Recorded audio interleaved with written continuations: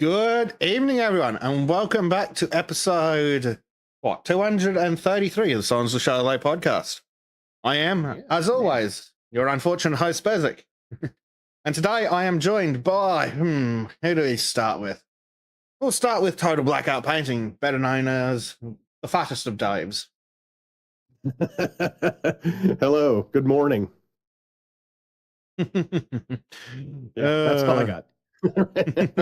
For now. I'm still waking up. For now.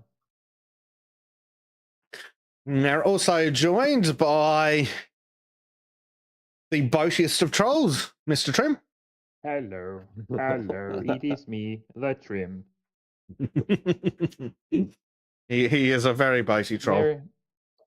Merry Christmas, everyone. I don't want to be. I just have to be. Turns out that there's not as much money in troll bridges anymore. Nah, the family business was unfortunately dead, so now I'm just boating. Lizzo walked over the bridge. That was it. No more bridge. I know. She could have walked over before Ozempic, but no. After Ozempic, I mean, jeez, I'm so tired of it. She ruined my home, man. That's all I had. And last, and certainly not least, Mr. Bleacher Demon. Ooh, what? Oh, it's me. Hi, everyone. I'm going to be doing a 3-hour documentary, Ken Burns style, on something that Trim's going to do later. So, What? Hold on. You said not an hour and a half. So, yeah, 3 hours fits. Yes. Agreed to shit. Also, but I will point out that are you aware of the levels of sheer unadulterated autism in that chat? They're going to expect that now. I didn't sign on. Shit, this is on you. This is even better than I thought. Oh, Jesus. Right, who do we have in chat today? We have Frank the Fennec. Hello. We have Callum. We have LGM. We have... Who else we have? We have Dave. Total Blackout Painters in chat. You've got Silver in chat, too. Silver and Danny. Yep. And we've got so 10 total watching, so that's lurkers and us, probably. Probably. Hello, everyone.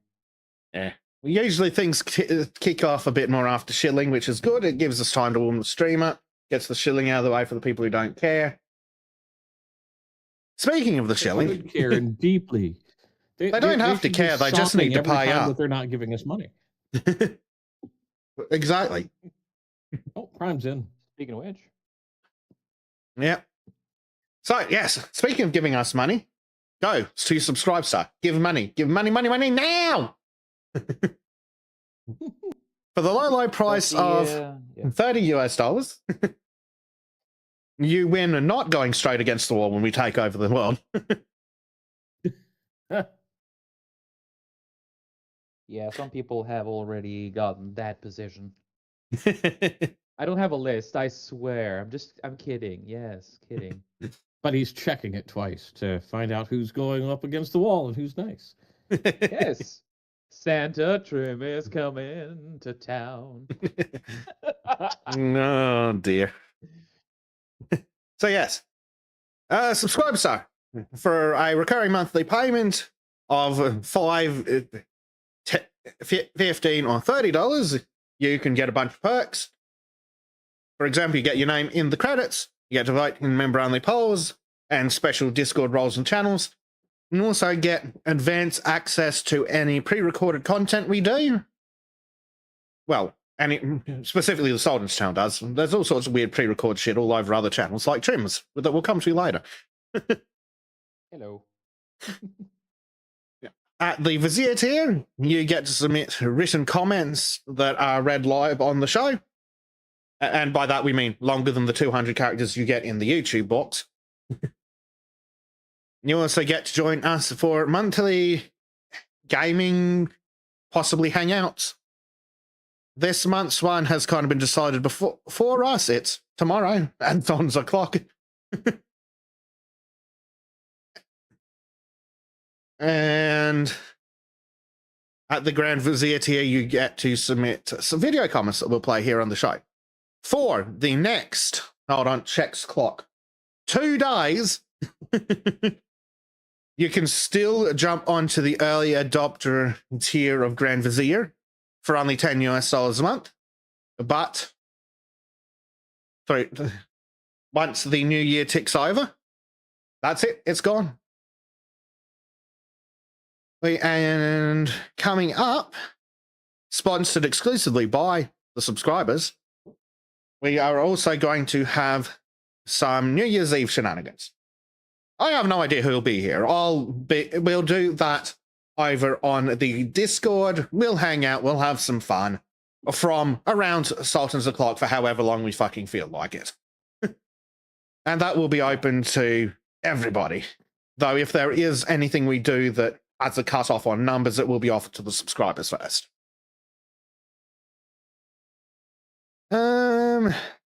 Yes. Is there anything else I've forgotten about all that? Not that I can think of. I think that's Probably. good. Yeah, but we'll remember it later. Yeah.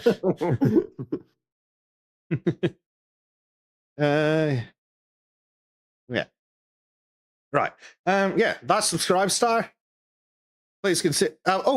That's the other thing. Apparently, sometimes, somewhere, for some people, possibly, maybe, Subscribe Star now has a way to make a one-off pledge. And I only know this because we got one from Tristan for $50. Thank you very much, Tristan. And I'll say thank you again when we see you show up, so you don't miss out. But yeah, apparently there's a way to do one-offs. I have some people get an extra button over here on their channel pages. I assume it's not showing up for me because it's my page, but something. No, I'm not even logged in this tab. You're not logged in, yeah. So it's there sometimes for some people, maybe, possibly if you're logged in, maybe. I don't know. It might be in the rolling out phases. But apparently Tristan found the button and clicked on it, so it must be real. Well done. Well done. Yes. Right. Mr. Dave, what do you have coming up this week? Oh, this week we are talking about Frank Frazetta. I'm still working on the presentation, but it's very much going to follow a lot of the themes that we've had in our last few artists, in that he had an incredibly supportive wife. We're going to talk about, of course, his work in the early comics industry and his work getting into covers. And then we're going to spend some time talking about actually his daughters, because they run a YouTube channel dedicated, a YouTube channel and a website dedicated to their father's work. Really? And they venerate their father a lot. And it's really inspiring to me how much care they show towards their father and his work. And so we're going to be talking about that. He was an awesome artist with a really great and supportive and loving family, which to me shows the quality of his character, because he inspired such love from his own family that they are continuing to carry on his legacy and honor him. So that's what we're going to talk about.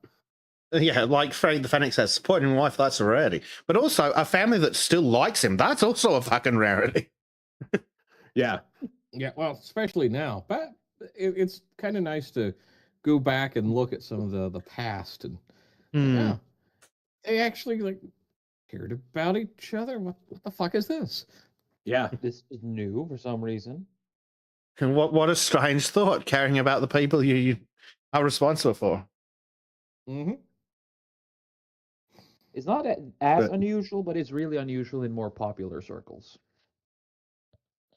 Yeah, so he was because he was Italian American, and I'm not going to belabor it too much though, but he was Italian American, raised in a loving family by a couple of really hardworking parents, and they instilled a a values into him, which he carried forward through life, and you know, it caused him to have a legacy far beyond himself. Because What's his that, legacy is Dave? not just People learn how to behave in relationships by watching their parents? yeah, I know. It's funny. What a crazy thought. Yeah. And this is probably one of the first ones that I've looked at so far. Well, of course, the wives are very supportive. But in the case of like Joe Hopper or Gala Dolly, those guys were incredibly controlling and overbearing. And that doesn't seem to be the case with Frank's wife, Ellie. So I think she's more like Betsy Wyeth, but still an incredibly supportive wife who handled his business affairs and allowed him to become the amazing artist that we all love now. Because if you tell me you don't like his work, then I'll tell you you're a fucking liar and an idiot. Because he has Put some that of to the test. Trim, don't you have something to say? No. So it has brought or it's so much of what modern culture represents, his work, the ideals of the strong masculine. Looking at those images you've picked for the thumbnail, it's like, I wonder who's been copied for 70 years or however long. That art style looks familiar. That's not surprising, though, we're nerds. He did the cover of a shit ton of Edgar Rice Burroughs novels. He did Conan books. He did a lot of the Tarzan books.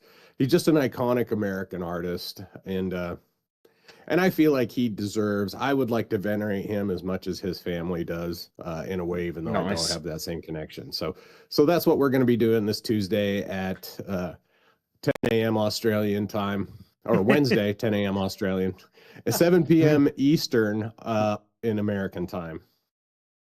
So what fucking time zone, Sam? I know. Right. Oh yes, Mr. Trim, tell us about your latest video. Yeah, well, me and Dave did a video on Krampus since it was released on Norwegian Christmas, which is one day before the rest of y'all for some reason. Because that's how bad with time Norwegians are. Nah, we just get too excited and just somehow Norwegians didn't figure out how to turn Christmas into 3 days of fuck off, I'm not going to work.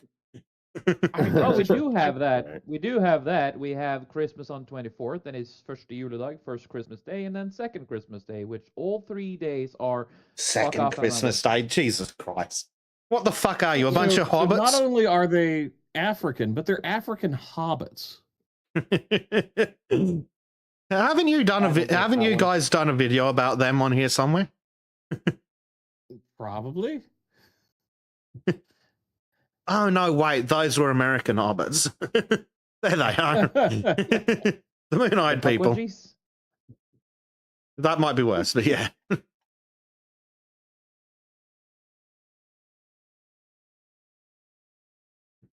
Yeah. We've done 2 fucking small people on my channel, so. Yeah, and on YouTube, and me on YouTube. So, So there will be, as usual, an episode on Wednesday, and me and Rosa are planning a what was it again? We're gonna play Divinity on the 1st of January, we hope. Nice. Yes. It wasn't any streams this Christmas because couldn't be fucking bothered. There's a lot of that going around. No. Still recovering from the boat, and now I'm gonna go back on the boat on the 3rd, so you know. Oh dear, yes. Go check out the Krampus video. Go check out the Life Day video, because fuck me, it's painful. Like, please go watch it so that my time is more worth it. It was worse for me, Trim. I've now watched more of that fucking special than you have. It was still fucking terrible, and I had to deal with it with Bleach just being a smug little bitch on the side of it. So no, I don't think it was the worst. I had to listen to no, you no, no. crying about it for an hour and a half. Yeah, and which I you was also couldn't sending laugh from. as we were going. I was sending Bezic all the clips and notes and pictures. I'm like, what the Yeah. fuck is this, please? Just like, oh wait, it's that, isn't it? Uh-huh. God, what an Oh, yeah. absolute So- clusterfuck of a I hate it production. so much. I hate it so fucking much. See, Trip, you're over here still whinging about it. I will And this leave brings me the great fucking joy. cold Bleach. This Zip makes me it. think that there's hope that I can make you feel the emptiness that I have. And he's gone. Well, enough of shilling him then. Let's go shill someone else. So, over on the other YouTube's channels, Disco and I have been playing more Dink, and we didn't get to play on fucking Friday, and we may not get to play again on Sunday because the child has acquired diseases and has also given diseases to its father. So there's at least two diseased peoples in that household. Nurgle As is has tradition. been active. Yeah, pretty much. If you've got kids, welcome to Christmas. Merry Yeah, Diseasemas. that actually happened too. Praise The Nurgle. nephew ended up getting a fever. Fucking nephew ended up getting a fever on Christmas night. It was went from 37 to 39 in an hour, and then he suddenly now is Ooh, around 40. that's not good. That's spooky. That's not good at all. No, And only that's go to the hospital. Not good. It is. It is. But the kid's better. Unfortunately, better. Jesus No. Christ. Yeah, I am a horrible uncle. God, I am fucking tired.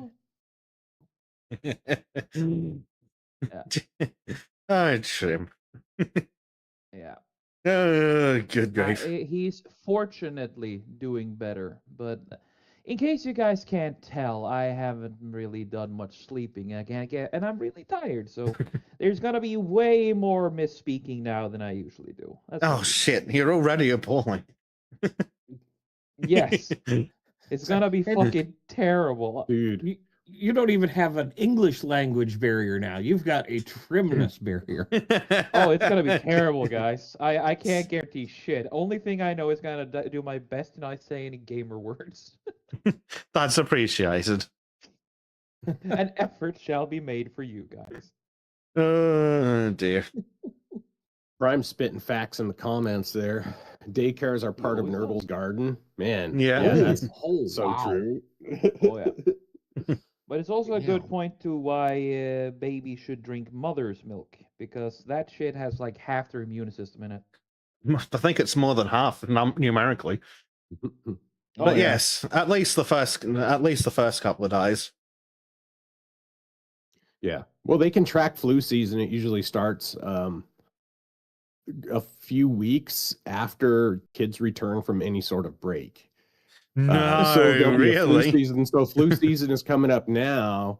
Yeah, it's because when kids spend time apart, then their immune system changes, and then when they get fucking closer, then or not, but when they get Yeah, they break back apart, hang together, out with a bunch of fucking different stupid. adults with all sorts of diseases. Then they come back together Yeah. with like 7 varieties of the flu, and then they all Yeah. share them together in Nurgle's greatest blessing.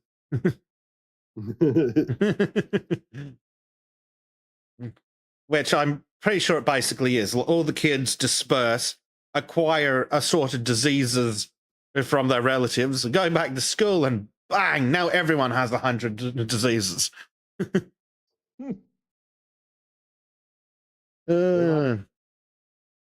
Yeah. Right.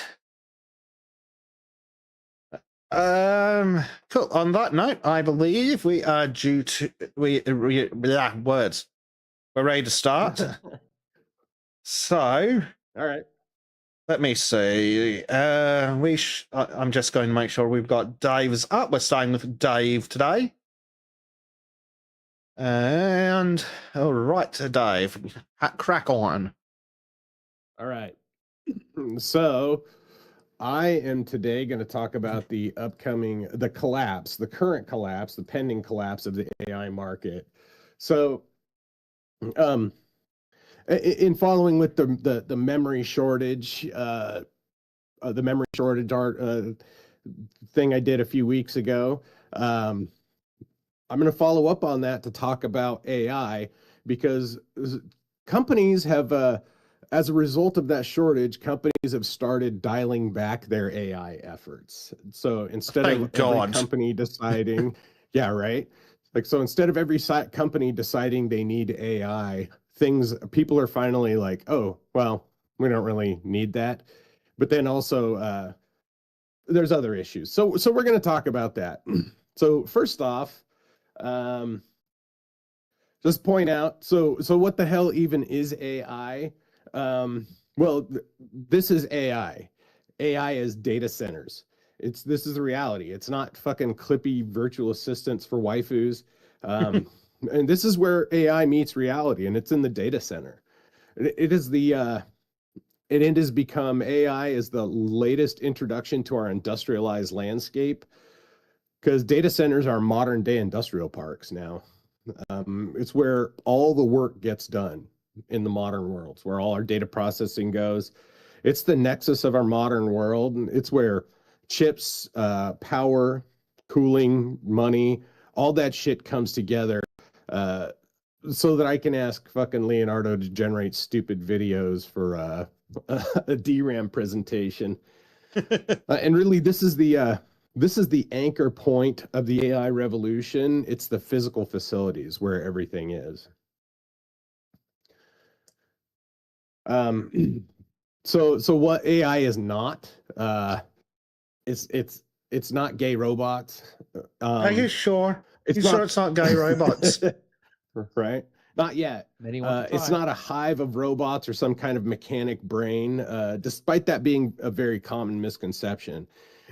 It's not because people are stupid, I mean, executives, but it's what happens when you don't understand the physicalities of the IT infrastructure. It means that the scope of AI is very much rooted in a physical space and in physical constraints.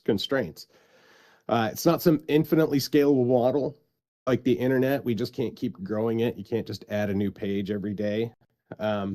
It has real physical limitations. And that, despite being ignored by the majority of AI enthusiasts, is presenting a very real barrier to the growth of the AI industry. And it's not just memory, it's not just chips, because even with infinite memory and chips, we still couldn't scale AI much faster than we already are. I have a question, Dave. Is Yeah. AI 10,000 Indians in a computer-based sweatshop? a Kilopajit. It might be. They're hiding him in this. They're hiding him in this infrastructure. Next time I do a diagram like this, I'm going to sneak 1,000 Indians somewhere in here. So, but how do data centers work? Like, how does this shit even work? Well, I mean, computation, memory, and power and cooling. Those are the real key components for AI, really for any data center.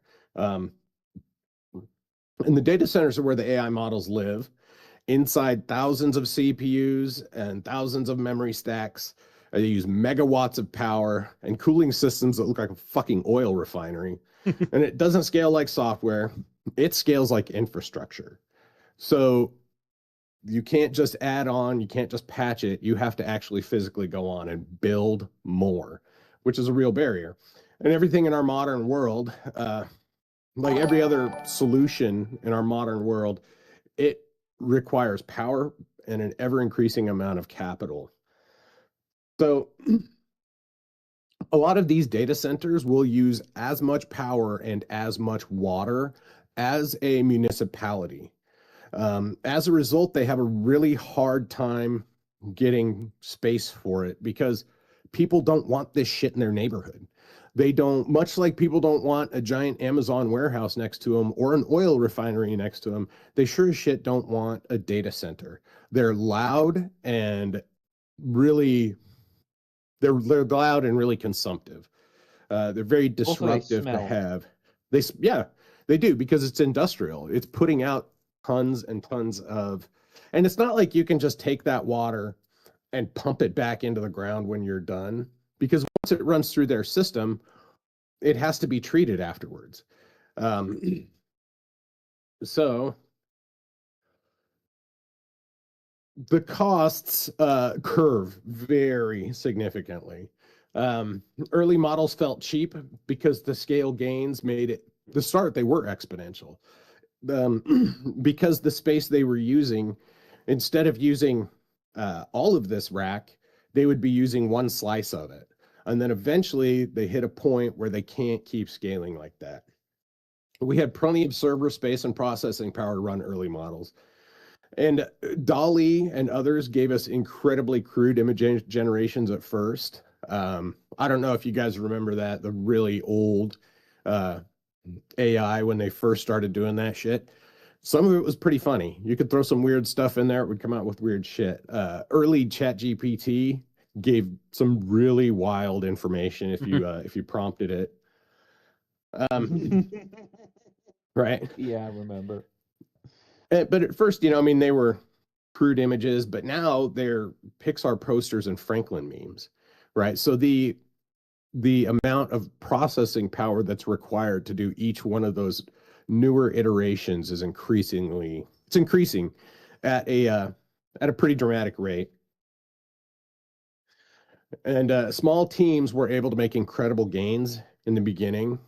That's where they started sucking in all the money for AI. But those times are far behind us. It's not the same anymore. It's really hit a plateau. Changes stopped being exponential, and now they're incremental. The difference between Zero donated $20. Dive. Merry Christmas, ya filthy animals. And I shall just say this early. Women. What's up? Danny has kindly donated $20, saying Merry Christmas and women. Merry Thank you Christmas, very Dan. much, Danny. Beforehand, there was also another donation from Xenothium, who tipped $5 and said, "Well, Mount Sultans, hope you all had a Merry Christmas and a good Boxing Day." Trim had a shit Boxing Day. That sounds like the day you go out and buy a used car. I'm gonna go get a shit box. My shit boxing day. Okay. I mean, it is often a day of fucking specials. Actually, it's probably the same way there, but in Australia, Boxing Day is when you buy your decorations for next Christmas. Because they're going for like 10 cents on the dollar. Yeah, right. It's when you go pick up all the clearance candy. That's what it is. That's the Don't one. threaten me with a cheap time. Oh, all right. All right, back to it. So yeah, change. They're not. We can't have incremental or exponential growth anymore. Only incremental. They stopped going from, because it was ChatGPT 1, and then 1.5, then 2, then 3, then 4, then 5. Now 5.1, 5.2.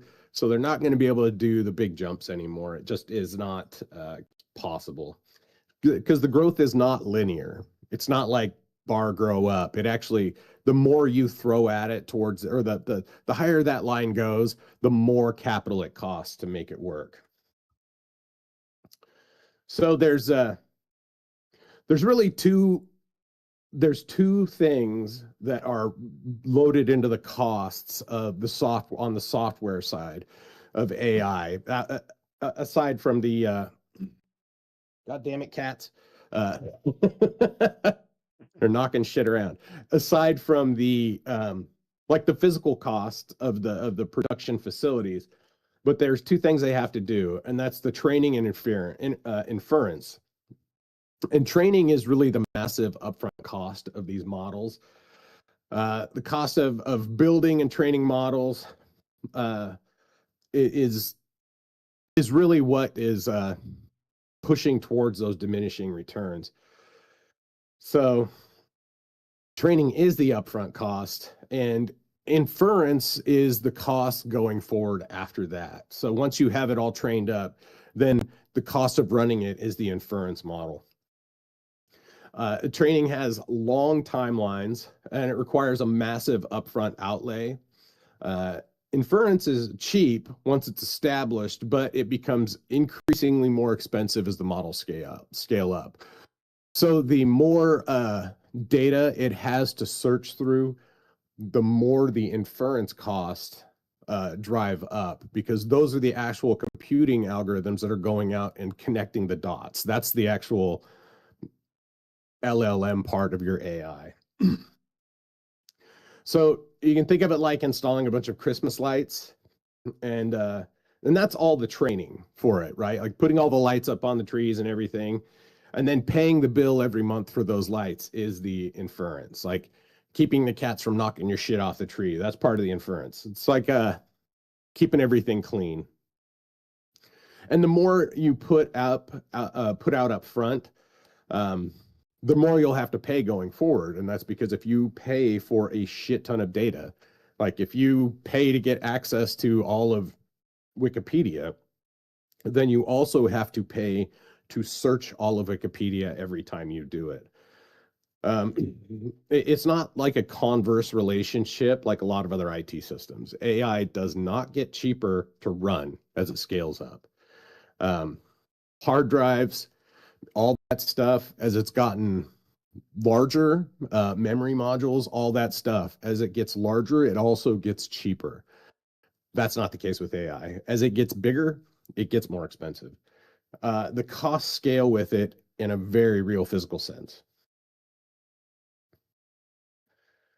So it's not a software margin business either. So with the traditional software model, including the company that I work with, we have an infrastructure built up, and at some point the costs become close to fixed, right? Like as we pay a certain amount of for our server space. My company, we pay a certain amount for our cellular costs every year. You know, we have a flat cost because once you're selling 30,000 units, then they're not going to charge you for 30,001, 30,002. They're also not going to charge you for 2785. They're going to charge you for 37,000 units. So, or for 30,000 units. And this chart here shows kind of the cost of, this is the terawatt hours and the number of processors they have. So with this graph, you can see that in 2023, it was very low.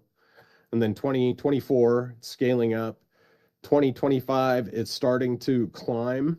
But then it's kind of jumping pretty dramatically next year and the year after that. And those are projected at costs of what this business is supposed to cost. For an offline suite of software, you can sell an infinite amount of the software because the costs are on the user's end. They're using their own PCs, they're using their own laptops, like you're doing everything on your phone. That's the processing power you're using. But for AI and cloud-based software, the software kind of does have a predetermined limit. It has a hard stop usage. So again, like I said, we pay for a certain amount. And once you go to that certain amount, then you do have to pay more, but you're up to it. So AI, on the other hand, every query and transaction has a cost associated with it. Each call becomes a unique, because of the unique processing power required for each query, it incurs a cost, and each call just gets added to the queue. It doesn't hit a hard limit until you run out of tokens, and each and every token has a cost that compounds. It's not software as a service. It's more like a utility. It's a factory. It's a logistics operation to be running this shit. And it's a fundamental misunderstanding that every wake-staying executive on the planet who's infected with brain rot buzzwords clamor for AI. With that, they clamor for AI without understanding why they want it or how they'll use it. And we see that all the time. we're an AI powered company. Like, what the hell are you even talking about? What does that even mean? You know? And then Microsoft comes out and says that like a whole shit ton of the code for Windows 11 was AI vibe coded by a bunch of Jeets. And now all of We the can core tell. functions in Windows 11 are broken, right? Like there's no coincidence. Yeah. And it's funny because they're even getting roasted on LinkedIn over that, which is funny. Watching people get roasted on LinkedIn is ridiculous because LinkedIn that is platform- ridiculous. it's retarded. It's retarded. But that platform is so full of sycophantic ass kissers that to see anything other than a sycophant, you know, praising the virtue of fucking Microsoft and their AI, whatever, especially coming from an Indian guy, is fucking unheard of. But I saw some Indian guy, should have clipped it and put it in here, but I saw some Indian guy talking about, boy, what a surprise. All your code was written by AI and now your shit doesn't work. Who would have thought? Fucking goddamn. Yeah. Right. But we could have it written by Jeets and still not work. Yeah. So, Yeah. Meanwhile, Right. Roller That's Coaster things with Tycoon code. programmed on a fucking toaster in assembly. Yeah.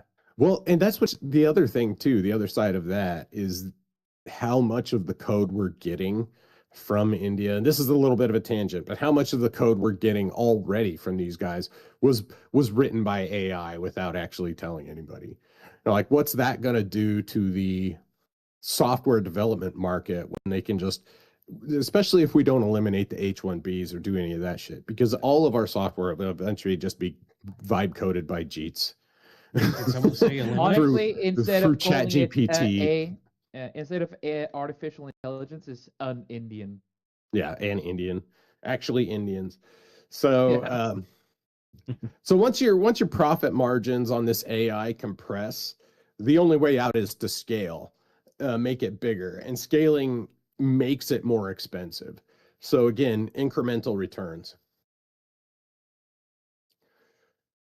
So let's see. The infrastructure wall. So power, cooling, memory, and time. Those are real components. They're the physical limits of AI. And AI growth isn't necessarily optimized code. They're not going to go in and make savings on AI like that because we're kind of past that point where they can just go in and streamline the fucking code. AI growth is physical. In order for models to get better, we actually need a physical space for them. It presumes more racks, more servers, more memory, more power, more data centers, more cooling, etc. And much like universal healthcare, Kennard, this stuff doesn't exist as a metaphysical concept. Doing things require actually doing shit. Boots on the ground, and there are only so many boots for this. And again, it does seem conceptual, but it really shakes down to battles with municipalities over power grids, water supplies, real estate, and bureaucracy. They can't just break ground on a new data center. The more power, they take more power than a small city, use more water than a mid-sized city. And here, for a place like Idaho, where water usage is highly regulated, getting them built and approved is nearly impossible just because the state won't give them the water rights because they know that, well, and there's a lot of things, especially here in Idaho. Water rights are run on a basis of age. So who has held the water right longest gets access to that water first. So recently, Facebook did come and build a data center outside of town. But if that area where they built their data center starts getting, no, Colorado doesn't run through Idaho.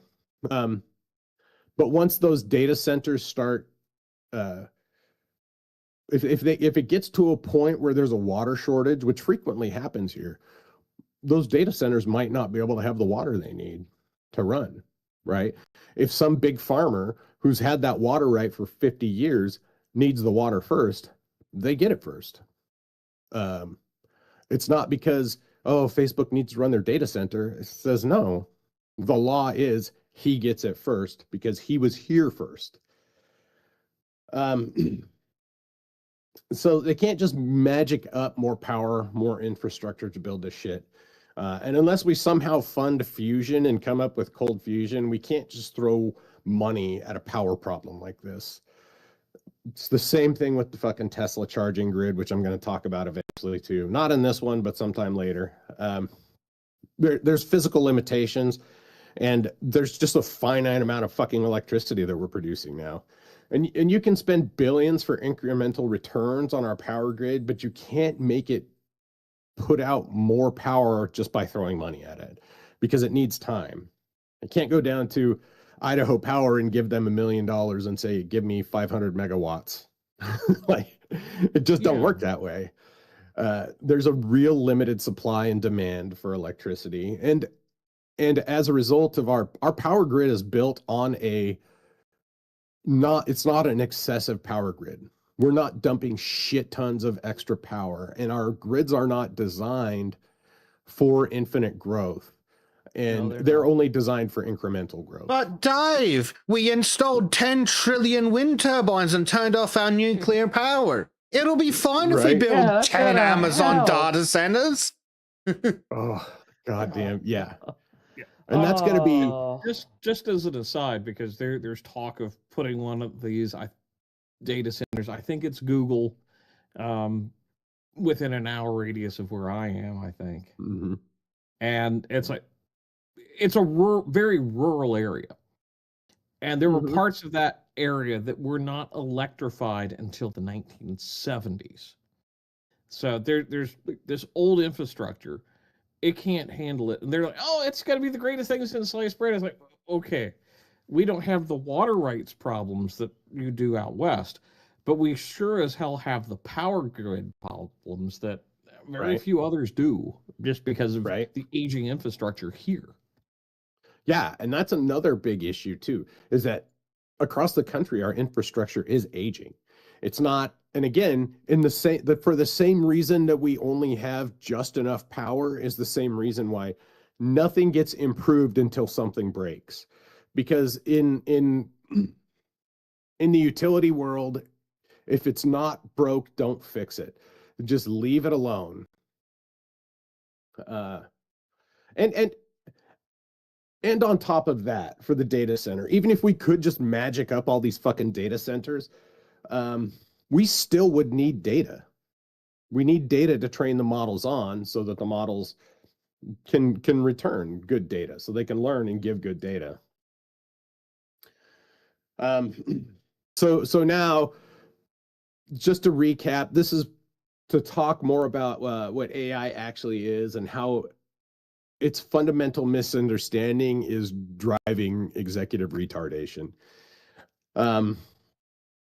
And we've elucidated that AI isn't just nerds in labs with computers. It's dudes with cement trucks. It's guys in static gear servicing servers. It's bureaucrats deciding even if the city can use water. It's a whole economy of its own. And of course, it's a very big job creation tool because it does require so much construction and it requires so much maintenance once it's constructed. You can't just let these water systems run and let it go, because if something breaks, it needs to be addressed immediately. When these things overheat, they destroy themselves. That's why we put coolers on our CPUs and our computers, because you have to keep it cool. And I've worked in server rooms before. The second that air turns off, the second your airflow turns off, the temperature jumps 10 degrees. And it'll continue to jump by 10 degrees for probably at a pretty steep rate. It gets really hot really fucking quick. And for some of these systems, they're pretty hardy, but because of the infrastructure or the architecture of the chips and all that stuff, it is very delicate and it requires a lot of precision. So, and this is software in a very, very real physical sense. It has a dependence that we're not accustomed to handling in our current IT paradigm. nobody thinks of exponential growth when it comes to any of your computing. Like everybody's just used to their shit getting faster and better every year, which, by the way, we've already broken Moore's law. That shit's gone by the wayside. So the upfront for the cost versus stupid the among us, long-term Dave, cost. what's Moore's law? Moore's law was it was a theory produced by a scientist that said our computing power will double every year. But it has doubled, and it did. It doubled every year, but we've hit the point where it absolutely physically can't anymore. We reached the physical limits of silicon for architecture purposes. We can't actually print smaller architectures, which is what the whole notion of speeding up everything was predicated on. The difference between your Intel 286 way back in the day and a current generation Intel, if you looked at those chips, it's not just the actual size of the chip, because the chip is actually going to be physically smaller now, but it's going to have, billions of more transistors and billions of more gates and all that stuff on there, just because we've shrunken the architecture of the chip. Yeah, and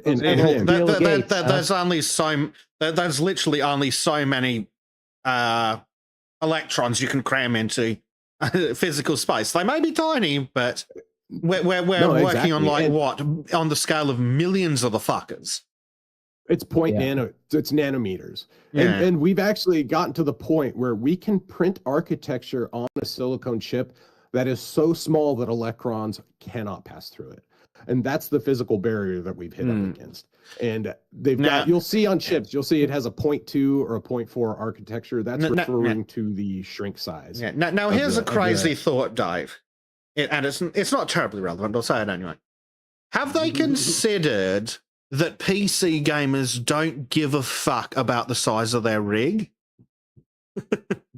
And most professionals don't really care if they have about the size of the desktop. I will get a tower that is twice the size in all 3 dimensions if I can have twice the power for not twice the price. Just make bigger shit. Well, but the thing is, like, in terms of that kind of computing, you don't have to actually double the size of your case to double the speed of your processor or to double the speed of your. And so, and that is really how it's so. I was just being absurd. So much different. Oh no, yeah, but I mean, you're 100% right. But you've put a very fine point on it, right? Like, people don't care that their physical. Like, I don't give a shit. My computer gets bigger, but it only matters for the kind of psychopath that games on a laptop. What? Hey, Luke, why do I feel called out suddenly? What the fuck? Just random fucking strays going off at Trim. Man, why'd I get the Norwegian oppression of this shit, man? I can't handle this bull crap. To address chat for quickly, Prime says the fuck isn't an electron impossibly small. Yes, that's how good we are. Yeah, you're exactly right. In fact, we print architectures on chips that are smaller than the wavelength of light that is used to print that pattern on a chip. Jesus, I'll go on a little tangent and nerd out here. Because when I first started working in the semiconductor industry, they had what they call steppers, and steppers are the photolithographic machines that actually put the pattern on the wafer. And they use a mask, which is a glass, it's a glass reticle, like a glass sheet with all the patterns printed on it in either titanium or some other metal, etched into it. And so they shine the light through that to put the pattern on the wafer. So when I first started, it was pretty, because they were putting. When I first started, we were making 256K chips. So the patterns were not very small, or they weren't very small, and they weren't very far off from one-to-ones. As the technology improved, they moved to scanners, where it wasn't just putting a square, it was actually scanning the light through the reticle because it was easier to focus that way. Towards the end of my career, when they were getting really small, and they were already printing patterns that were smaller than the wavelength of light, then they would use an air dam of they would use a water bead, a water lens, and an air dam. And so they would take a bead of super purified water and put it on the surface of the wafer and then shine the light through the water to print the fucking pattern. And they would push the little, and this whole thing is moving, right? Like there's all these moving parts in it, and they use air dams to push that water bead around and make sure that it stays under the lens of the reticle. It's an intense process. And when it goes bad, it goes really fucking bad. So what's up, Trevor? Dave, here, this is something I just realized when thinking about it. Our technological level at this point is equal to the Martians from H.G. Wells' book. Yeah. We can pretty much Yeah, do we're pretty... everything they do. Yeah, pretty much. We could do quite a bit of it. I think we're still a little away from the three-legged walkers, but I anxiously await their coming. So anyhow, now that I've talked about the physical issues of AI, we're going to talk about training data. So you train Pajeets? Yeah. Well, the British Empire discovered that if you arm enough people and give them enough whips, it is possible to get more labor than the food cost. Right. Okay, no further comments available. Yeah, but more is a relative term, Trim. And also look at the food. Anyway, sorry, Dave. All right, back to it. So AI models, they extract data. They don't generate data. Every query you get back is just reiterating. It's just regurgitating data to you. It's not an original thought. Each query is scraping a database for existing information. It can't generate data, only synthesize it and artificially create it. And anything you get from AI now is just rehashing other shit. And then you pair that with the web's ever-increasing dependence on AI-generated queries. If you go to Google now, you go to anything else, it will give you that stupid AI bullshit at the top of the page. And most people don't look past that. And I myself, I use ChatGPT quite a bit to help me find sources and stuff like that. But the information, I can't use that information in there as 100% gospel because it's not 100% verified. I verify it myself. So, like I said, AI is the human centipede in the form of a circle. So new data currently we're not generating a whole ton of new data because of everybody's dependence on fucking AI. Mm-hmm. It means we have a finite data set to use, and it's shrinking in real fucking time. As people get dumber and more reliant on AI to outsource their thinking, data and information will become recursive, which is the death knell for any system that runs on information. So while we have a huge amount of data that, like the water and like water wells for the cooling data centers, it's starting to run dry. The web is becoming SEO spam, content farms, and AI generated text. And that's where the fucking... this is dead internet theory, isn't it? Yep, pretty much. The models are literally training on their own data and previous models. And at some point, it stops learning from people and it becomes self-referential.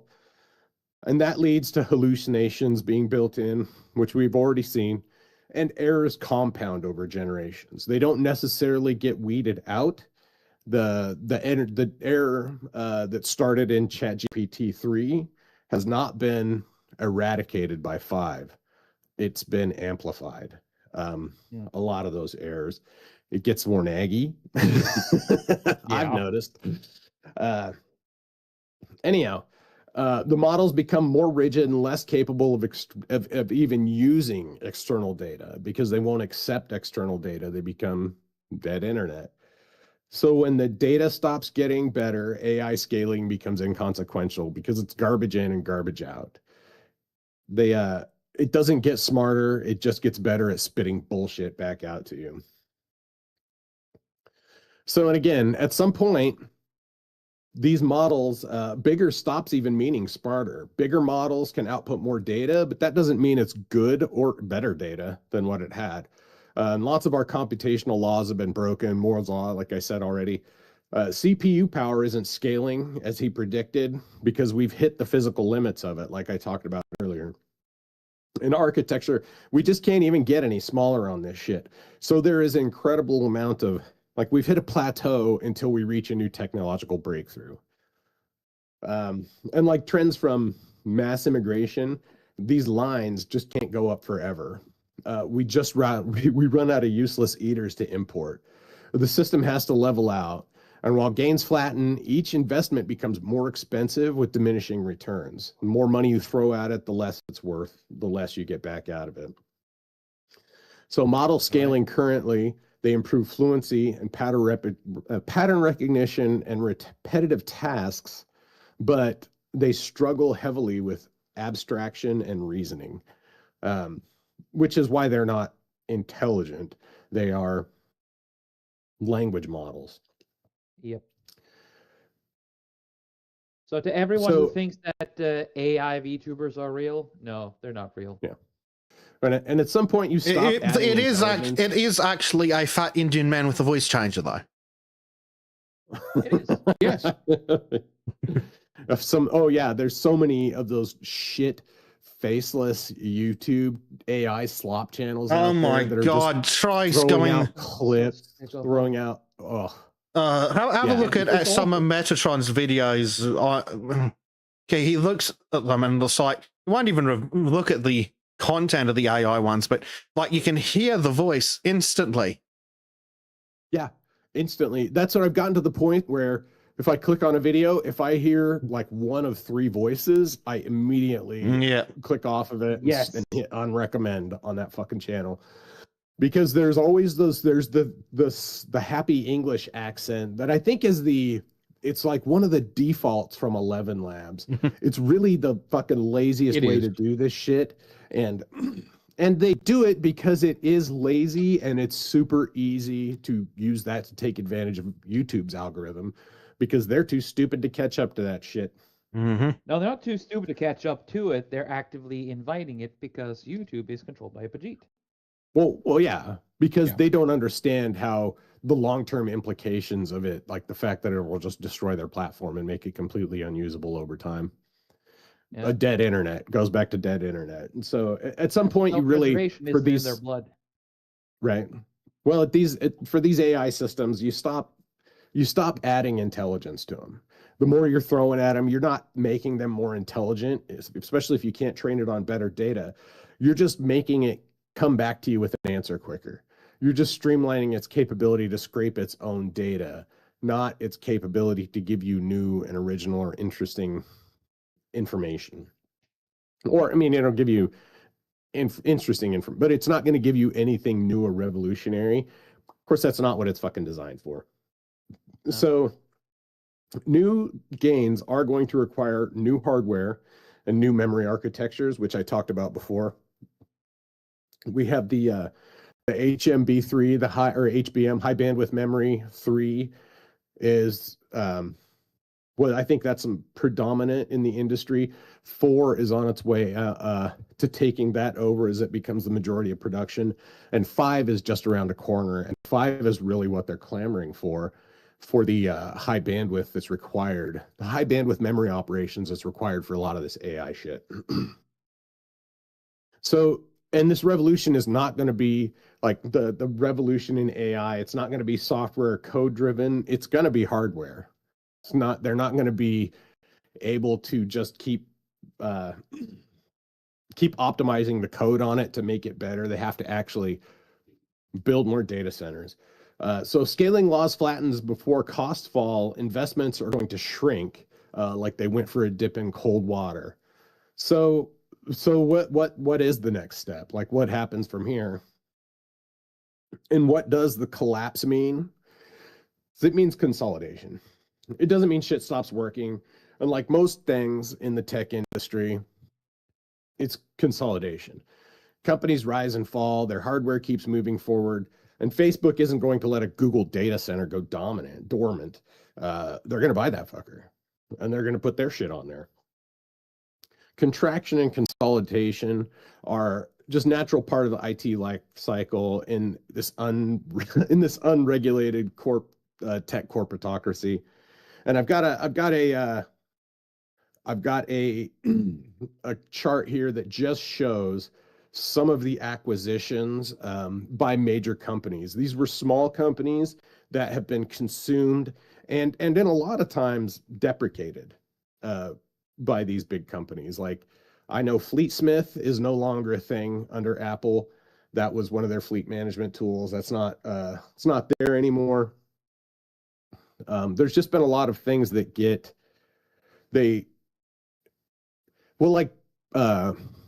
bought Waze to make way for Google Maps. They bought Waze because people loved Waze because of its ability to tag the map and everything. So Google bought it, filled it with fucking ads, so nobody uses Waze anymore. So stuff like that. That's what's going to happen. Fewer players are in the game, gains slow as urgency for market competition falters and everything becomes collaboration. There's not a whole lot of competition between Google and Facebook and Amazon. They all work kind of collaborate. It's one big. They all work in a collaborative way.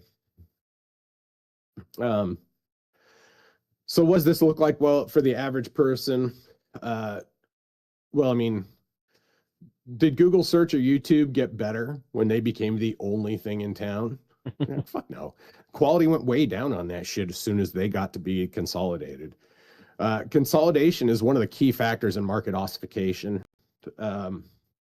4 players in a top space have far less incentive to take risks on innovation than a field with 10 to 20 players.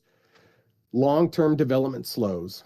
Immediate development nearly stops, and the consumers get kind of fucked in the end. Consumer-grade models will become increasingly inferior to commercial models. The G and AGI changes from generalized to more specialized tasks. So everybody's really clamoring for that all-in-one AI that'll do everything. It's not going to happen like that. It's going to be, this is a really powerful AI for industrial systems. This AI works really well for this systems. It's going to turn into shit like that. Task automation and analysis will likely be split into separate models just to save computer power. And it doesn't vanish from consumer life. It just becomes boring and largely useless. So as AI contracts and becomes more specialized, what actually survives this plateau? They've got to cut fat somewhere. And since that happens, since that's what happens when the food runs out, the future of industrial AI models change from large general models to specialized high-value models, which will be the remnants of the consolidation. Enterprise automation. And this isn't a surprise because machine learning has been a boner word for developers and executives for well over a decade. Easy task replacement models are another thing that'll happen. ChatGPT, Anthropic, etc. They're going to consolidate like Google, Amazon, and Facebook did in the mid and early 2010s. And we will likely see a small handful of AI markets dominating the market. And we're already seeing that. Like I said, ChatGPT and Anthropic, those are two, and Grok. Like when people say, oh, we're going to ask AI, they don't think of too many different models. Like, and in fact, most people can't name more than like 4 models because you got ChatGPT, Copilot, Anthropic, Grok. There's a bunch of other ones, but most people only know those few. So models will focus on verticality, like legal tools and medical imaging, and engineering tools are the ones that are going to become more prominent. And enterprise tool like Copilot will stick around because they give clueless executives the warm fuzzies. Which is funny about that, though. I wrote this, and then Microsoft has recently announced they're going to start dialing back on Copilot. But then Copilot uses a ChatGPT chat backbone Fuck anyway. everything So about it's fucking- Copilot. Dear It's Microsoft, fucking please Dude, remove it's your fucking head from worth it. your fucking ass and get your goddamn filthy fucking AI garbage out of my fucking PowerPoint presentation. That would be nice. On You know, a s- I need to on- double check and make sure that that's uninstalled on my computer. Oh, pro tip. Because Microsoft are greedy cunts, you only get Copilot if you are on the AI included plan. What Microsoft doesn't want to voluntarily tell you is you can just downgrade to the no, I've retarded AI shit plan. So do that. Fuck Copilot. right. Don't trust Microsoft for anything. They're just gonna steal your data. And now with like it's gonna be on a corporate scale. They've like my company itself has bought Copilot licenses, and that's what they want us to use. And then it's because they noticed more and more people using ChatGPT for automating dumb tasks. And so they bought a 'Cause Copilot that's- license. Because they're too Kind of to lazy our- to learn to really script. Yeah. Well, and a bit of it is to our detriment. Like I said, I think I shared with you guys, but we had a newsletter. My company's wanting to make a newsletter to send out, which we do. We send out a quarterly newsletter to our clients about, industry trends and things that they should watch out for in their fleets and what we can do to help. Anyhow, it's a big marketing thing.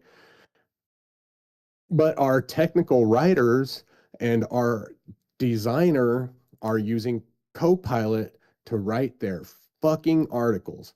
And that infuriates me. Goodness Because- gracious me. Because I could fucking do that and save 2 jobs. Mm-hmm. Like, come on, we hire you to do this shit. Do it.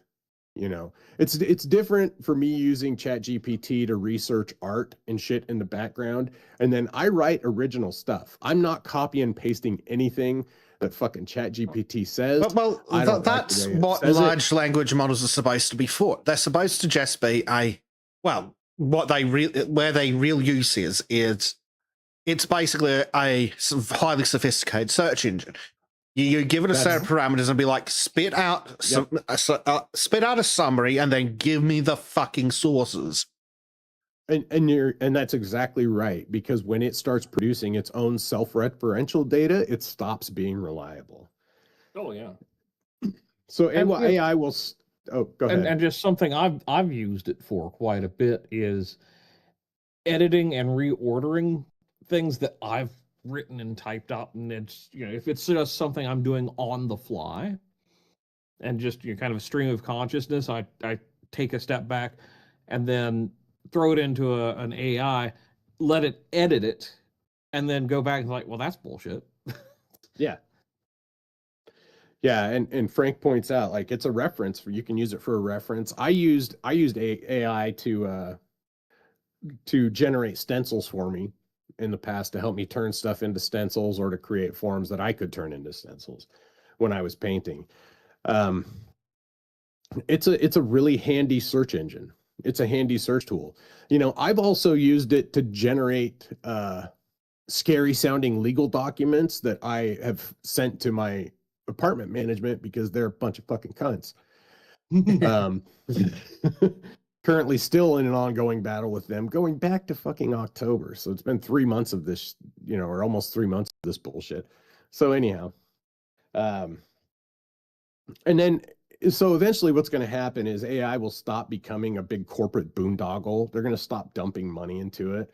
And companies going all in on AI, like so many other dipshits have proclaimed to do now, is they'll narrow their focus and they'll use AI as a cost-cutting tool, not some big dick-waving tool.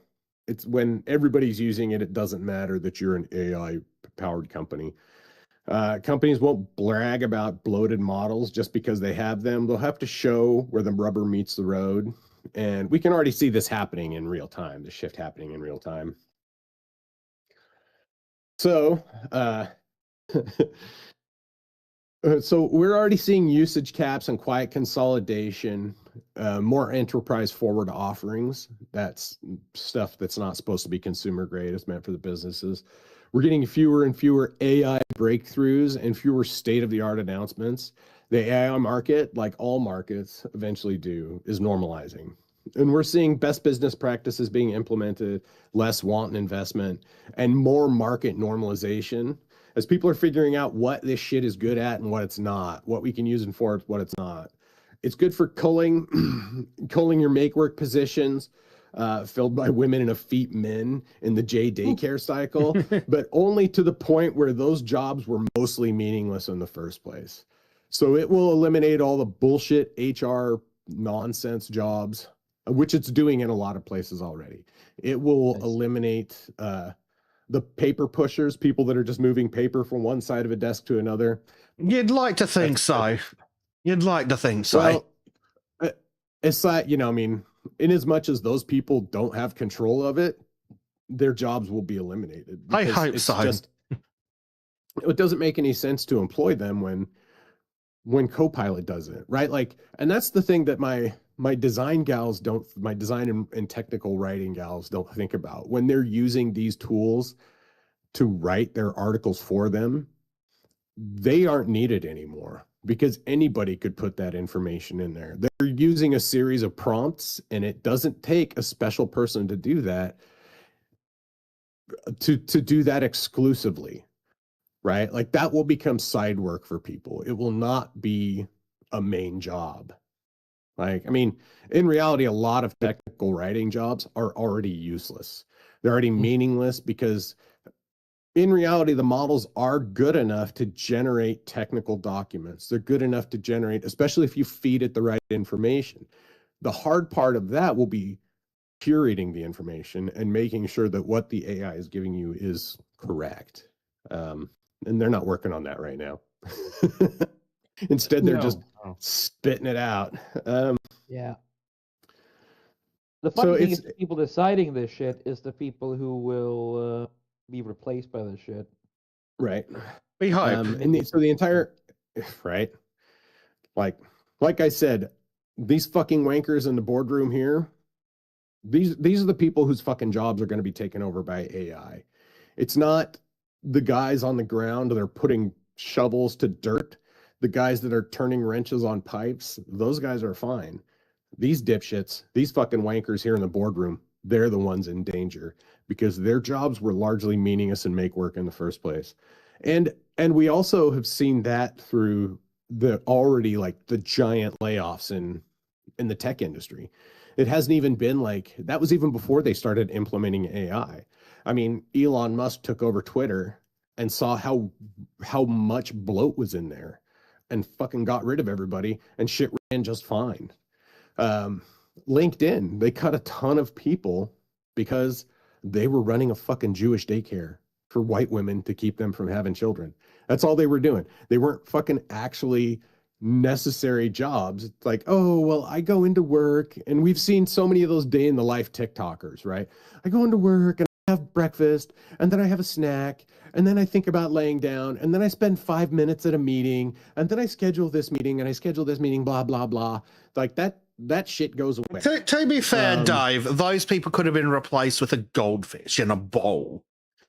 Yeah, we don't even need the AI to replace those people. We could replace them with a fucking fake plant. Yeah, pretty much, because their jobs, like I said, their jobs were meaningless to begin with. Literally, a lot of those positions, they are. And when we have a lot of money in our economy, then the jobs and we have a lot of spare money and spare resources in the form of people, then it makes sense to take a job in a company to kind of create a niche job in a company for someone to do. Like, I'm not necessarily complaining about that, but when we come to the point where we're hitting an economic struggle, and it's because we're dumping, like, taxpayers are dumping money into these fucking stupid companies, and these stupid companies are increasingly terrible and giving us all worse outcomes on everything, then the fucking coffee girl in HR doesn't get to have a fucking job. Sorry, her job is meaningless. She's gonna have to find something useful to do with her life. You know, like maybe have a family and kids. But but that's Nah, Oh my God, madness. Dave! How Right. dare you, Dave? That is Right. so evil. So the You entire wanna be economic happy? landscape of AI is actually changing right now. So very similar to the dot-com boom of the 2000s, which I don't know if you guys, or how, not many of you guys actually lived through it, but it was fucking crazy. Like everything was internet, everything was that. Oh, I started this company doing that. Anybody who started an internet, that was why the meme of the internet millionaire came about, because there were so many people who got to be millionaires for doing absolutely bullshit, for making a stupid website that did fucking nothing, but they just got millions of dollars in venture capital. And in fact, there were tons of companies that got their venture capital, blew it all on stupid shit, and then the company collapsed before they could actually. That reminds me of a story. I don't know how many people are familiar with British YouTuber Tom Scott, but apparently one of the silly pieces of bullshit he got up to was a joke app called Emojily or something, where you could only send messages using emoji, and people sent him fucking investment offers. Oh yeah, I don't doubt it at all. Or whatever Tom it's Scott's called, very venture prophetic, capital. dude. He's got some very prophetic videos. He said, I think it was 4 or 5 years ago, he put out a video talking about what skills are going to be, or what is going to be really in demand in the future. And one of the things he said was short form content. Short form content. And this was before TikTok and all that shit had really taken over. And he said, this is what's happening. The short form content is going to take over the media landscape. And the people who are good at it are the ones that are going to make all the fucking money. No, that part's not true. Well, it depends how you define good. If you define good as exploiting the algorithm to put garbage to morons, then yes. Right. Well, that's what. Yeah, that's exactly what being good at short form content is. So there's like maybe 10. There's maybe 10 channels I found doing short form content that are worth watching, and like 2 of those are Top Gear thieves. Well, but TikTok is fucking huge. There are tons of TikTok millionaires, and that's all short form content. Yeah, pushing garbage to morons. We just need to stop making stupid people famous. That's what it comes down to. It does help me understand how TV was what it was for so long, especially like daytime stuff. I've looked at some TV and gone, what kind of fucking retard watches this worthless trash? And then it's like, oh yeah, the same kind of fucking idiot that sits on TikTok enjoying it. When I go through the shorts, it's like the weird electricity guy, the guy on the homestead, who else is there? I've completely brain farted. The weird Narrowway Homestead. Yes, Nate Petrowski. Yeah, I love that dude. The weird feng shui guy. Tater the I Bard. I have no clue what the hell you guys are talking about other than TikTok brain rot. It's the best shit in YouTube Shorts. So yeah, I'll get like 3 or 4 of those videos, and then for the next fucking 5 minutes, I'll get increasingly more angry as it's through either AI slop or idiot slop. Right.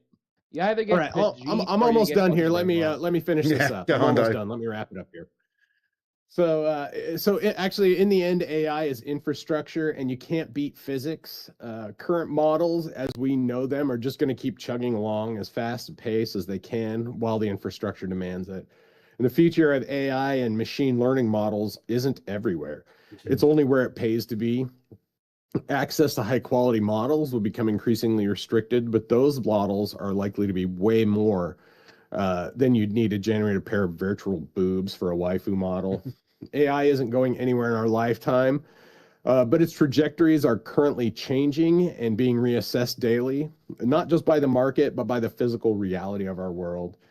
Infinitely scaling AI is a physical impossibility with our current technology. And now this doesn't account for potential future advancements, like I said. Who knows, maybe some South Korean grad student determines a way to streamline this shit in a way we don't currently understand. Who knows? But that's unlikely. But that's the only thing that's going to get us back to exponential growth. And for now, we're hitting the AI plateau. And investment has already started to pull back as companies determine that they don't really want what AI is providing. Just give me a 3-inch wide CPU. It'll be fine.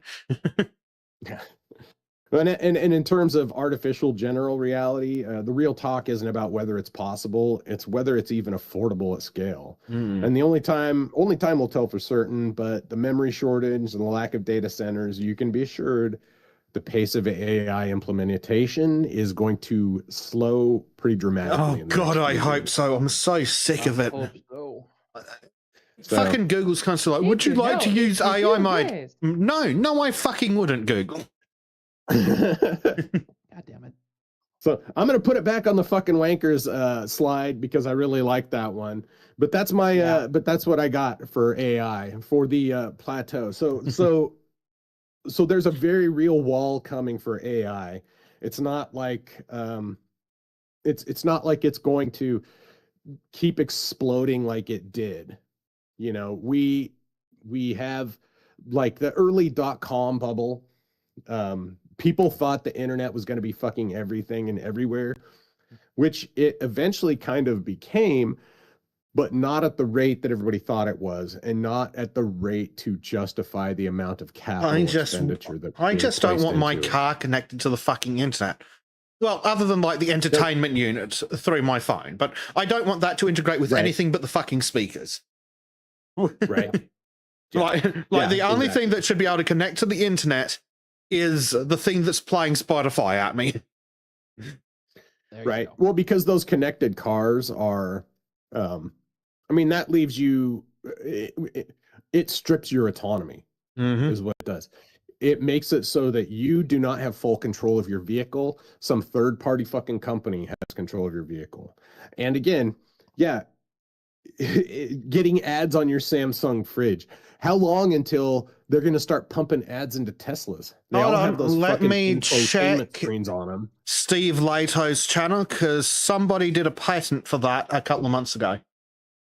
Yeah, they're going to keep, like, for some reason, advertising is just going to become more pervasive the more, and you know, maybe that's another presentation I'll do for a different time.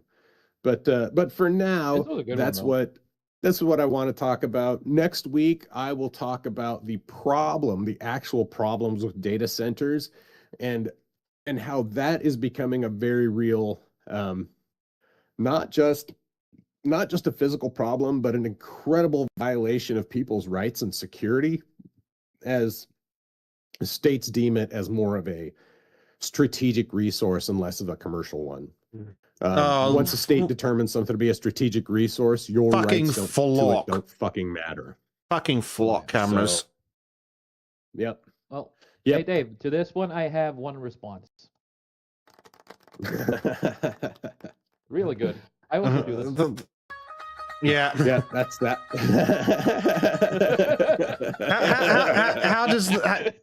How does the Amazon AI work? Well, right.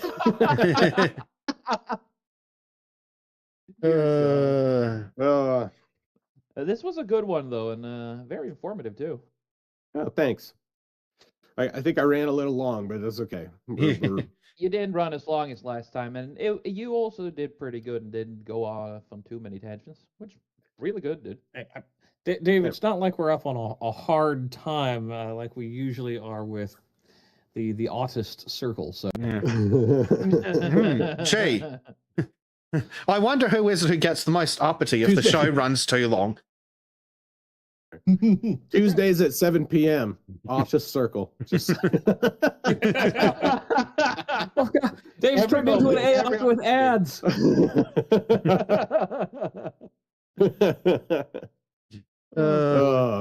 There we go. All right. There's So an what's next on example. the slate? First, I'm just going to go back to my screen real quick, remembering to actually go back to. So this is one of the ones I was talking through. Jeep pushing warranty through pop-up ads in their vehicles. So yeah, when are they doing that? About 10 months ago, Dave. Yep. Like, doesn't that? Wouldn't I? I just can't think of anything that would be more frustrating. I fucking hate ads. Like, anywhere I can, like, I pay for YouTube Premium, even though I shouldn't. I pay for it because I fucking hate ads. I don't listen to Spotify or Pandora, any of those other apps, because I'm not paying for another fucking streaming service, and I'm not listening to shit with ads. I won't watch Prime, anything on Prime, unless it's on my home computer, because I have all of the ad blocking and script blocking enabled on there, so I don't have to look at their gay ads either. The only reason I fucking pay for hate ads more than anything. YouTube, I fucking hate ads too. The only reason I pay for YouTube Premium is because I can't be bothered fucking installing ad blocker on my mother's phone constantly. If it was just my devices, yeah, I just use one of the assorted ad blocking service apps that work for YouTube. The ones that also plug into the sponsor blog APIs up. But yeah, I'm like, no, fuck your ads. I'm not sitting here watching ads. And I think Steve Lato mentioned it in one of his videos on cars playing ads in there, but if my car starts playing fucking ads at me, I'm pulling over on the side of the highway, ripping the fucking radio out and hauling it out the fucking window. Yes. Right? Right. Oh, you need to subscribe to our Radio Shack, or else we will give you more ads. Fuck you, Don't ads. Sully Radio Shack trim. Do not put ads in my fucking car. I don't need an internet-enabled fridge either. Fuck you. Not everything Right? needs the fucking internet. That's the worst thing. We handled it is gonna be a fucking shock if the internet collapses for everyone who is born like 10 years ago. And that IoT, that Internet of Things that was being so pushed, a while back, where it's like, oh, you need to have your internet connected oven and fridge, and it all ties back to your Alexa. Like, we've seen what happens with that when the guy got locked out of his fucking smart house because Amazon thought he said racist shit. Like, fuck that. You're putting spyware devices in your house and then you're giving your sovereignty to those fucking people. Like, no, you don't do that. That's a bad idea. Yeah, pretty much. Pretty much. So with the woman, her car has a remote start through an app on her phone. Yeah. No. I've flipped out on her the first time I found it. It's like, wait, but no, can't we just like get an old school remote start? What's that? Oh, we're gonna have to rewire your car, honey. It's not gonna be fun, but it's gonna fucking happen. Well, and that shit is, I mean, it's convenient, right?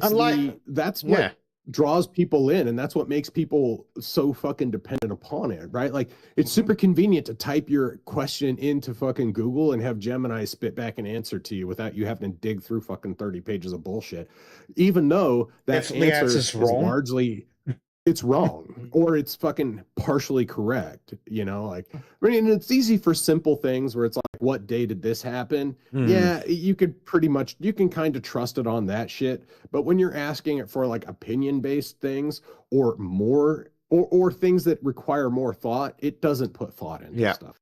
Because it's incapable of doing so. It's just a parrot. It parrots back information. Like, I don't mind. You wants to. I try to draw a compromise a bit with my use of the Internet of Things stuff. Like, firstly, it needs to have real controls on it to start with. I need to be able to actually use the fucking thing without the app, because I have no idea when your shit's going to turn off. But also, I don't get it on shit that matters. Like, I'm not going to get a fucking Internet of Things fucking ring door lock. Oh Is- God. So I can Yeah. unlock my fucking front door no. from Cuba. No, fuck off. But I'm perfectly Right. happy. I'm perfectly happy to put it on my fucking air conditioner. So I can be like, Whole thing's I'm like going to that. be home in half an hour. Let me make sure the aircon's turned on. But also, The closest I've gotten is with a Roomba, and that weirded me out so much that it's like, this thing could be mapping my house for a SWAT raid. Yeah, they I'm are. paranoid, but it's like, no, I don't think I am. Mhm. Well, and that's where that shit becomes insidious, is that people use it in a banal way, and they use it to save time without realizing the insidious implications of that. The fact that your Roomba is mapping your fucking house, the fact that your Roomba could relay that information to the police if they asked, like the AI, that your little Roomba could be tattling on you to the fucking cops, so that they don't actually need to know. Like they'll know exactly when you're home because the Roomba fucking told on you, or your Alexa told on you. Like that's It's what. not Or just that either. This shit is actively happening too. Like, how do you think Israel takes out the Hamas leaders? They got tech shit that they take over and then just fuck them over with it. what? yeah, I don't think those Intercepting a pages shipment were, of pages and putting C4 in them's a bit different, Trim. yeah. It's Those a weren't just- completely they weren't just different blowing up scale of regular things. pages. Yeah, Yeah, but They- they they weren't just- use what I mean is they use everyday kind of technology to map out their habits and then find Yeah. a point to strike. That's what I meant. You're exactly right though. That's the way Yeah. that they'll do it. Poorly said, but then again, ESL, and I'm actually not at all. So Trim, ESL isn't an Probably excuse fair. when you're retarded in your first language. fuck you, but you're right. I'm struggling with that myself. So Yay, solidarity. me too. I'm there with you, buddy. See, it's representation. Don't you feel included? No, See, fuck now your you got up representation. on me though, because you can be dumb in 2 languages, and I can only be dumb in 1. So you're better than me there. Then I shall place the crown of idiots on top of my head and rule you all with an iron fist. Don't worry, Trim. Hey, Trim, I'm going to put you in a circular room and tell you to stand in the corner. Yeah, Aw, Danny. but I don't Danny's wanna got a walk great around. comment here in chat. That Roomba you put googly eyes on and gave a cute name just sold out those firearms that didn't disappear in a boating accident.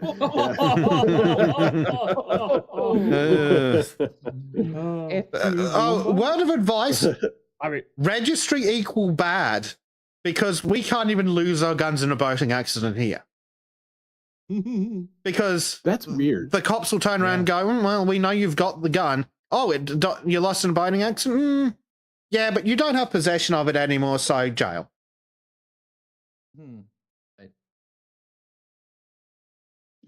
Okay, so that's a very I'm that makes me curious now. So what would happen? Like if you were out duck hunting or something, or I don't know, fucking alligator hunting, kangaroo hunting, spider hunting, whatever the fuck you guys hunt down there. If you were out doing that and lost your gun, like, because that's a thing that fucking happens. It's not like dude, if you don't want to go to jail, you stand there on the boat and call the police. And be like, you're going to have to send out like divers and shit to find my gun in this fucking lake. And I'm going to stay here and wait. That's a good, you just make them fucking do it. Yeah. Okay. Yep. That's fair. It's like, I know where it is. It's about 10 meters below my boat. Send some fucking divers out here. We need this fucking thing back. Right. Well, if they're going to be cunts about it. Yep. Exactly. yep. Yep, they can send the fucking crew out for it. I think I'm ready to go here, by the way, if you guys are. You think you're ready or you are ready? I am ready, but I can never be truly certain when it comes to me and technology, so I'm just gonna say I think to not jinx it. All right. We are on your screen, sir. Beautiful. Well, ladies and gentlemen, welcome back to another episode of Trim Tales. And today I'm sharing another one of my rather large list of favorite stories of Norse mythology. It is the story of Rungna Steinskalle, or Rungna Stonehead. It is essentially, fuck it, I'm not going to explain anything. I'm going to go right into it. Let's just go live. So, our story starts with Odin riding through the skies. Just like he usually does, a little bit of a joyride atop of Sleipnir, the eight-legged horse, riding through the skies because the horse is just that damn fast. And while passing through Jotunheim, he discovers a strange fellow, rather large, strong-looking fellow who is treating his horse, a rather nice golden colored horse. And as he gets closer, he notices more details. He's obviously a Jotnar, but also that his head is made entirely out of stone. He decides to stop beside the other horseman, and he realizes immediately that the guy who introduces himself as Rugna is a braggart of immeasurable proportions. Immediately as he lands and introduces himself, Rungna starts just, oh, I'm the best at this. I do best at that. I'm the strongest of all Jotnar. I'm pretty sure I could kick the ass of every single god as well. My horse, Gulfaxe, is the fastest horse in all the realms. Nobody can beat me at anything because I am oh so great. And my head is made out of hardest stone that cannot be shattered. Oh, do you know how great I am? On and on and on. To which Odin, who is not really too much fan of bragging, unless they actually can back it up, gets in a fight with the dude. Bet you can't beat me in a horse race. Bet you I can't. Bet you can't. Oh yeah, I can. Okay, ride me to Asgard. Done. So they had a little bit of a nice exchange there. The race starts in Jotunheim, and across the realms, over Asgard, and all the way until the gates of Asgard. Now, Rungna likes to brag, but he's one of those guys who can't always back up his claims. And throughout the entire race, he could never truly catch up to Sleipnir. He was close, maybe, but eventually the gap just widened, and in the end, Odin was the first to pass.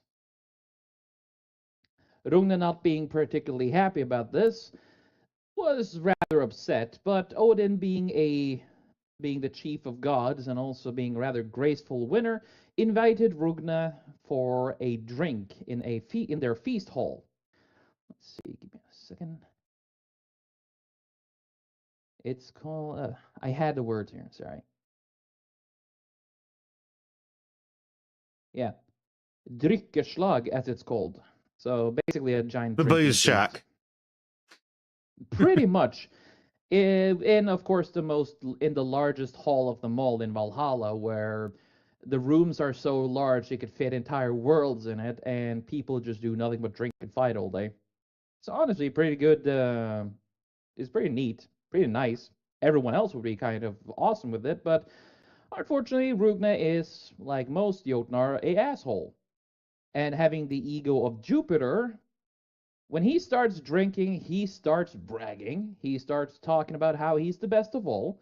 He even starts talking about how he will take all of Asgard and bring it to Jotunheim, kill all the gods, and he will force Freya and Sif, the two most beautiful goddesses, to marry him. Now, Freya, we all know, likes to be single, but she's also one of the most dangerous women out there, as we saw from the previous episode. She can have a woman moment that makes the sky turn black. And Sif is married to none other than Thor, the thunder god, the warrior god. The dude so strong he can beat a mountain to gravel with a single punch.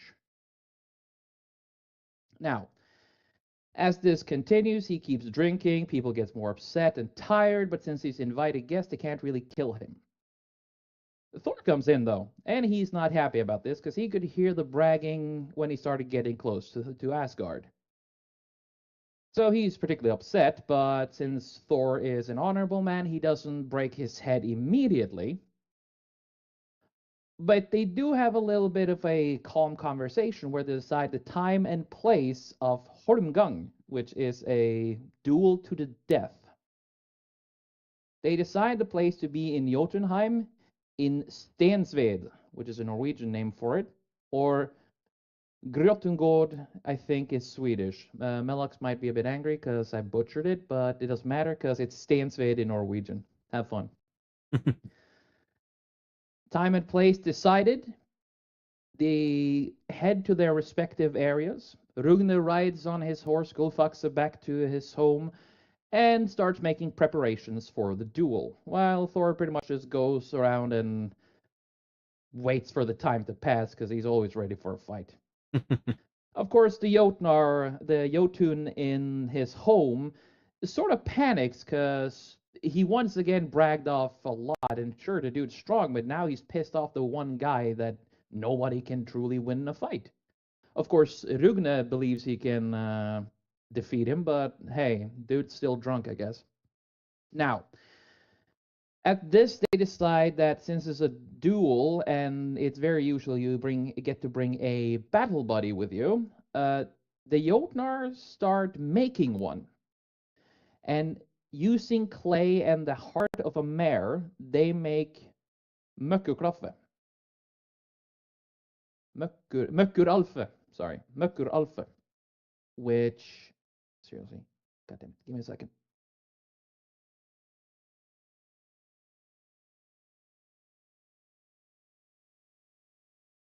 Tick tock, tick tock. Tick tock, yep. And then Trim died a horrible death by brushstroke. Braggery. Yeah, it was terrible. I died.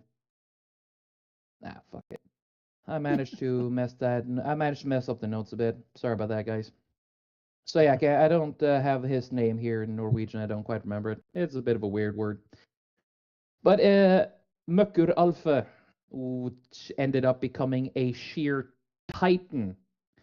It is miles tall. It is written in a measurement which I don't even understand and remember, so I'm just going to use miles, like English miles.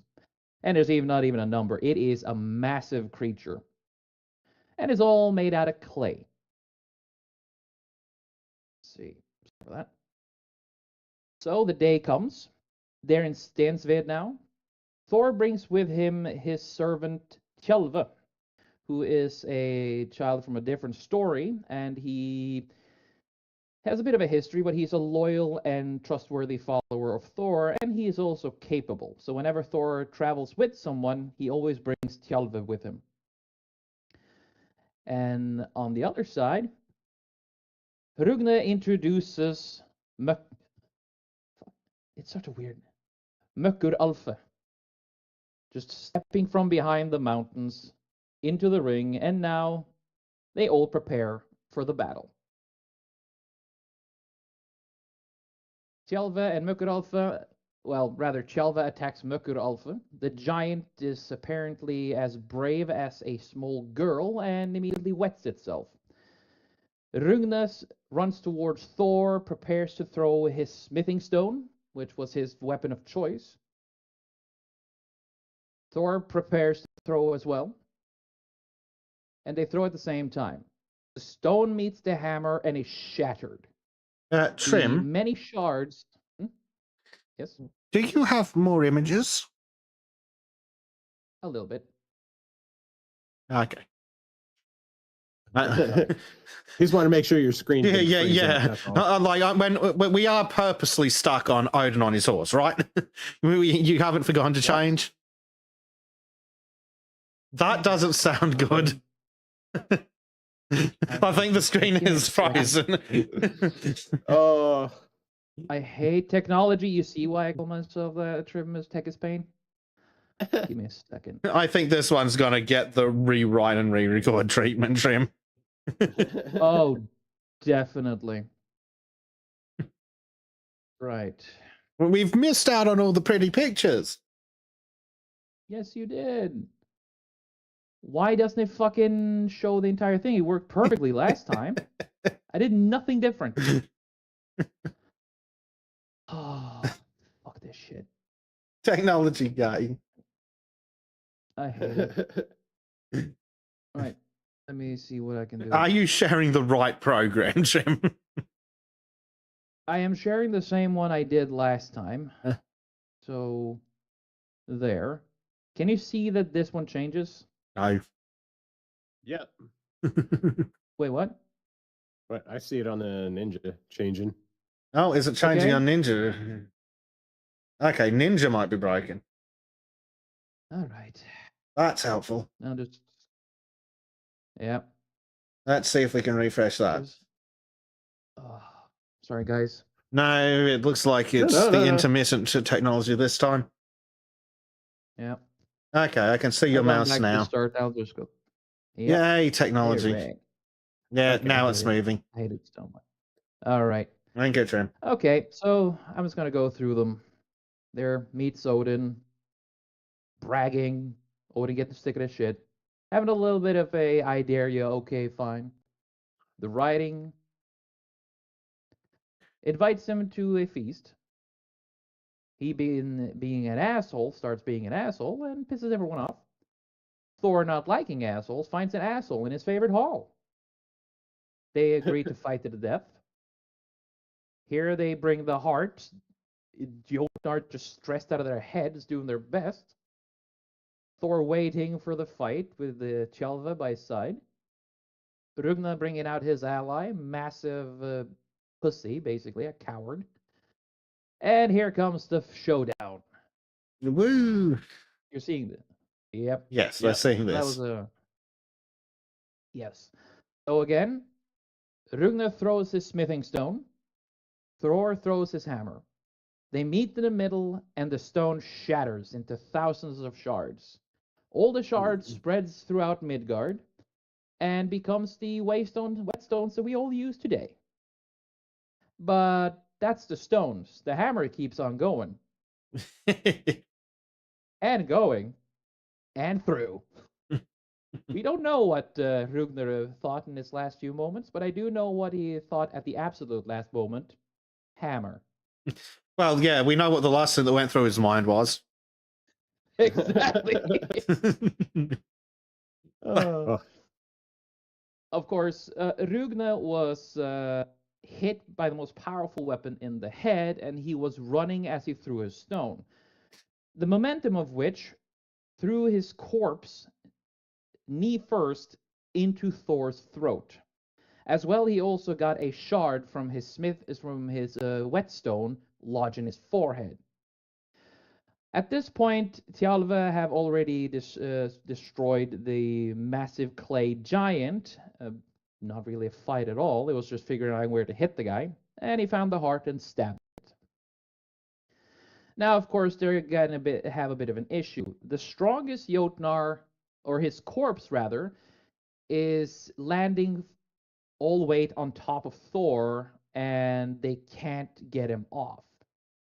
And Thor is starting to have a bit difficulty breathing at this, but among the gods, his 3-day-old son, Magne, who is a half Jotnar as well. This kid just walks out, takes a hold of the foot, and pulls it away from Thor's throat.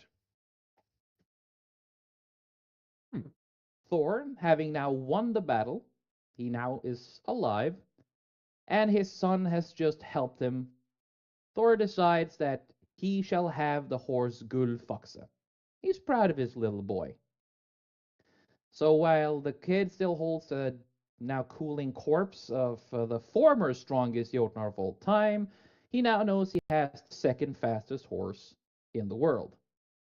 To be fair, Odin was kind of honest that he is a bit jealous because he really wanted that horse, but he's happy with how it all turned out in the end.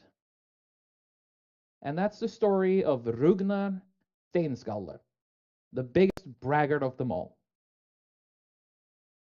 Nice.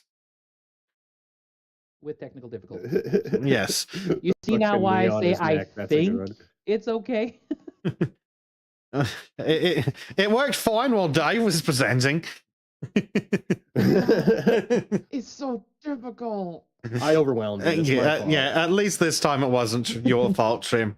It was just Yeah. the bullshit we have to do to get this to fucking work because we don't have a studio. Yeah. Pay us money so we can spend saving money. Yeah, this house of fucking cards that the stream's built on. But yeah, so that's basically the story. And one of my Nice. favorites because it's instead of fighting a giant beast, Thor fights the closest to an equal that he can come across. And here's Yeah. a dude just being a freaking asshole getting what he deserves. Yep. Dragons getting what they deserve, a cautionary tale. And I also see that Thor throwing his hammer does go back a bit. Yep. He does like doing that. Does the hammer magically coming back also go back all that way, or was that invented later? Yeah. No, that one was part of the whole hammer because Thor, before he got Mjolnir, had a tendency of either hitting the weapon so hard they broke in his hands, or since he couldn't reach all of them all the time, he refused to use bow and arrow because the damn things broke in his hand all the time because the dude was too strong for his weapons. And he would get angry at those who tried to run away, and when he threw the weapons, they, well, usually hit the mark, but they... Then he didn't have his weapon. Exactly. So when he... This is a story for another day, but the story of how he got his hammer. But essentially, Mjolnir kind of was made to fix his biggest issue on the battlefield of actually maintaining a sword more for war... maintaining a weapon for more than one fight. And I also like this story because it really holds true to an age-old tradition, shattering heads. Yeah. Yeah. Smack it in the head until the problem goes away. Exactly, because when you have Mjolnir, literally every single problem is a nail. Hey! Hit him harder with your hammer stick, Trim. Exactly. So, yeah, that was the story, and yeah, hope you liked it. Well, yeah, it's a good story. But we need to find out who those characters are that you forgot. Characters? Yeah, you forgot the name of someone. Oh yeah, it's I used Mökkur Alpha, but I don't remember what his Norwegian name is. It's pretty much the same, but it has a little bit of a secondary end. I can go find it. Yeah, we'll figure that out in post. Yes. We might have to touch the script up a little and get you to do some... Yeah. What's the word? What's it called? ADR. We'll need some ADR on that bitch. As long as it works. Right. Oh, yeah, and also a big thank you to Melox for helping me get all the writing and research. I really appreciate the help. Thank you. Excellent. Right. Cool. Thank you very much, Tim. We are now due, if I can get my technology to work properly. Dear. We are next going to go over to Mr. Bleachy Demon, who has something for us, I believe. Yes. So this was not the segment I had initially planned on doing. I was actually doing a deep dive into this weird phenomenon of EU supremacy that's been happening on the internet. But it's just so one-sided and stupid, I decided to go with the other thing that caught my eye. And it's the war on Christmas continues. Now, I want to preface this with I want to try to treat this as something that's not just a left versus right political football, but something where you'll see as we get to the end. where I think that the real goal of the quote unquote war on Christmas is. So just kind of the start of it, just for the mematic stupidity. Holiday movie reruns and how they keep spirit of white supremacy alive. I mean, that's Based. the founding premise of the modern war on Christmas. So It's a white holiday. We must destroy it. it's not just that it's white; it's because it's Christian. So with because I saw a lot of this, just absolute this. Oh well, it's really Saturnalia. It's pagan holidays. It's like, so the Christians were smart enough to pick the days of your pagan celebrations and rewrite them for Christ. Yeah, suck a dick, bitches. That's kind of my position anymore. So Don't like it. Should have tried not being shit.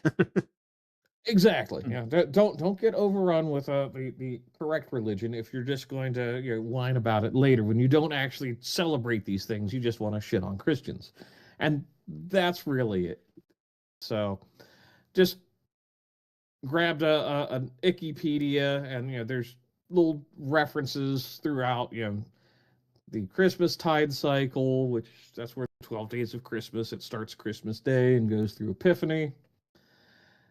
It goes into the fucking Puritans. The Puritans were the first war on Christianity, and they were collectivist assholes that eventually got kicked out.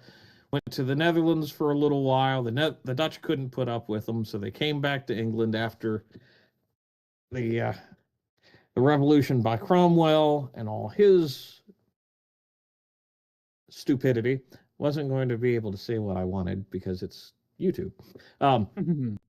They basically got kicked out and went to Plymouth Colony, so Massachusetts, all of New England.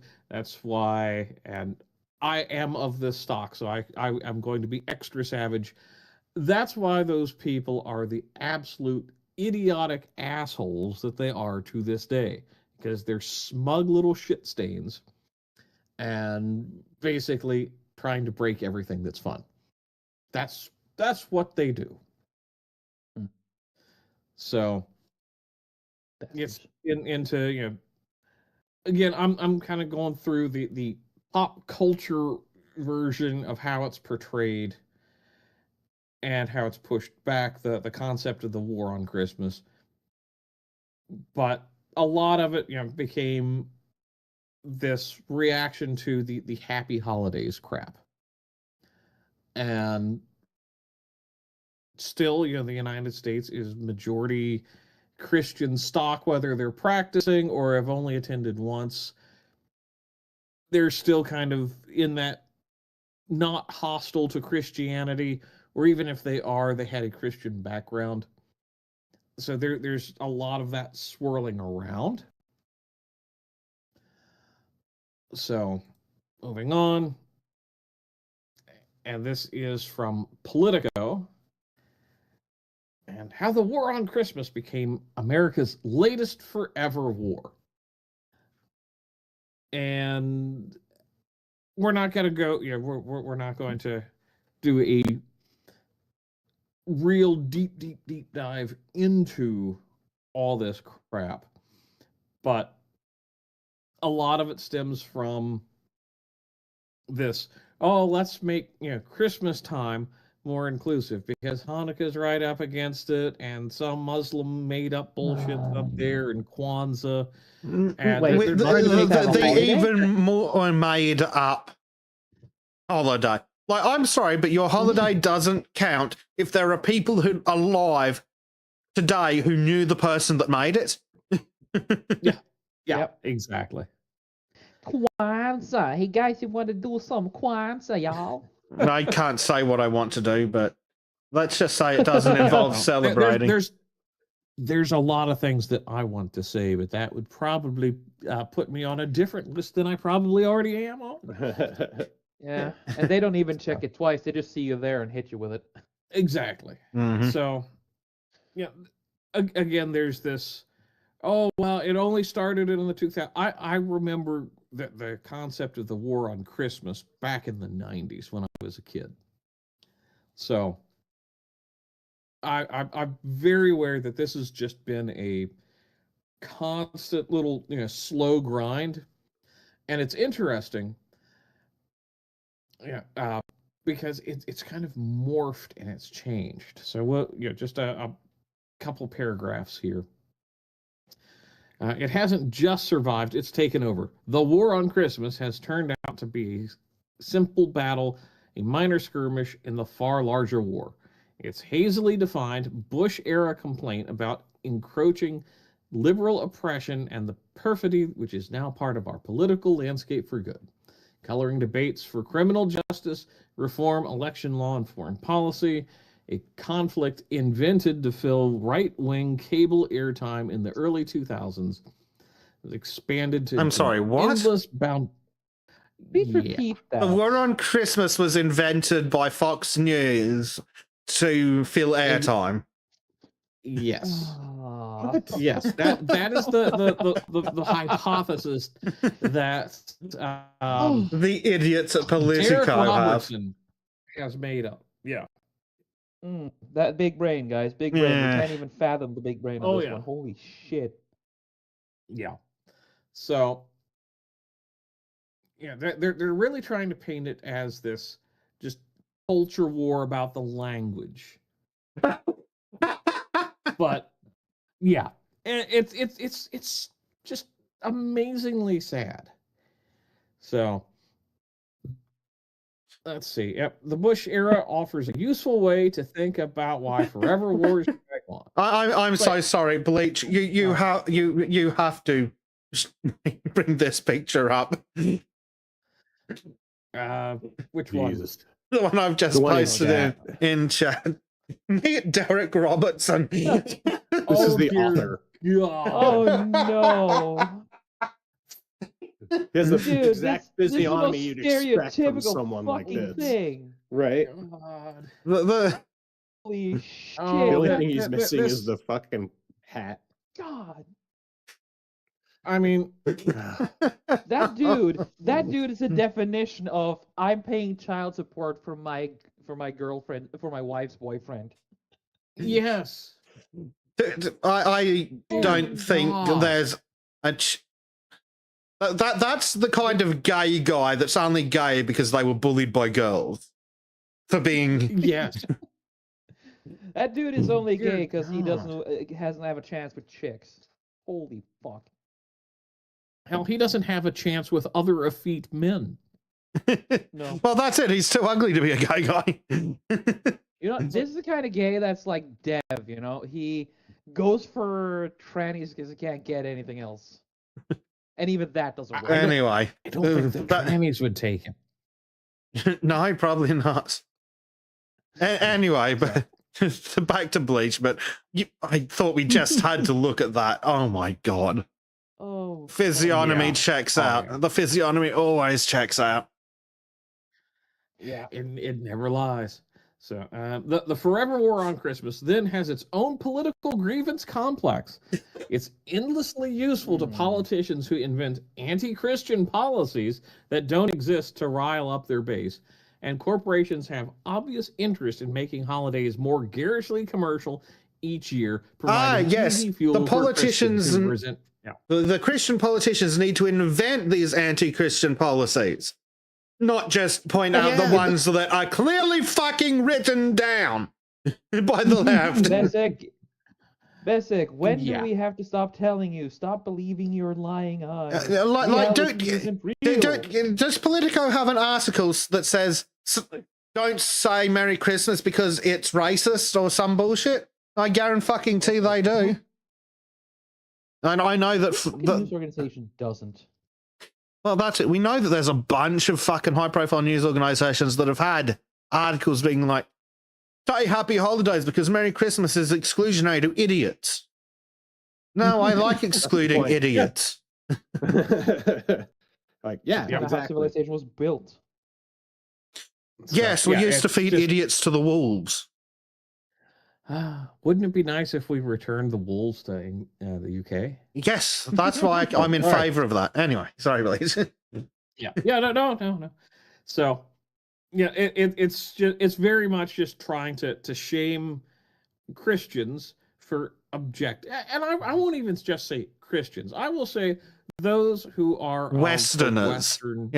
Yeah. Of the Western culture, of the Western world. It's like, oh no, we've got to be hyper secular and invite everyone in. It's like, no, we don't.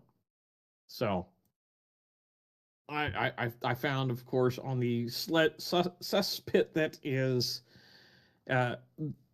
I was going to say Twitter. We're you poor thing. Shit later. Yeah, well, I just pulled this one up at random. So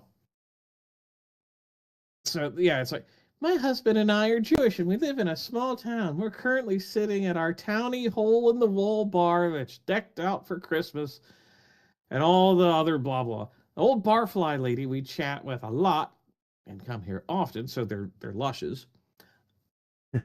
They're pathetic losers who have nothing but alcohol. Got it. Yeah. And it's like, this, like, oh, we smiled and said, Merry Christmas back. Because that's what people who don't celebrate actually do. And then they whine about it. I've encountered people that are very offended when I've wished them Merry Christmas. And then you wish them Merry Christmas again?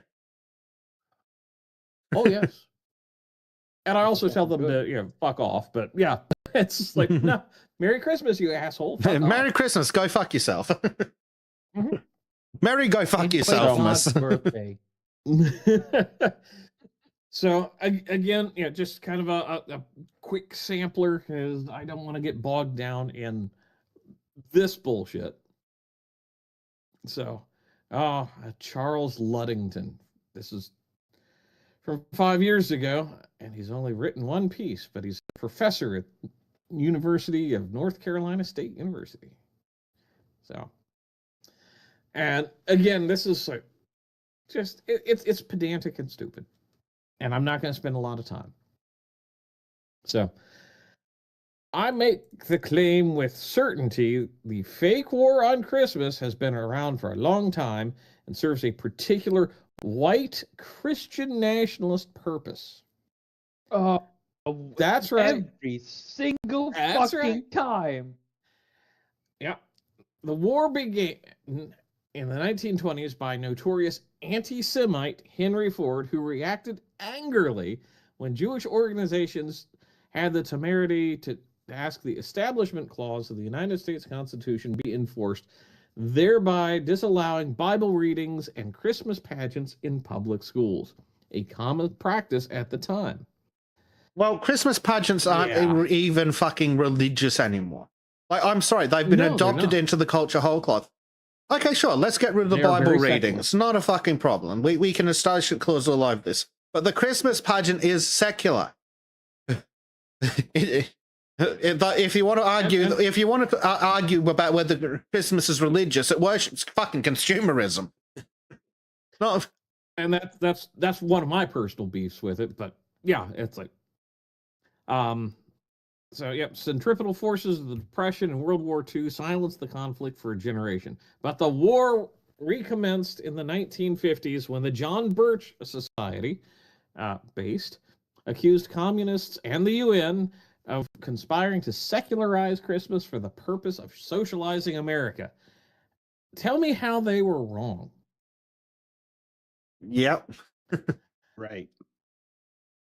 So, again, well, the war on Christmas is a meme, a political cudgel that in and of itself real, but no one is scheming to abolish your Yuletide celebrations. I'm calling bullshit. Mm-hmm. Yet there was once a real war on Christmas, and one of my ancestors was directly involved. William Ludington left the village of Turvey in Bedfordshire, England, and came to the Massachusetts Bay Colony near Charlestown, blah, blah, blah. For the reasons of his departure from England are unclear. No, he was a fucking Puritan. And one of them was likely the disagreement who wanted to celebrate Christmas, and Ludington was emphatically against. So he was a fucking Puritan. Yes. So you have to remember like mincemeat pies, historically, before this time period, were very large. They were made to be roughly the size of an infant. That was kind of the symbology behind the original mincemeat pies, from what I remember doing research on 20 years ago. So it was kind of like a part of like a kind of nativity like thing. Well, when the Puritans came into power under Cromwell, amongst the many absolute bullshit things like window pane taxes and room taxes, they really started going after the public celebration of Christmas. Wait, just window sale? Window panes. taxes? So when a window pane was roughly, say, 2 inches by 2 inches, I don't know what that is in French units, but very, very small panes of glass. And they would tax individual panes of glass in the entire window. So you can imagine how quickly that's going to add up. If you've got a single window that is made up of, say, 26 panes of glass. Yeah, because back then it was incredibly expensive to make a large sheet. And that's Right. where this nonsense about glass being a liquid comes from. Because even when they're making those, fucking 5-6 inch square pieces, they weren't perfectly flat. So, not being retards, the people who made the windows put the thick bit at the bottom. Yeah, that's exactly it. God So, fucking damn it. we'll skip over the rest of his horse shit.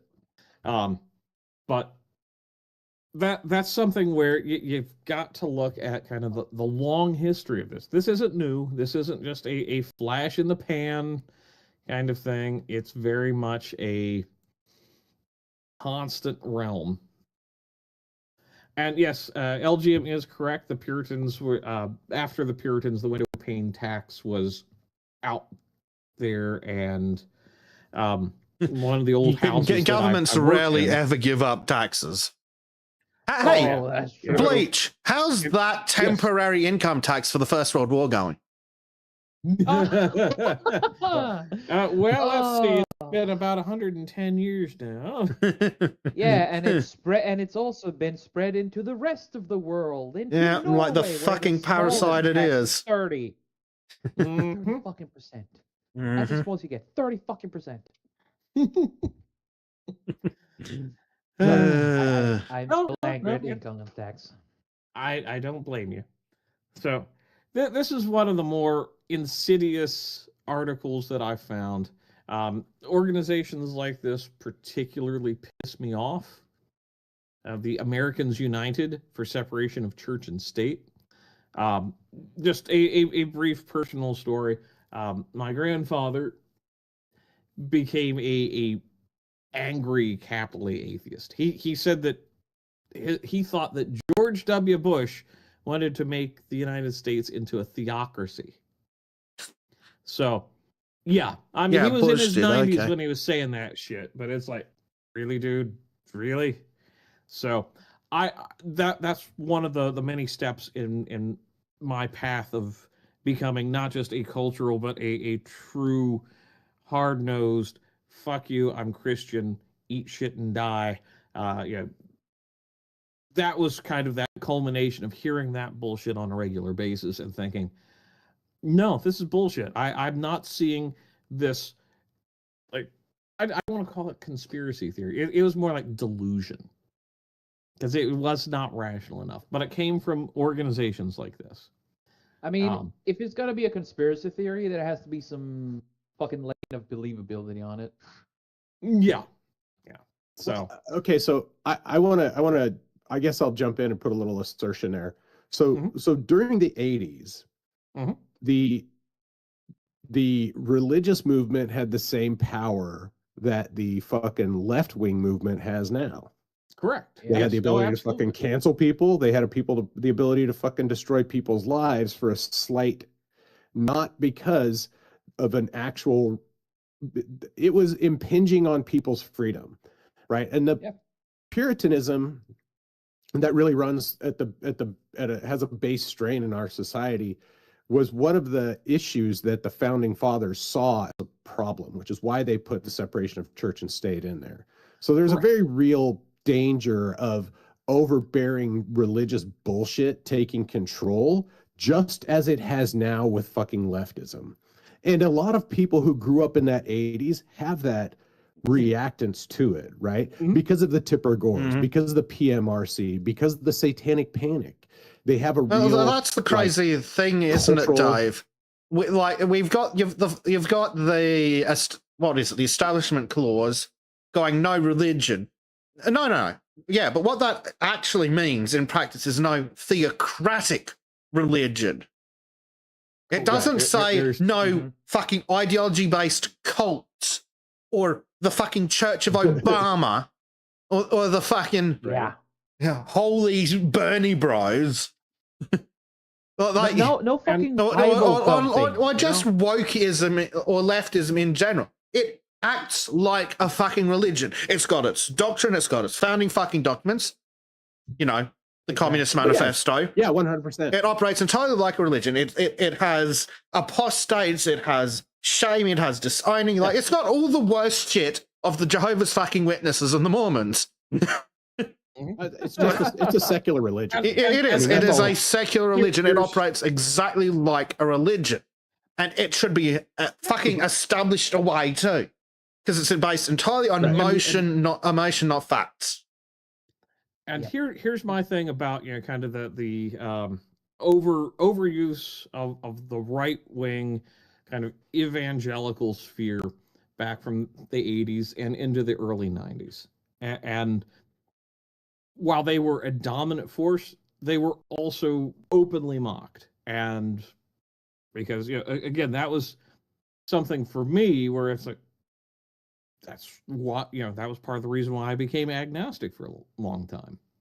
Well, that's it. The greatest thing driving people away from religion is the fucking religious people being insufferable cunts. Exactly. It's not even the zealots. It's just the ones being insufferable cunts. It's the Karens. It's the whiny Puritans. It's the moral busybodies. Yeah, the moral busybodies. And they're the ones driving everyone away from every single cult too. It's the thing about that time period that I think needs to be emphasized is it wasn't really to push Christianity. It was to push the same moralization, the same control that the wokies are doing now. Yeah. And that the hippies did previously. It operated in exactly the same format. Because we had fucking one at a time. No. Fuck, let him finish talking, dude. But it's something where we go through these cycles, these waves, and it's the same people that migrate from one cause to another. Because Tipper Gore's a good example. She went from being on the religious zealotry bandwagon to, until she left her husband, to the environmental bullshit. Because it's not about the actual cause, it's about being seen as being publicly good. And that's where I want to try to separate that aspect of it out, because there's a deeper underlying issue driving this war on Christmas now. And that's where I'm really wanting to push this article, the series of articles, because it's about disassociating from something very foundational about Western culture. Because we're focused, we're speaking a lot on the American side of it, but you have to look at it at a global level, which I plan on hitting on towards the end of this. So it's so these retarded atheists, capital A atheists, not cool normal atheists like you guys. So what was the war on Christmas really about? Two trends drove claims. One was efforts by Americans United and its allies to ensure public schools and other government institutions respected all beliefs, non-beliefs, and refrained from pressuring anyone. That is bullshit. That is about controlling everything to disassociate you from your historical identity. Yeah, and they said there that oh, you can't celebrate Christmas as a religious holiday. It's like, cool. Okay, we've removed the religion. What do we have left? Everything except the fucking church service, you fucking idiots. Mm-hmm. Right?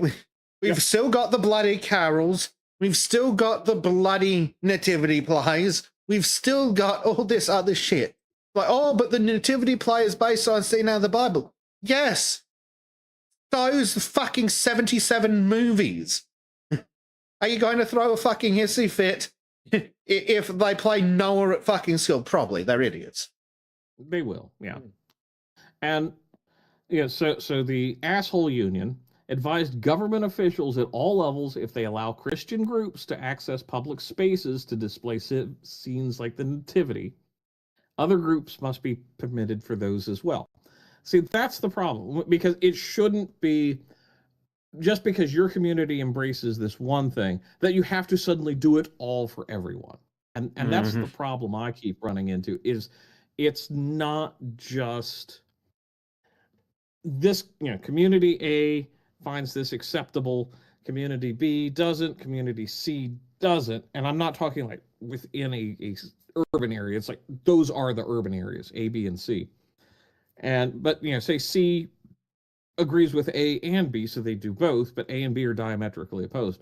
The way these fuckers go about it is you have to do all things all the time. Yeah. And that makes no one happy. And of course, they will have to be super retarded about it as well. Like, I don't think anyone would give a shit if the fucking Jew club wanted to have a fucking menorah down the fucking footpath from the fucking nativity scene. No, it's when the fucking spastic atheists from the Church of Idiocy, I mean, what is it? The Church of Satan, the Satanic Church, whichever group of fuckwits that is, they come along and it's like, we would like to have a display of Baphomet eating children. It's like, no, how about you get in the fucking trash? Like, we can have the fucking menorah, and if...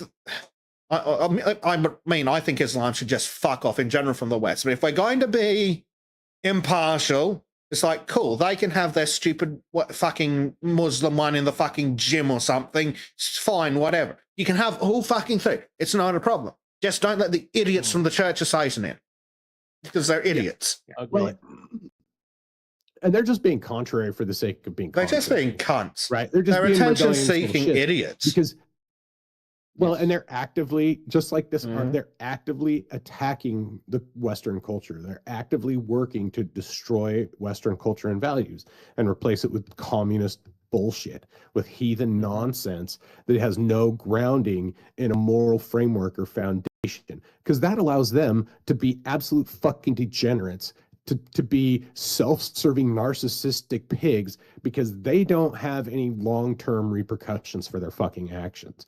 And so and so I think it's exactly, Bleach is exactly right, is we need to recognize that shit for what it is. It's not just those Baphomet statues and all that bullshit. It is not because they have a fervent or sincere belief about Baphomet. It's because they hate Christians. And in the same term, people setting up menorahs right next to fucking nativity scenes is the goddamn same thing. Yeah, I agree. They're Because they are dickheads. But... deliberately trying to, they're deliberately trying to subvert the popular, the predominant culture, and assert their own. Well, It's like, well, and you that's can- where this. Oh, go ahead. yeah.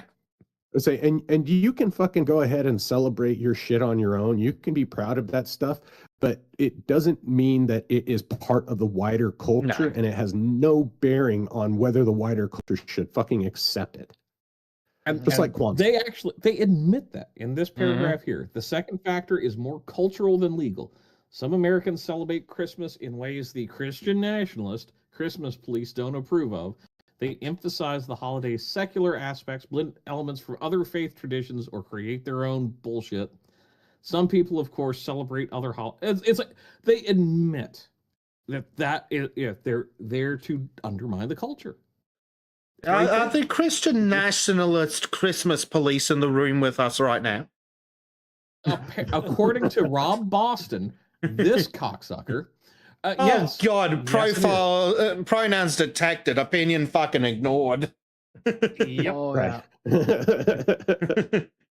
And That something guy else is dead inside. and outside, probably. The thing I always look at with people like this, they always Look at go this. for the worst aspects and the most extreme examples of Christianity. That like, oh well, the young Earth creationists. That's not really a thing with the general broad strokes of Christianity. In fact, It's I'm usually pretty like, sure we most don't really know the timeline. Uh. It's like there's things where it's like, yeah, science got its start with Christian scholars because they wanted to understand God's creation better. Now it's become this cult because of people like Rob Boston. Yeah. Yeah, but look at the trash this idiot's written. Close encounters with the religious right. The most dangerous man in America, Pat Robertson. Why the religious right is wrong about separation of church and state. And taking liberties, why religious freedom doesn't give you the right to tell other people what to do. No, that's the other half of the First Amendment. Shut the fuck up, retard. Yeah. And he's doing exactly what he's accusing those that are religious of doing. Like, no, fuck you. So also, three documentaries as well. The trash. We believe in dinosaurs. Yes, most Christians do too. American heretics. Yes, we can see one right here, Mr. He Him. And God and Country, 2024. I guarantee that is going to be more fucking bigoted than the religious right. Oh, I guarantee. Because this and just his other articles, it's like, I'm retiring from America's United after 38 years. The fight will go on. And I was like, good riddance. Yeah, because there you go, jerking somebody else off. December 17th. That tells you everything you need to know about this fucking idiot. If the pronouns didn't. Yep. Oh yeah. Isn't it interesting about how the heterodoxy of this fucking secular religion has all these different things that must go hand in hand and are enforced with the iron fist of the censorship mob. You must believe in that trans people aren't idiots. You must fly this flag. You must say these things. It really is a fucking religion. It operates exactly like one. It is. Yeah, if you go against it, people they'll will fucking burn you alive. Actually, no, sorry, they'll shoot you in the throat. There you go. You end up on that. Yeah. So, I just wanted to do a quick breeze through of the assholes united.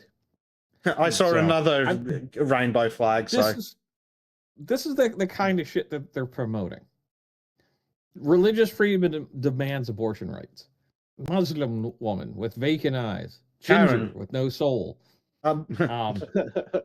Yeah. It's exactly the kind of people that you would think. Liberate abortion. Of course, there's a gay guy with a rainbow behind them. As you can tell, he was sucking stick. Yeah. It's like they're pushing stuff on federal employees. It's like, this is the kind of thing where I look at this and I'm just laughing. Defending religious minorities. Okay, fantastic. Please tell me what percentage of America are practicing Christians. Oh, but on the census, 73% or what said that they were Christians. Like, yeah, because they're white. And their grandparents are white, and their grandparents are white, and they all come from fucking Europe, which was Christian for 30 trillion years, in much the same way as even if you're a bacon-eating, full-dicked Israel hater, you can still be a fucking ethnic Jew. Yeah. Yeah. No. That was Besic. Your way with words is something that entertains me to no end. You are a wordsmith. I fucking love it. One video I wish we could do is like a compilation of just Besic rambling on, just giving people these descriptions, seeing how many words can fit into one sentence. That would be amazing. So, yeah, I'm just gonna breeze through this. So, some bimbo dumbass bitch who worked for Media Matters. If you know Uh, what Media Matters is, it's like Jesus Christ. it's what's exactly that what you s- think it is. Exactly. I mean, it's basically like mini true. If you get the 1984 reference there. Hmm. So, yeah. No, all right, fuck you, bitch. I'm out. So, then this fucking clown, and I can't remember if I've got a reply for him, but yeah, it's like talking about all this, and basically, I saw his- Fox his News point again. Is his is- whole argument that Fox News is anti-Christian? yeah. The So, war on Christmas is a this Fox is- News psyop, like the attack on Germany by Poland right before World War II. Uh-huh. Fucking So, yeah, sorry, boys. this is his premise. Christmas was a liberal activist fighting for the poor, condemning violence, shunning material wealth, and calling the world to live sacrificially for the common good. What? The white evangelical church in America has no use for this Christmas. Word white detected, opinion disregarded. Yes. Oh boy. I mean, it's not even worth really reading. I could put a link in if somebody wants to read this. Is his argument basically that because we don't give all our money to poor people in December instead of buying ourselves presents, that we're not real Christians, therefore there is no war on Christmas because Christians don't believe in Christmas? Pretty Oh, much. yeah, I mean, fucking- let me read You're this. not a real this line. Christian. I don't believe in God, but I know exactly what it takes to be a real Christian. How many I'm a different- Christian pastor. Yeah, technically, so are the fucking Fruit Loops in the Church of England. You know, the women and the infidels. So The sodomites. white That's the word I need to bring back. yes, it is. White evangelical Christianity in America cannot peaceably coexist with the Jesus of the Scriptures, with the truth of the poor baby at the center of nativity, with gritty, non-white, non-American reality of Christmas, which is why it's choosing to remove him. Does he know that like 80% of Black Americans are Christian? Uh-huh. Same with he's Hispanics. Completely Yep. ignorant of this. It is. No, he doesn't understand. He doesn't understand that because he doesn't view blacks as people. Well, he's another one of these sheltered, cosmopolitan white guilt morons who's never actually met a black person. What you're saying, Trim, is that he's not entirely wrong. Just kidding. Sorry, I couldn't miss the just joke. reading this part. We need to fight for the sick child, the migrant family, the tranny teen, the No. homeless vet, the young black man, because when we do, we're perpetuating the heart of Middle Eastern child born under duress in a place where livestock dined, the one who turned the world upside down in the name of compassion that knew no borders and love had no walls. It's like, fuck you. This clown, typical lefty faggot, is out there just going, oh, because I think I'm going to be a Christian. I'm going to say that it's what I want it to be, which tells me that one, he's not actually a practicing Christian. He's just someone who hides behind that label when he starts spewing bullshit like this. Well, apparently this idiot is a former youth pastor. And yes, he looks like the kind of person who would be a former youth pastor. Oh, yes. This guy and I've trolled him quite a few times. Quite a few fucking times. Because he's a cocksucker. Yeah. To put it, yeah. So, yeah. Anyway. Oh, MAGA Christians, opinion disregarded. MAGA used unironically, opinion disregarded. So, one last bit, because, that Bostonian priest, Catholic priest up there, had the ice was here thing. It's like, it's not just, and again, this is why I keep wanting to focus. It's attack on Western culture, because it's this constant. We need to, and I guarantee this idiot's a Jesuit, and if he's not, I'll be actually shocked. But it's just this like constant drumbeat of, oh well, we're taking Christianity and making it into a human secularist way, and we're going to basically abuse it all. Mm-hmm. So again, don't need to go through this because the priest has basically been in error. The bishop called him out and then he dicked around. So I don't know where that stands currently because I haven't followed it, but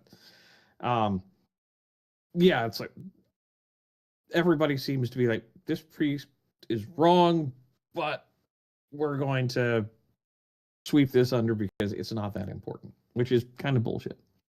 So looking at this, this is kind of what started me on this journey, and I'm in the wrap up phase. Just this constant, oh well, Jesus was a Palestinian. Jesus was Jewish. It's like, no, Jesus is the Son of God, and in Christianity, and it's something where it's like, what what he physically was is far less important than who he spiritually was. And if you're not into that, it's more philosophically what he did for the world, if you just want to speak of it in those terms. So yeah, but also if firstly, he wasn't Palestinian, he was Roman. correct. Yep. Secondly, he was not. He may have been born in, what was it, Bethlehem, but he's not from Bethlehem. Just like Correct. the useless fuckwit that the media keeps filleting isn't Australian because both of his fucking parents are Somalian. No, he's Somalian. Yep. Oh, but was born in Australia. So both his fucking parents were. Magic soil. Magic soil, I don't know off the top of my head because I don't really care. Where was Joseph and his totally not cheating on him wife from? They were living near Galilee, but his family was from Bethlehem. That's why they had to go. Okay, that's why they were going back. Okay, so they were from Bethlehem, but yeah. Yep. Pretty sure that was in Judea, which I'm pretty sure was also a province of Roman Rome. Judea. Yes, Roman Judea.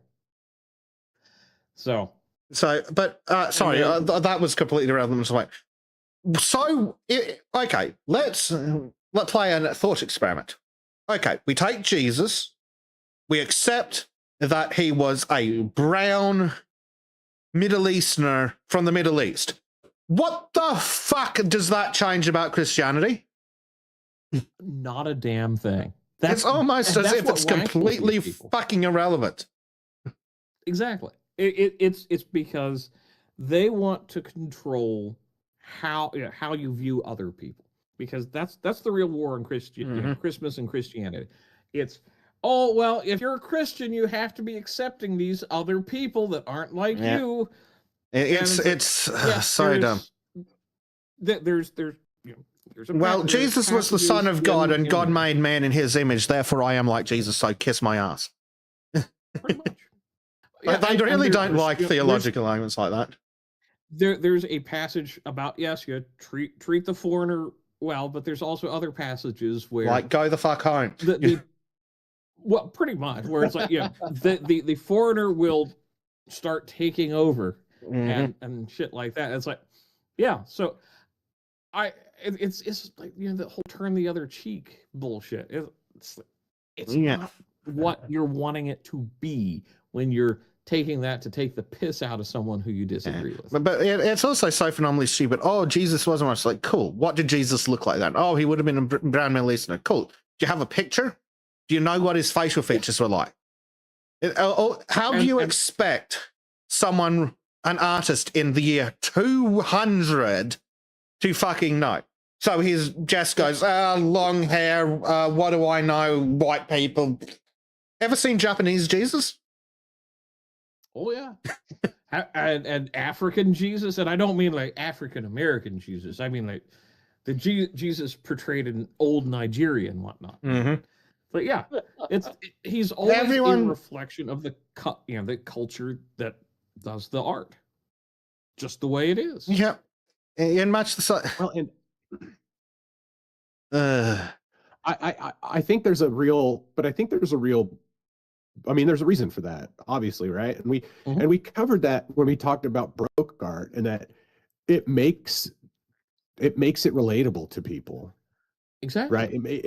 It makes it so, kind of like in the Baroque art, they did a lot of, especially Caravaggio, he did a lot of art of ancient people in contemporary garb, and it was meant to show the accessibility and to encourage people into the accessibility of those things. And yeah. Well, yeah, more cynically, like you say, in much the same way as, like Bleach pointed out, the Christians co-opted Saturnalia and whatever the fuck the one at Easter was. Oh, where they're like, oh, it's really the celebration of Ishtar. It's like, not really. No, it's just the same time frame. It's like there's going to be a celebration then. Yeah, So. but I mean, there are actually letters from the Pope at the time that we have now that specifically instructed the bishops in England in the medieval times to find the local holy sites and stick a church on it. Yeah. So we know that the Christians did that kind of shit. And I mean, well, yeah, how do you... yeah, I mean, it's something where you can say, "Oh, well, that's a terrible thing." It's like, no, that's human nature. Mm-hmm. Like you want to become the dominant culture, so you plant your institutions in places that are culturally relevant, and over time, more people will follow that cultural norm. Yeah, and if it's they've kind got of like Hollywood movies, yeah, and if they've got a big holiday. Especially if they've got a big holiday that's vaguely around the time of something you were thinking of doing anyway. It's like, oh, well, or maybe. Oh, Easter's probably around this time. Oh, what's that? The pagans have a festival that's this time based on the moon cycle. Yeah, just stick Easter on that. It's close enough. And we'll say it's always been Easter, and in like 2 generations, it's Easter. Yep. Which, is it dishonest? Yes. Did it work? Yes. Well, I think it's also very telling the people who want to attack and undermine Christianity that's their go-to, rather than, I don't know, maybe trying to come up with a argument that is sound. It's always, we're going to go for the lowest hanging fruit to undermine the thing that we don't like, where to me, it kind of becomes the question of, but does it really disprove what you're wanting to disprove? I don't think so. I think it actually speaks more to a cultural institution can overcome and establish itself so deeply that you can try to undermine it, you can try to attack it, you can ban it from countries, and yet it's still gets in there and wins over the hearts of people, and generally for the better. It's unlike Islam, where they're going in and corrupting everything so they can just be as animalistic as they want, that's and hide behind the facade. Yeah, that's one thing that really pisses me off about all these disingenuous arguments. It's like, oh, Islam is a threat to Western civilization because it believes this, this, and this, and then like, oh, but what about the Ontarians? It's like, yeah, what about the 3 fucking Reformations? Yeah. What about the constant dialogue within churches, all the churches where they have theological disagreements or how to treat people disagreements, and yes, there have been bloody wars fought over. But at the same time, if it was so false, why didn't it go this way of Zoroastrianism? That's kind of like Because the English are better fighters. The next question.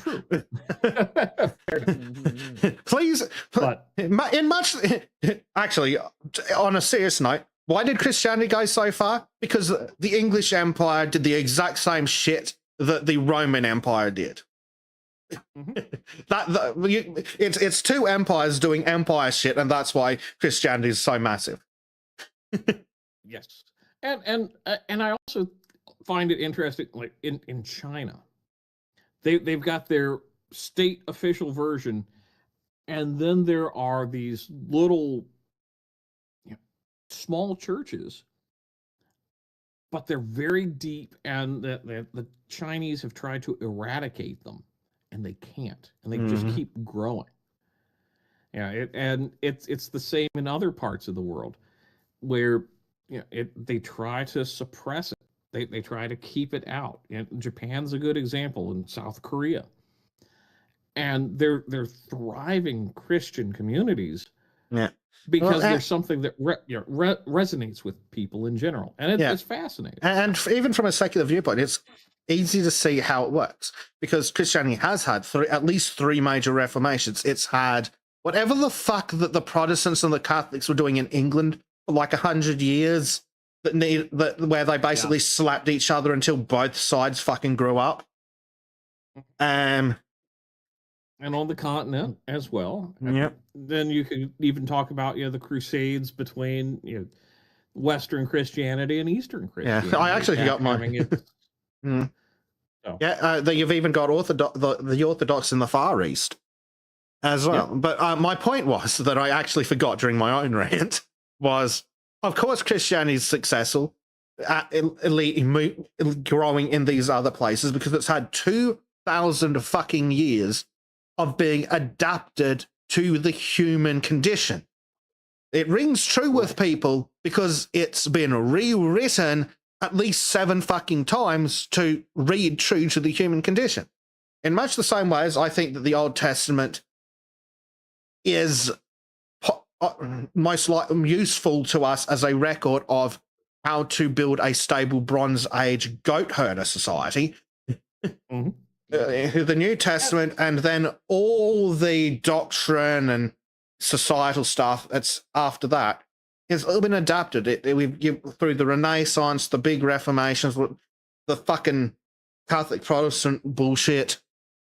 And I think more importantly, it has been the blueprints for a just and kind society. One that values compassion over just pure materialism. When you talk about monarchy, most monarchies were patterned through the Catholic Church, and a lot of that is okay. You can be the absolute supreme ruler, that's divine right of kings. But if you fuck up and you screw over the peasant, woe unto you.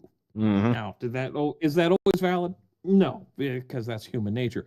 But it inculcated this idea that you have to look beyond the interests of yourself and your immediate family and your immediate community. Yes. That's why there are nations, because of Christianity. Otherwise, it would be like fucking India or Afghanistan. It also does tend to, being compassionate also tends to help more when you live on an island, planes haven't been invented, and the closest thing to Satan is the French.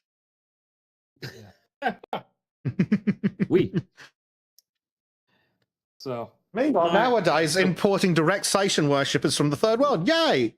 Mate, the compassion thing doesn't work too well. The whole 2,000 years of Christian Reformation and compassion thing doesn't work too well when you have the 1,600 years of direct imperialist barbarism going, look at those weak cowards. And unfortunately being right. And you look at the way Islam's structured.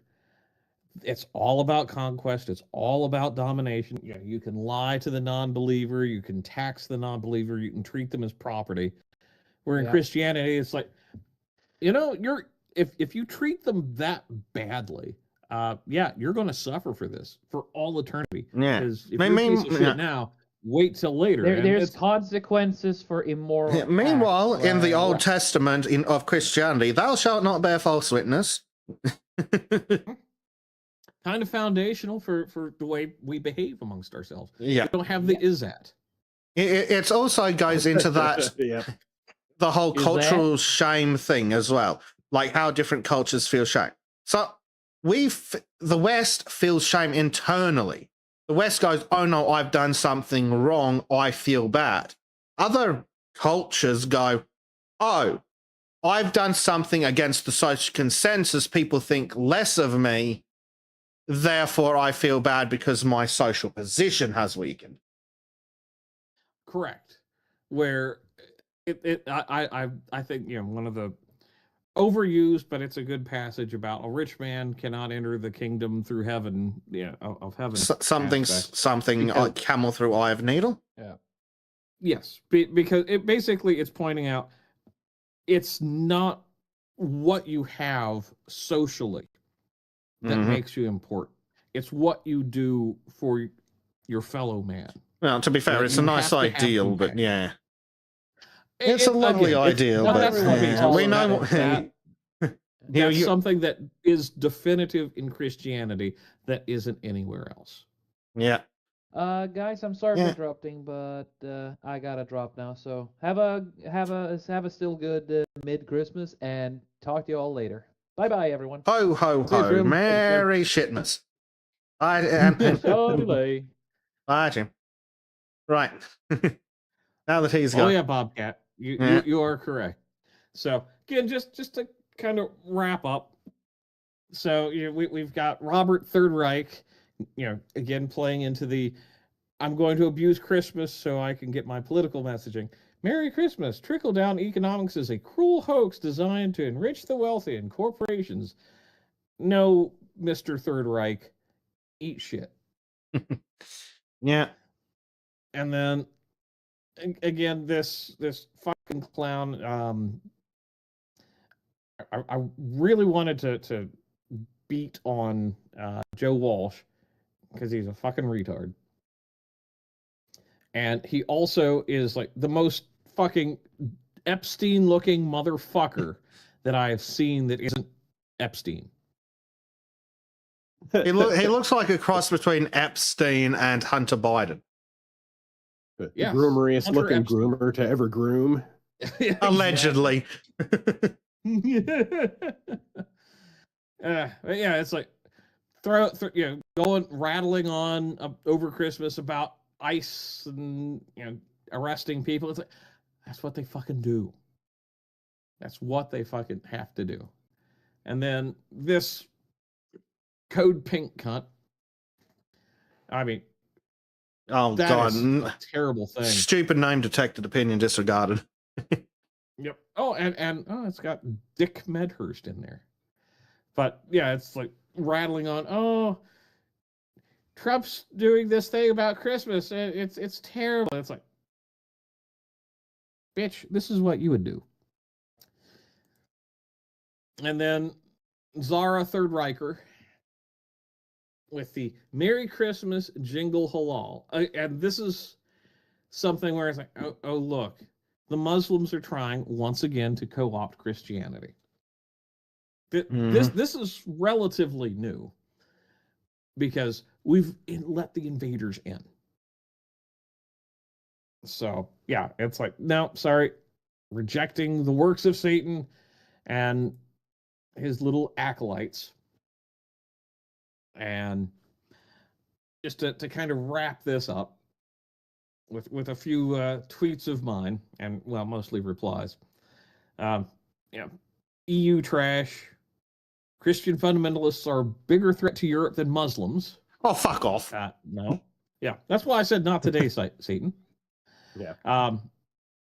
They, another Muslim, basically rejecting the divinity of Christ, and it's like, yep. I mean, I personally don't really give a shit about the divinity of Christ, but if the divinity, when you're arguing with Muslims, you have to. true, but you didn't let me finish. I'm thinking if Christ isn't divine, does that mean that the whole New Testament doesn't apply? Which basically isn't in the Muslim shit anyway. So we don't get some of the starts of the Christian Reformation. I think you can make an argument of kind of the Jefferson Bible side of things, where I need to look at that someday. All the miracles, and basically made it a book of moral teachings. So it's like, it's valid whether or not you believe in the divinity of Christ, where Islam doesn't have that luxury. I have another question, and then we should probably look to moving on, possibly. But if Jesus isn't divine, but he was sent by God, doesn't that make him a prophet? Correct. Which is what the Muslims claim, that he's only a prophet. Yes, but isn't it interesting how... Yeah, but if he was a prophet sent directly by God, who claimed to be the Son of God, and he was a prophet, and so he was the Son of God, because prophets always tell the truth, clearly, why did they worship the one from like 400 years later that was a baby raper? Well, there's a passage about beware of false prophets, for they will be wolves in sheep's clothing. Was Muhammad even in sheep's clothing? I thought he was just a wolf in wolf clothing. And that's why he was so fucking annoyingly successful. I mean, he's a false prophet. I'm just going to say that boldly. Because it's one of those things where when you look at the way they address it, there's just like, no, we can't have this, we reject it, but we're going to co-opt all of your religion and pervert it to our way. And I think that's really the core of why they've been able to get control in so much of the West, because we've had this heavy secular anti-Christian just drumbeat for generations now. And because it's anti-Western, because of the white guilt bullshit that the left has. And when you undermine that, it opens a vacuum. And we've talked about this many, many, many times. But when that vacuum is there, it gets filled with something by a lot of people. And unfortunately, it's being filled more with capital A atheism and Islam, and neither of those are actually good, benign, going out of your way and saying, yes, I should be a good person, not because I should be a good person based on a culture that I'm not associated with. With cultural Christianity and Western civilization in general, it's a dominant force of, if you're a good person, you're going to be looking out after other people. And you have a guide. You have a solid guide, and there's an end goal more than just, you're off the mortal coil. And there's also punishment, and there's harsh punishment, both in this life and the next, because that whole render unto Caesar, which is Caesar's, is pretty much solidly there. And now there's been some errors in teaching where it's like, oh, well, maybe the death penalty is a bad thing. Like, no, it's a good thing. You just have modernist errors in kind of being interjected. But that's a whole theological debate. That's not what we're here for. You've just been inculcated into the boomer truth regime that fucking believes in the universality of human beings. It's fucking stupid. So God, they're the replaceable economic unit. No, not all people are the same. Some people don't know how to operate doorknobs or toilets. Yep. Then again, that's just my kind of to wrap this up. my big concern about the war on Christmas, it's a war on Western culture and values. Because if we weren't Christian as a whole, it would be some other portion of European / Western identity that's under attack. Because Christianity is a low-hanging fruit for them to go after, especially with the invader cultures, whether they be Muslim, Hindu, or some fucking voodoo bullshit. Christianity is the glue that unites Western cultures in a way that it's widely beneficial. You can always, yes, there's always exceptions, but it's something where fucking retards are going to tard and go after the one thing that is easy to get nice, polite people to say, well, that's okay.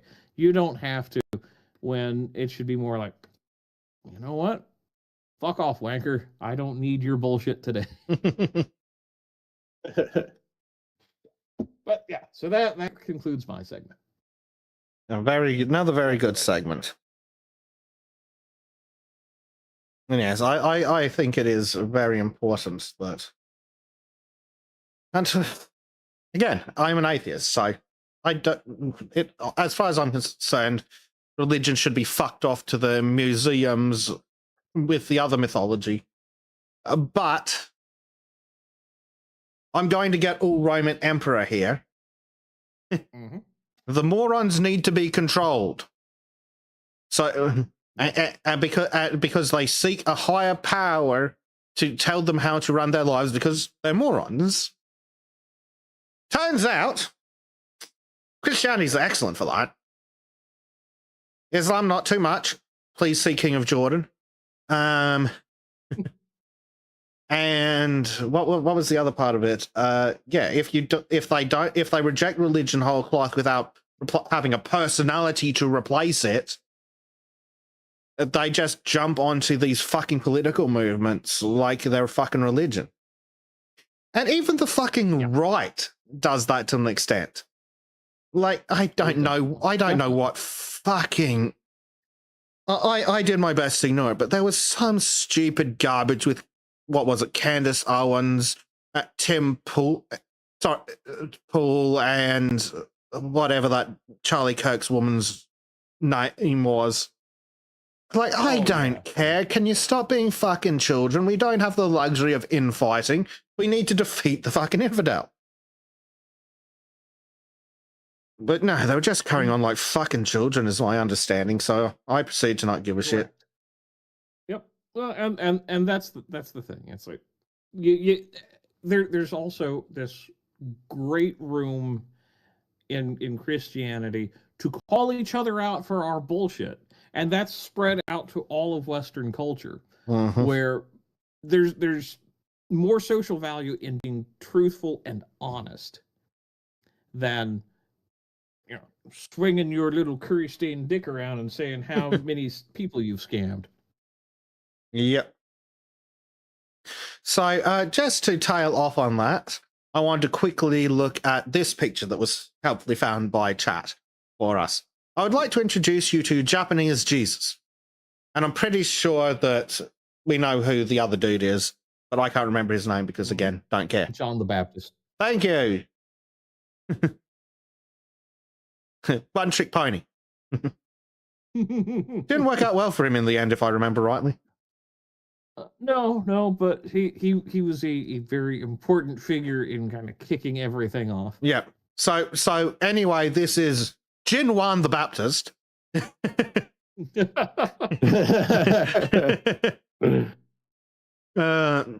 And so obviously, yeah, that's going to be John the Baptist. This is going to be Jesus. And I'm now going to proceed to zoom in. Interesting how in Japan, they draw Jesus as a Japanese man with Japanese beard stylings. Though this could also be... They say Japanese, but I swear to God it looks more Chinese. But I don't know enough to... It The could be. difference? Yeah, I don't know. Well, they influence each other because It's some flavor of ching chong. Oh, sorry. yeah, but unironically though, like whatever the fuck's going on up here, it gives me China vibes. well, Yeah. it looks like traditional Japanese art. It does, but they did It probably influence dates each other back a couple massively. 100 years. Yeah, Oh yeah, well, like I said, some version of ching chong. Anyway, it's an East Asian. It's East Asian Jesus, but yeah, it's East in East Asia. They draw Jesus as an East Asian man with East Asian facial hair. Shocking. I think that speaks to the universal message of Christianity, right? Is that Christianity wasn't meant to be for a specific group of people. Yeah, I think it just speaks. Message, right? Sorry, I'm talking. I think it speaks more to just the fact that people draw what they know, especially if they don't know what the thing they're drawing looks like. Like, have you ever seen a picture of a fucking giraffe in one of those old English manuscripts? Oh yeah. Oh no, yeah. Seen plenty of pictures of old of old animals drawn from that'll lead to a whole fucking. It's the other East Asian one. Like, it's Korean. Anyway, it's Korean Jesus. Okay. But I thought that makes it even more like this is why it's half and half. In my defense, the URL literally has Japanese in it. But yes, I thought it didn't look like Japanese. I just got the other option wrong. But yes, Korean man draws Jesus as Korean man. Big shock.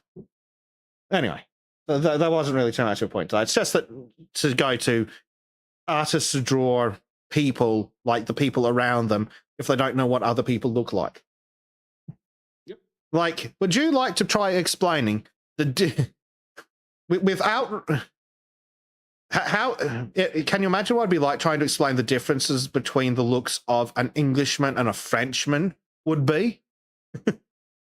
Oh, especially to someone who's never seen a Frenchman or an Englishman. Mm-hmm. Exactly. Especially for someone who's never had the misfortune of seeing a Frenchman. But yeah, like I was going to say, can you imagine describing the difference between a Englishman and a Chinese guy and just be like, oh no, yellow skin and he eyes ting dong dong dong. Yeah, but you have to capture the ching chong ding dong in your art. Yep. It's essential to it. Well, hey, that's what makes it accessible. So, as long as we don't have to capture, I'll take Koreans any day of the week over that. Yep. Right.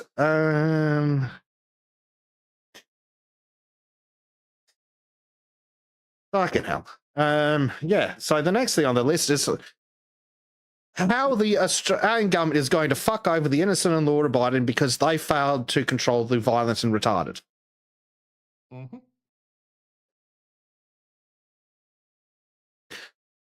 So the other week, we covered how New South Wales has become a modern city. Well, how Bondi has become a modern city with all those modern conveniences like terrorist attacks. Oh, and apparently, I need this other meme up. Where the fuck did Disco put that? Yes, Guy, where the fuck is it? I think it was Disco that put it in there. No, it was Trim. Damn it.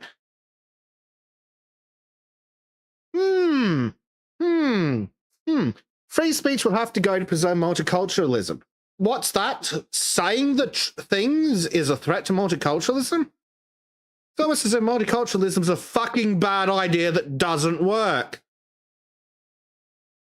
How about we keep the free speech and fuck off the people that are incompatible with Western culture? Just fuck it right off.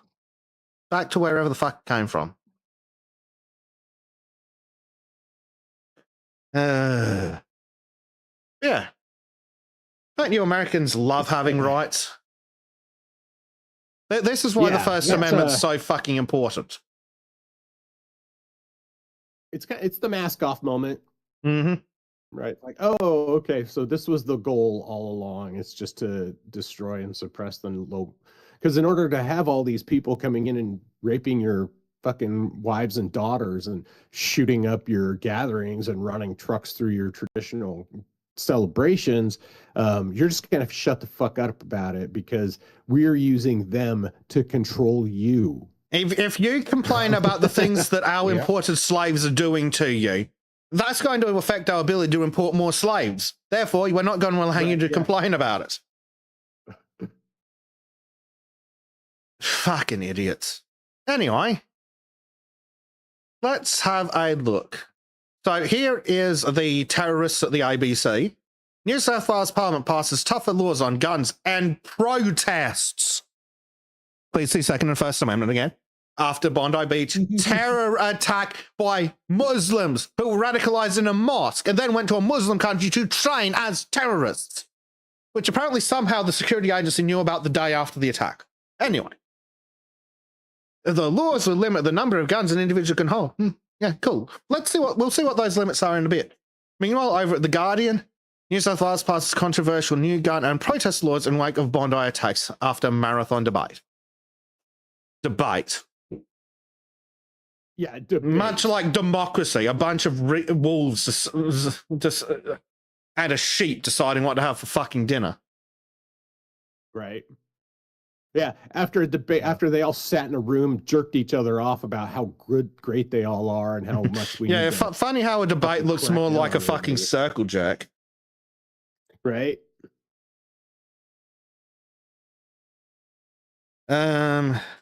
Right. So yeah, and here's the fucking idiots filleting themselves.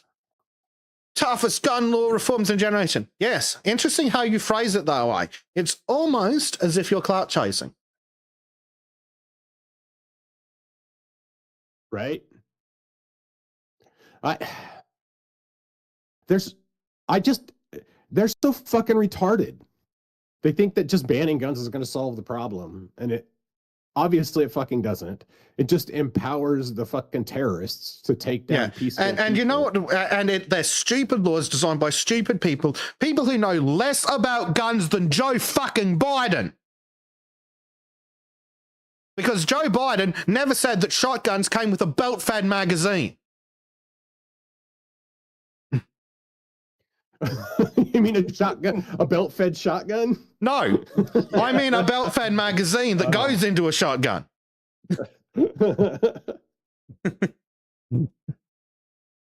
Absolutely fucking retarded. So, I've actually got the legislation up. But they're going to tell us in more human readable, despite the fact that it's written by morons, not humans. So, they're going to impose a cap, meaning that an individual can have no more than 4 firearms. How many firearms are used in the attack?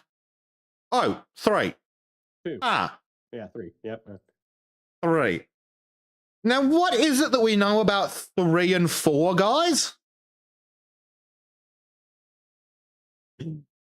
Well under the limit that's being proposed. Yes, it turns out that 3 is in fact less than 4. So this new rule wouldn't have stopped the attack, wouldn't have even slowed it down, would have achieved absolutely fucking nothing. With exemptions for primary producers who can have up to 10. You lying cocksuckers. This is how you know it's a press release. Do you know who else can have up to 10?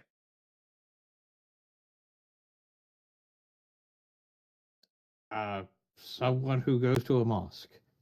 Yes, but outside of that, you can also have up to 10 if you're a sporting shooter. Do you know what you need to do to become? Do you know what you need to do to become a sporting shooter? file a license for it or request a license for it. Join a Maybe gun join a club club? that does sporting shooting, which is now mandatory for all firearms license holders. You can only have 10 guns if you're a sporting shooter. By the way, you must join a sporting shooters club. Fucking retards. They're so stupid.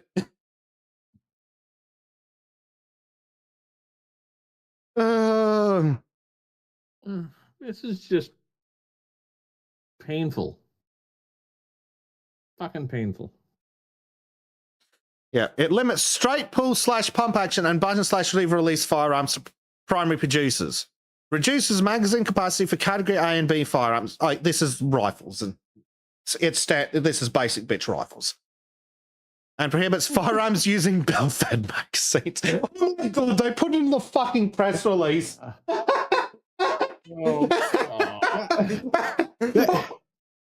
Jesus Christ. I'm not kidding. This is the fucking government website. They actually said not belt-fed guns. Not belt-fed guns, Dave. Bleach. Not belt-fed guns. Belt-fed magazines. I want to see them draw this. I want to see them Wow. freaking draw this. Wow. What the fuck is a belt-fed magazine? Fuck? What the fuck? Why? That's an official fucking document. Wow. I'm gonna look at it in the lore in a Jesus bit. Christ. Holy fuck, dude. Like, if there's any fucking indication that these people have no business talking about firearms, let alone regulating them, it's that fucking phrase right there. Belt-fed mag. What the? What in the name of Christ is a belt-fed magazine? It's like an automated butter knife for a high power, a 4 horsepower fork. Right? Like, none of that shit makes any fucking sense because it's just not how that shit works. All right, I've decided. I'm going to get an AI to draw a belt-fed magazine. And see what the hell Dave, it comes is up now illegal to possess a knife made of marshmallows. Like, it makes the same amount of fucking sense. Like, that's just buzzword nonsense right there. Yeah, and do you know where this came from? It came from the premier, the state equivalent to governor. Yeah, the fucking bandolier. They're like, oh, we must be taking that off and using it to feed directly into the fucking. Yeah, these people have no business in government at all. Like, They're does so this fucking painfully mean stupid? But like, what the fuck does a belt-fed magazine mean in this scenario? Does that mean you're no longer allowed to have guns that have a feed ramp? Or does it mean that bandoliers are illegal? No one fucking knows because it's nonsense. Yeah. See, this is the kind of retardation that our founding fathers were trying to avoid by attempting to subvert an aristocracy. Because that's what we're seeing here really, is that all these rulers and all these fucking politicians and shit, they're an aristocratic class that is isolated from reality. And They have a tangential relationship with real life and live in their own fucking stupid world. Yeah. So it makes no fucking sense. Danny says, I mean, is it bad that I'd be more okay being ruled by tyrants if they were at least competent? If they at least didn't sound like idiots? Yeah. Yeah. Medger's got a good one. Yeah. We'll be banning glass hammers next. Yeah. Be about as effective. That's nice double-sided bullets they have there in that fucking bleach. Oh. Is this a belt-fed AI showing that magazine? it has as much understanding of firearms as Australian politicians. The video that it generated is even more amazing. Oh God, okay. And it's got audio, but it's just like made up gibberish. It's producing them. Yeah. Bleach, can you ask it to produce an image of what a belt-fed magazine shotgun looks like? Oh, absolutely. Or just a belt-fed magazine with shotgun shells. While we do that, I'm going to... so they're also going to prohibit hateful symbols. Because fuck you. The bill also allows the police commissioner to restrict authorized assemblies in specific areas for 14 days following a terrorism declaration. Cool. So that's what? 26 terrorism declarations a year? That'll do the job, right? But authorized assemblies. The fuck do you mean authorized assemblies? Why the fuck do I need the government's permission to protest against what the fucking government's doing? Like, Yeah. if I want to block off a street and have a fucking parade and down the street, sure, make me get a fucking permit for blocking the fucking street. But if me and 3 of my mates want to stand on the fucking pavement with signs saying Albanese's a fuckwit, why the fuck do we need a permit from the fucking pedophiles in the police force? I got to make sure you're not doing any wrong thinking, sir. Mm-hmm. True. Yeah, you got to be careful. You don't want to have too much to think. Mm-hmm. Don't think and drive. Yeah. Sweet Uh, Jesus, dude. And, of course, further measures to combat hate speech. They go, like, cool. That's great. What are you going to define hate speech as? Oh, and of course, there's new offences for inciting racial hatred and displaying Nazi symbols at Jewish places. What's a Jewish place? And additional protections for people seeking to attend their place of worship. Does that apply to Christians? No. Absolute fucking idiocy. Belt-fed magazines. Like, what the... Firstly, what the fuck is a belt-fed magazine? Secondly, please tell me where, prior to this ban, I was able to find a belt-fed magazine in Australia. Because, a fun fact, machine guns have been banned for over 30 fucking years. There we go. There's the magazine and there's the belt feeding it.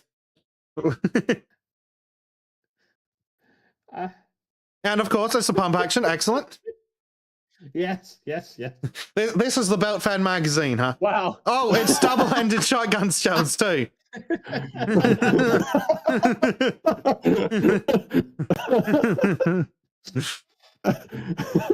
It's got a primer on both ends. Sorry, guys. This one just explodes inside. Wow. Fucking joke. Still knows about as much about gun laws as the government does. So let's have a look at this legislation. So I'm just going to scroll through. Here we go. Displaying of prohibited terrorist organisation symbols. I don't think they should be able to prohibit a symbol. See, First Amendment again. At least you can have it for academic purposes, I guess. That's better than Victoria. Amendment of Firearms Act. Button/lever release firearm is a self-ejecting lever, button, or similar release repeating firearm that operates using the energy of the firearm discharge to perform some of the cycle of operation. So basically, lever release is an interrupted semi-automatic. Semi-automatic air gun. Any air gun, we know what those mean. Straight pull/pump action firearm. Any firearm that is straight pull or pump action. The fuck? So any other bolt action is fine. Yeah, any other bolt action is fine. As if there aren't people alive today who performed the fucking Mad Minute on the Enfield in the fucking military. They'd be very old people, but there's probably still a few people alive that did the Mad Minute on the Enfield. And that was shooting at like 300 at 100 yards or something. Hitting a man-sized target at like 300 yards in a minute. And they were getting off like 20 plus shots. This also confuses the hell out of me. How is a straight pull any different than a standard rotating bolt in their mind? They're faster. They double the fire rate, Bleach. Well, somebody's been on crack. like that does not require rotation during unlocking and locking, as in traditional bolt action repeating firearm. I'm sorry, the fuck do you mean by traditional? How fucking old do you think the straight pull is? I don't. As people in New South Wales are currently figuring out, there are military surplus Swedish and Swiss rifles from World War fucking One that are fucking straight pull. Oh, I mean, the M 1895 Mannlicher, Austrian service rifle, is a fucking straight pull. Yep. Do you want to know who else uses straight pull rifles? Everyone? No, there's a specific group. How about the fucking Olympic biathlon? That's now illegal in New South Wales. Well, but I'm so glad that they have a world champion breakdancer now. If by world champion you mean a complete and utter loser. I mean, it's the same thing. But yeah. The fucking biathlon uses straight pull rifles. So there we go. Australia's out of the Olympics for the biathlon. Australia's participation in a popular Olympic sport would immediately end if New South Wales firearm reforms were implemented nationwide. Yep, here we go. Here's some dudes in the biathlon. And there's blah, blah, blah, blah, blah. They're a bunch of fucking idiots. But yes, it is now illegal for any of our fucking Olympians to Olympic in New South Wales. They're going to have to move interstate and hope that the other states don't follow through with this bullshit. But yeah, the states just written themselves out of the fucking Olympics.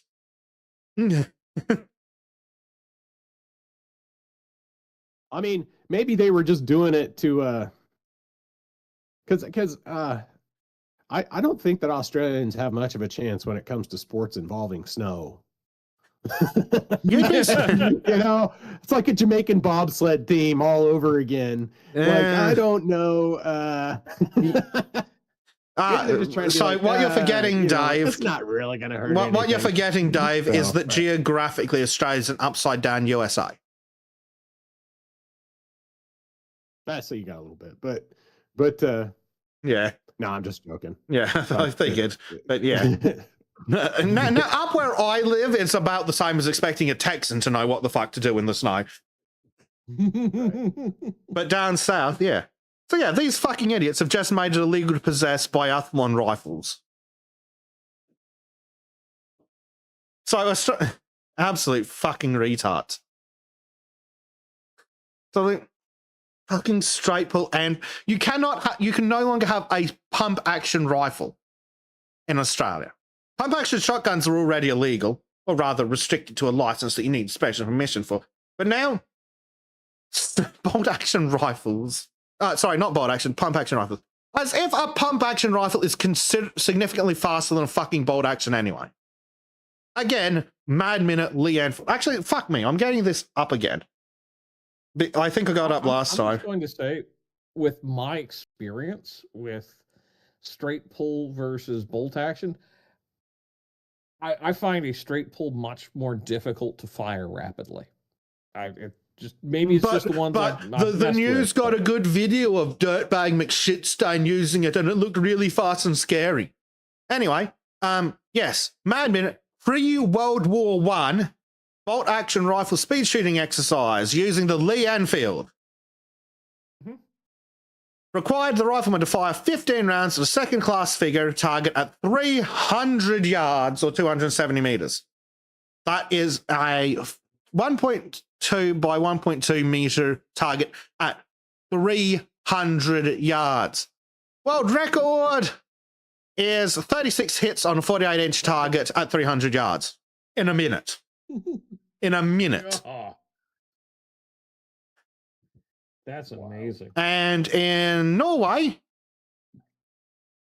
they used a smaller target and got 36 hits. Again, at hundreds of meters. 36 hits in a minute. Oh, but it's the fucking straight pulls are the problem. Fucking idiot government. Yeah. Ugh. Well, on that note, I actually have to go. So, as I mentioned to you guys earlier, today's my brother's birthday, and my family's going to go down and put flowers on his grave. So, I'm going to leave for that, and I'm going to wish you all very, the happy Christmas. I know most people already had it, or everybody already had it. And I will see you guys for the New Year's stream or the New Year's hangout, and I don't know, maybe before then. Yeah. Will you be joining us for the subscriber hangout tomorrow? That's only tomorrow because we didn't get around to actually scheduling anything. So it's got to be tomorrow. Yeah. Yeah, I'll be there tomorrow. Yay! First thing in the morning. So Awesome. So with that, Shadilay folks, I hope you have a wonderful Saturday. Yeah. See you, Dear. Dave. See you, Dave. All right. So back to this stupid fucking legislation.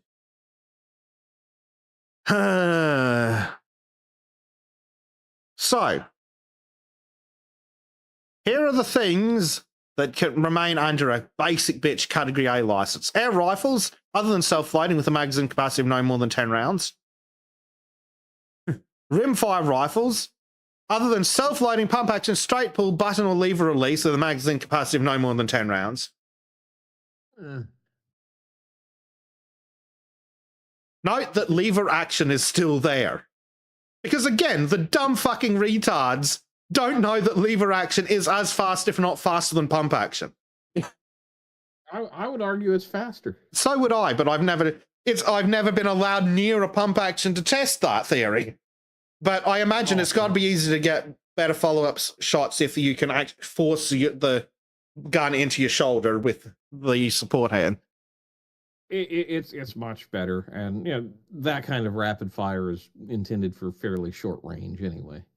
Mm-hmm. Shotguns, other than pump action, straight pull, button / lever release, lever action, or self-loading. Oh, lever action shotguns are gone. With a magazine capacity of no more than 5 rounds.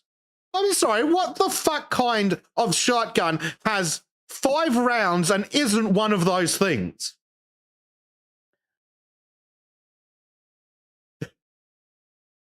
Are there bolt action shotguns? I think there are, yeah. Fuck me. Someone call up the Turk shit operators. We need to order a fucking bolt action shotguns. But the bolt has to turn. Let's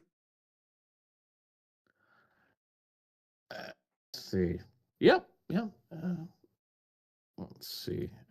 Marlin, Browning. No, Savage. Mm-hmm. Another thing they've done. So, Section 6B, exemption for unlicensed persons shooting on approved ranges and for persons undertaking firearms safety training courses. Omit the section. Do you know what that means? If they've omitted the exemption. That means that you somehow have to do a firearms safety course and apply for permission to do a firearms safety course with a real gun. What? In order to shoot a gun, to practice shooting a gun safely, you need to do a course on shooting guns safely without touching a gun. What kind of absolute, just moronic Robert Third Reich retardation is this? Welcome to Australia. Nah, fuck off. Yeah, Category C license. Prohibited except for limited purposes. So this is what's prohibited. Straight pull / pump action firearms. Button / lever release firearms. Absolutely fucking retarded. Here we go. So, limitation on number of firearms possessed by individuals. A license that authorizes a licensee to possess and use firearms licenses the licensee to possess and use firearms subject to the following limitations. Holy fucking redundancy, Batman. If any, on the number of firearms that may be possessed and used. Now, next question is use. Define possess and use. Because is use separate to possess? Because I'm currently possessing the guns that are down in the safe. But does this mean that if I have the limit of guns, I can't go to the range and borrow me mates? Like, what the fuck do we mean here? Nothing, because they're fucking idiots. Well, apparently Danny has found the shotgun we need. Oh, the Soviet Taz. Fucking Tokarev, apparently. Yeah, the Taz. Hey, baby Jesus, what the... Hey, Americans, if you've got one of these... I'm confused by the fact that it's an underfolder. It's Soviet. But why? Because Soviet. I guess so, yeah. Oh, and it's only a 20 gauge. I would like to see that with like a 12 or a 10. That'd be funny.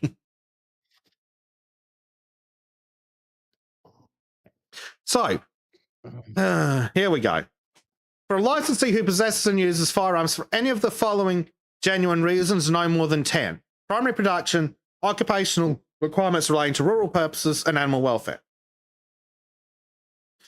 For a licensee who possesses and uses firearms for the genuine reason of sport/target shooting, vertebrate pest control, animal control, or business or employment, no more than the greater of 10 or the number approved by the commissioner.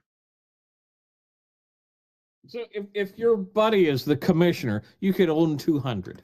Well, basically we're going back to the firearms, only rich people should have firearms. Fucking retardation. Like, I'm sorry, if I was President Trump,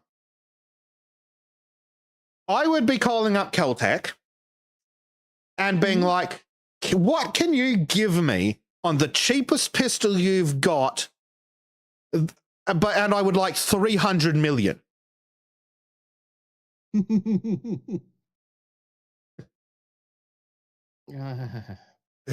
No, you're not getting a fucking stimulus check. I'm shipping you a handgun. Yeah. Sign your name, make sure you're a legal resident. Yep. So, if you're a firearms dealer, no limitation. If you're a firearms collector, no limitations, which means that the guy who's got 200 guns that he has on a regular license because he likes to shoot his collection is just going to go, cool, I'm transferring all of those to my collector license. And so he's going to own the same amount of guns because fuck them. Yep. A person who is a member of a class of persons prescribed by the regulations for this paragraph, no more than 10 firearms. What even the fuck does that mean? Otherwise, 4 firearms. So basically what this boils down to is if your only genuine reason for owning a firearm is hunting, you can only have 4. But if you are a sporting shooter, you can have 10. And again, what do you have to do to be a sporting shooter? You join a fucking shooting club.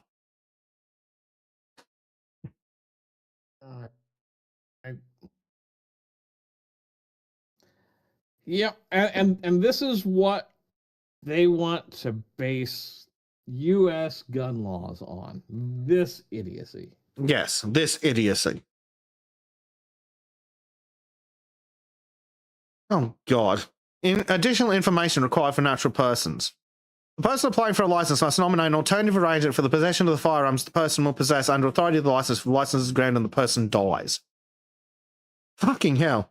The alternative arrangement must be one of the following. The executor or administrator of the person's deceased estate will surrender the firearms to a police station. No, fuck you. Never, ever, ever surrender them to the police. Never. Sell them interstate. Sell them fucking internationally if you have to. Put them on a collector's license. Cut through them have them permanently deactivated yourself. Have the entire fucking barrel and action welded up and the fucking firing pin fucking nuked. So you can keep it as a fucking worthless hunk of metal before you give it to the fucking cops. You know, I just remember some woman who gave, like, it was for some stupid restaurant gift card, turned in a MP44, you know, the Sturmgewehr 44. And the worst part was, it was papered correctly. It was all nice and legal. And she's just like, well, I'm scared that it's like, sell it to a fucking collector, you dumb bitch. Mm-hmm. Sell it to anyone. Sell it to a fucking crackhead. As long as you don't know that they're a prohibited possessor, you're fine.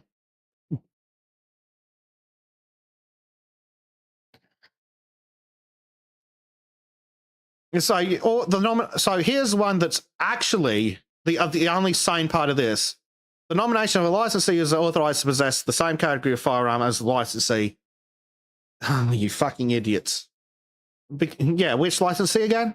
To take possession of the firearms until blah, blah, blah, the other or the following. So that's the only sane bit, and that's what I do up here. Like, I know a guy who has firearms, and when he dies, I'm going to have to go over and take them so that I can hold them in storage for the executor of the estate. Because the executor of the estate can't fucking have them. And we're not giving them to the fucking police. And the fucking gun store will charge us for storage. So I'm going to take them and store them because I am technically allowed to do that. I need to get him to update his will. If he wills them directly to me, I don't need to ask for approval to get them, at least currently. But if he dies and they go to who is bequeathed, if I think his will's like, all my shit goes to this person. If he does that, I think it means I have to apply for a permit to get his guns, which I absolutely fucking will for the J-frame revolver. I may not bother for the broken air rifle. That might be wise. Especially considering I have to pay for each of the fucking things. Yeah. So, here's another bit of stupidity. So you can only have a license if you're an Australian citizen or a New Zealand citizen who's a permanent resident of Australia who works in one of these. Oh. Genuine reason for having a license is any of the following. Okay, that's better. They were originally talking about only letting it be these ones, but that means hunting and sports shooting, so at least the New Zealanders are fine, but only citizens and New Zealand citizens can have guns. It's like, would that have stopped this fucking attack? Like, it's the closest rule to making sense. But, okay, so the father that had the license wasn't a citizen. So, under this rule, he wouldn't have been able to get a license. They claim. What was stopping him from becoming a citizen? Since when was the Australian government known to turn down foreign terrorists who apply for citizenship? That's the thing. That's the stupidity of it. There was nothing stopping him for applying for citizenship that I'm aware of. So it makes no fucking sense. Also, you will note that it does not include people coming from other countries to participate in the fucking shooting at the Olympics or any international competitions. I just can't fathom this. It's the meme of the American mind cannot understand. It's this shit. It's like, no, it's like I want it. I'm going to own it. Mm-hmm. So, additionally, you must be a member of a club approved by the commissioner. Cool. So all the hunters who now have to be a member of a gun club have to join a sports shooting club. So they'll just send in the form to the government to become a sports shooter. Now they can have 6 more guns. They can have 150% more guns. They will end up with 150% more guns because of this fucking requirement right fucking here. The absolute idiocy.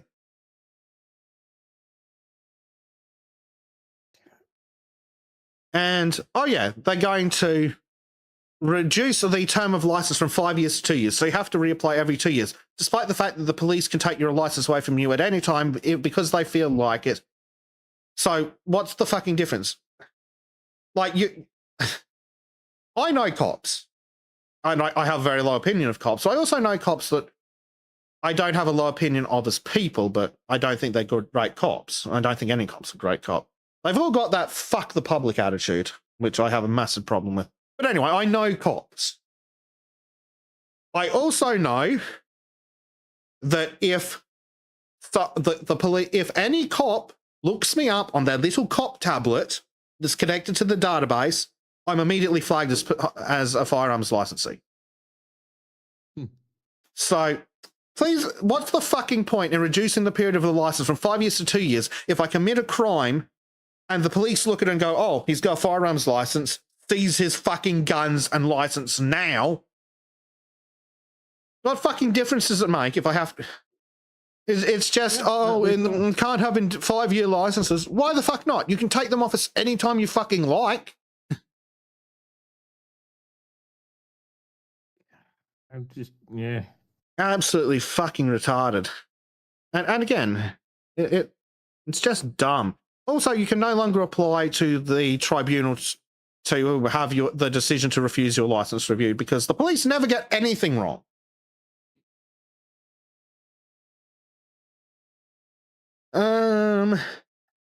Just, Yeah, this is and just I some extra guarantee nonsense. This was written up and stuffed in a drawer, and they were just hoping that some tragedy would happen so they could slap that on. Frankly, it's so poorly written, I think it might not actually be. But that's honestly, the most surprising thing to me is that this doesn't sound like it was written up ages ago and shoved in a drawer. It sounds like it was fired together by an idiot overnight, which it was. Then again, that night that it was fired together over could have been 20 years ago. But it was clearly fired together by an idiot overnight. Yes, an evil, spiteful one, too. Yeah. So, yeah, it's been passed in the lower and upper house of the state parliament, and now it's got to go to the governor for rubber stamping. Now, our governors are symbolic, and they have to stamp it. They don't have veto powers. And they wouldn't veto it anyway because they like being paid a phenomenal amount of money to do nothing. I wish I could be paid an outrageous sum of money to do nothing. Yeah, but you'd rather shoot yourself than be a politician. True. But I could do it for a week. Yeah.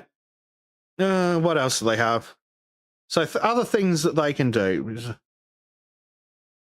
So the police can now remove face coverings because if they reasonably suspect the person may have or is likely to commit an offence. Cool. How's that going to be reviewed? Isn't this the plot of a movie about it had Tom Cruise in it, I think, where it's like, oh, we're predicting all of your crimes before Minority they happen. Report. That one, yeah. Yeah, that's an excellent point, Zanathim, not the ones in burqas.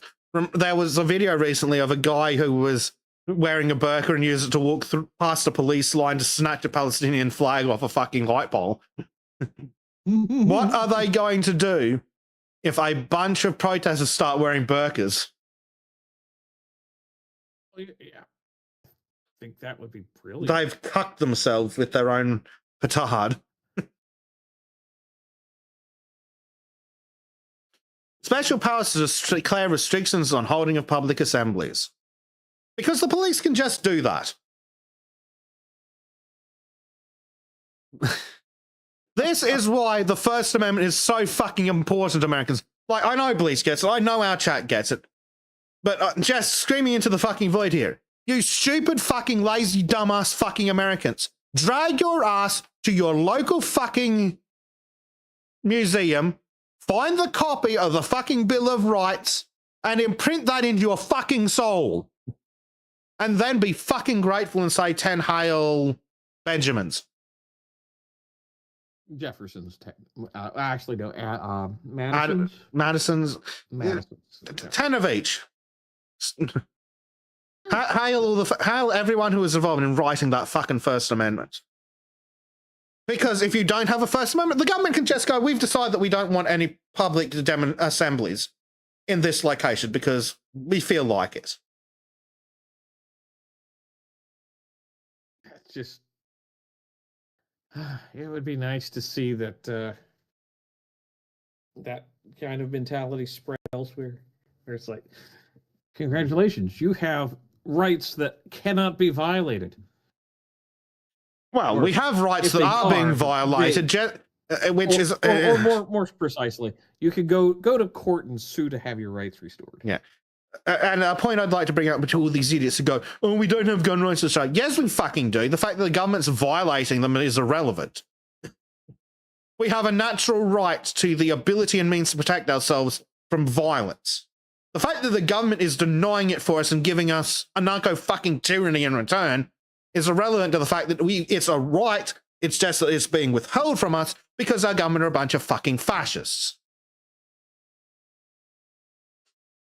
But apparently, everyone who voted for the Democrats would rather live under the closest thing to fascism we've had since Hitler died than have the Orange Man deport illegals.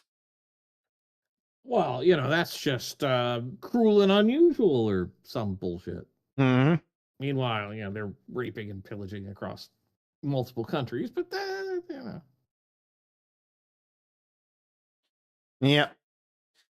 Danny says, of all the countries to be like this, I never expected to be Australia just because I love. Well, here's the rub, Danny. We've got a whole bunch of shit that can kill us, but all of it can be killed with a shovel or a shoe. We don't have large land predators. That's what the only reason Canada's allowed to keep any of their fucking guns is because they've got bans up there. Even then, it's a close thing. Yep, I think they've completely banned handguns. Yeah.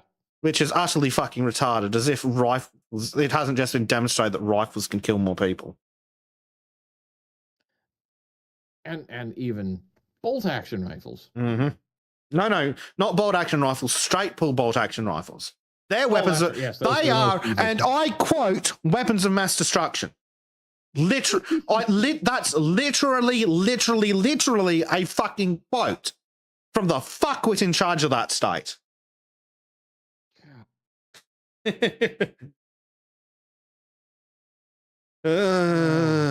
Fuck everything about this. Fucking. Hold on. Here we go. Prohibited firearms.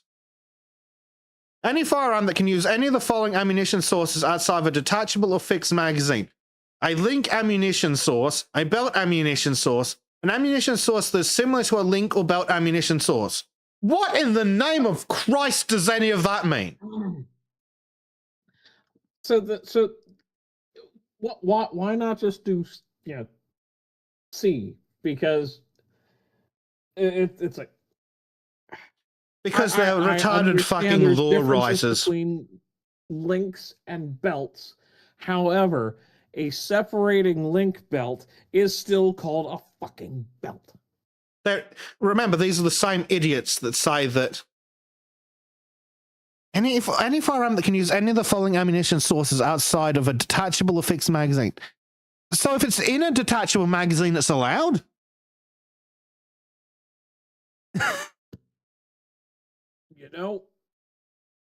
What is it? Doesn't the M240 have a fucking box magazine that the belt's in? Yes, I mean, and the MG42 has the little snail drum, and the MG 0815, and the MG34, and the PKM Soviet. Yeah. I mean, they're Yeah, but what does a belt ammunition source mean? Does it mean a fucking bandolier? Because that's what the idiot in charge of the state seems to think it is. Mm-hmm. But also, you can't. I want to know how many guns were in Australia that used a link ammunition source or a belt ammunition source that weren't also fucking machine guns. And of those, if there are in fact more than zero, how many of them were not in some fucking firearms manufacturing museum or the fucking War Memorial Museum or somewhere in the fucking military itself? Like, other than that weird fucking lever action belt fed that some dude made to make a mockery of the British firearm laws, what the fuck uses a belt magazine that isn't a machine gun? There is a belt-fed AR-15 that somebody's built, but yeah, other than that, I'm not very familiar with anything that's not a proper machine gun. So retarded. So fucking Yeah. retarded. And they put this in there because the premier said, oh, belt-fed magazines, and everyone's... And anyone who's seen a gun in a movie is like, the fuck is a belt-fed magazine? Like, even the anti-gunners are like, the fuck is a belt-fed magazine? Right. Anyway, let's do some memes. I have left a little late on the memes already, but we can power through if you've got the time. Yeah. I've got the time. I may abuse it. Because the first meme I wanted to look at, I was hoping to have left myself a little more time to chat about. We're going to get all misogynistic in here. We are going to talk about how attractive women are. So, put a 10,000% tariff on makeup is the meme. Right. Okay. I have several things to say about this. Firstly, the problem with Zegler isn't how she looks. Secondly, that's a shit photo of her anyway. Thirdly, Yeah. let's talk about... Oh, fuck, what's the bitch's name? The blonde one. Sydney Sweeney? Sydney Sweeney, yes. Cool. Right, let's talk about Sydney Sweeney for a moment. Firstly, she's just gone out of the fucking ocean. It's a poorly lit photo taken by a fucking telephoto lens. And also, most importantly, I've seen the full photo. I know what's below this cutoff. Wood. Knock on wood, yes. Yes. Or knock up with wood, either way. And I'm not terribly impressed with her in general, but like, I'm sorry, you're judging her with her hair pulled back while she's putting on makeup? Like, fuck me, at least let her put her hair down. Yeah. And then the other one in the bottom left, I don't know who the hell she is, but she actually looks better without the makeup. Yeah, she'd look even better if I couldn't see the fucking nose ring.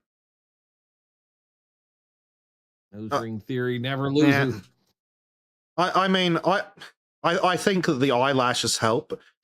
It basically, if this face had the eyelash and didn't have this stupid fucking expression, that'd help. But yeah. I do get where the meme is coming from, that makeup does distort women's looks. But could you have possibly picked the worst fucking photo? Could you have possibly picked worse photos of some of these women? Yeah, because I think the better one would be like, the fat Asian woman who's done so much makeup that she looks like an entirely different person. Mm-hmm. But yeah, like they've got one with the hair pulled back. Like, I'm sorry, anytime you pull the hair back, it looks shit. Like, because I'm pretty sure that is Rachel Zegler. And the problem with Rachel Zegler wasn't her looks, it was that she was an insufferable cunt. Yeah, they are exaggerating. Like, I both get the point, but also, Sydney Sweeney's literally just got out of the fucking ocean with her hair pulled back. Like, what the fuck do you want from her? And again, I know what's below the cropping of the fucking image. If that was there, I wouldn't even know she had a head. Fair, yeah. But the nose, always look at the nose. Don't worry, that can also be fixed with a paper bag.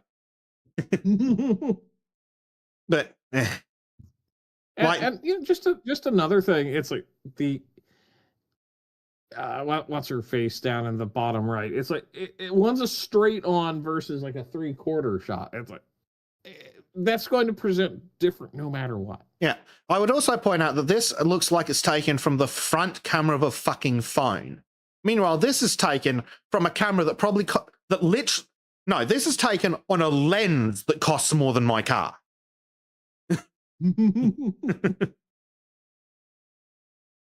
like this is probably the one that's most true to life because actually she's also wearing the same top, so that's probably the most accurate one. But again, it's shit angles. Honestly, the nose ring does more fucking damage than not having the makeup.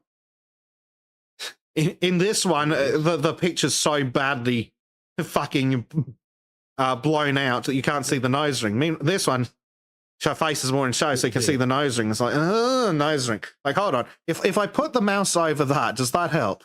Yes. Yes, it does. Yes. Yeah. Every fucking time. But yeah.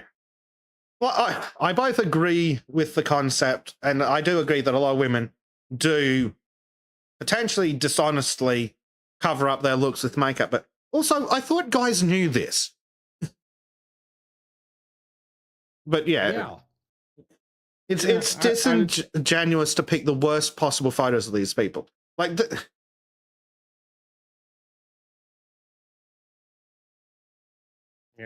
yeah. See, even Maureen is like, oh, the cute one has a nose ring. Down, I take it back. Yeah. I don't actually want to look up the video, but I would be very interested to see what she'd look like without the stupid fucking expression. Because the fucking eyelashes definitely help her. Yeah. But yeah. Yeah. This is just one of those pet peeves of mine. It's like the posed picture bullshit. Mm-hmm. Where it's like the only one out of the 4 that doesn't look horribly posed is Sydney Sweeney. Yeah, and I'm pretty sure I've seen that photo too. That's on the red carpet. So it's posed to an extent, but it's not like that's posed within an inch of her fucking life. That's posed within an inch of her fucking life. That's in the same scenario. Like it's clearly some event, but she's also clearly been given time to pose, and there's the 3/4 and blah blah blah blah blah, and the hair on her makes a massive fucking difference. Like in this picture on the right, let the hair down and see how that looks. She might not. She might actually look much better. Yeah, it's that severe pullback. It always looks weird. Yeah. And yeah, Bobcat says the problem is his egg is all the back hair. I can't judge. It gives you something to hold on to while you're doing it from behind. Yeah. Or you could braid it for her. Yeah. Yeah. That way you've got handles. Yeah. But yeah, they've picked the worst possible photos for these 3. This one's at a shit angle. Again, it's taken on a fucking phone in bad lighting. That's the pose within an inch of death. These are all taken with professional cameras with good lighting on the fucking runway. Oh, excellent! I killed Zenothium. But he has a conversation with Maureen about back here. Yeah. But on Sydney Sweeney, even if I didn't know what was immediately below the cutoff here, she's not that bad. It's just that we're comparing a crap photo in poor lighting from a fucking 1,000 meters away after she's literally just dragged out of the ocean versus fucking 5 professional makeup artists and a hairstylist and a professional photographer. And I guarantee behind the photographer is, again, lights that cost more than my fucking car. Actually, let me see if I can get a picture of the red carpet up. Because I guarantee... Is it the Oscars? I think it's the Oscars that you has the televised one. Yes, perfect. I found exactly the photo I wanted. Oh my god, it has no pixels. Yes, it's my level of image. Yeah, open image in new tab, please. That's better. What the fuck is this shit? Oh, that's just natural lighting. It's not anything to look at or worry about. Mm-hmm. And again, cameras with lenses that cost more than my fucking car. And they've just come out of makeup. Mm-hmm. And there's these massive fucking panel lights and natural daylight through the fucking perspex as well. It goes back to the whole.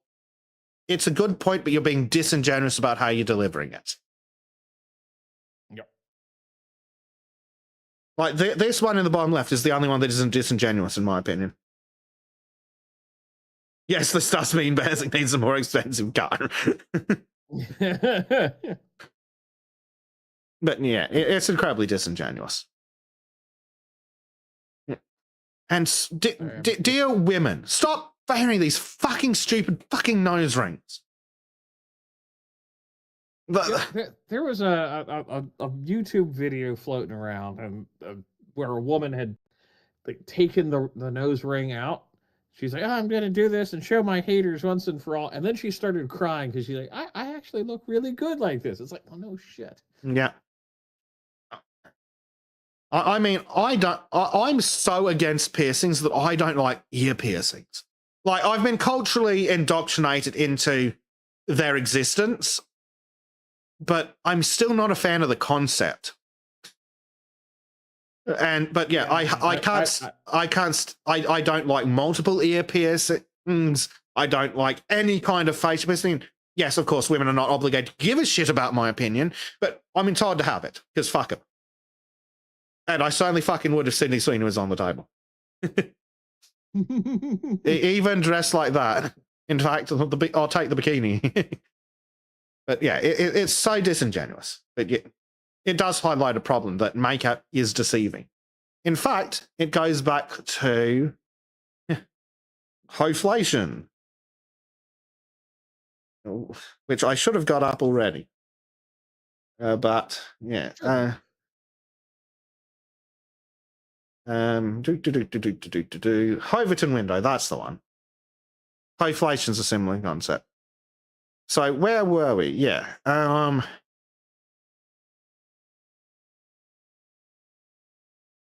I said something about Hollywood curated women are also often impossibly beautiful, enhanced by world-class surgeons, makeup, and VFX artists. See the recent case of Sydney Sweeney, renowned for her looks and breasts, who recently received criticism from morons for daring to be seen outside and uncovered in a state of normalcy. An indication that the morons may have never touched a woman. I don't. And, I just kind of that. I'm very fortunate that the woman she barely wears any makeup, and when she does, I always look askance at her. Think, how are you doing? And it's like, yeah, she's unfortunately she's got on the tattoo bandwagon and all that crap. That's a shame. But it's all coverable. Yeah. It's a little annoying at times when it's like you're just going along. It's like, oh, I forgot that existed. Oh, yeah, that's kind of bullshit. Oh, no, but it's something where had I known all those things beforehand, I probably wouldn't have gone. But at the same time, it's like at least she knows I'm not a fan, and typically when we're going out, it's not like flashing them all over the place. Yeah, because men are allowed to have standards too. Exactly. Right, let's move on to some proper memes. I think we've hammered that out. Someone with more autism know what this is called? 1, fuck you. 2, that looks like an RTEC palette inloader on a Lipo LTM 1750-9.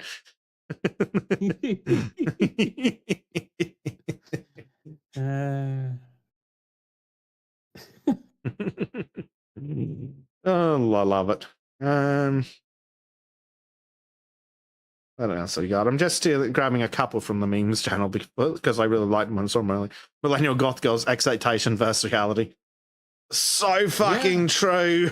So true. So I didn't actually look at it, but it was like some woman and say, "Oh, my goth mom from the 90s was helping me with makeup," and it's like, looked like fucking clowns.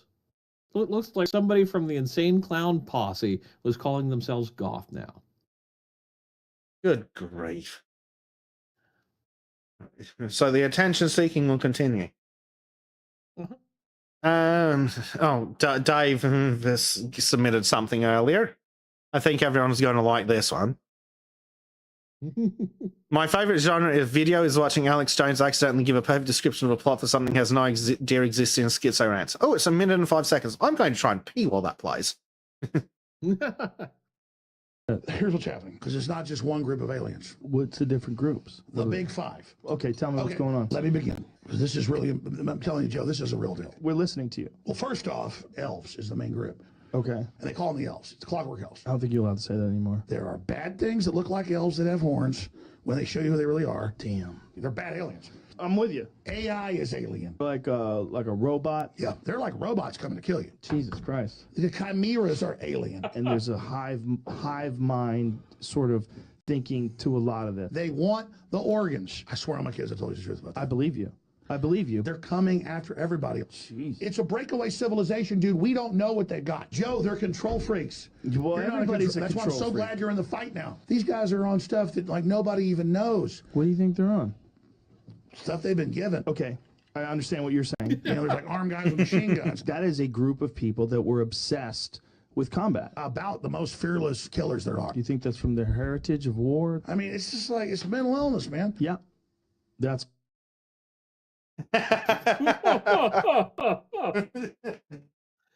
Wow. What's that warhammer you I'm say? impressed. I am very impressed.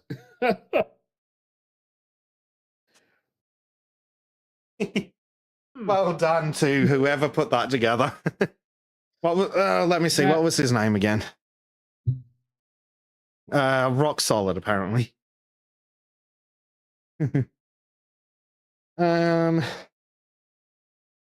Next meme.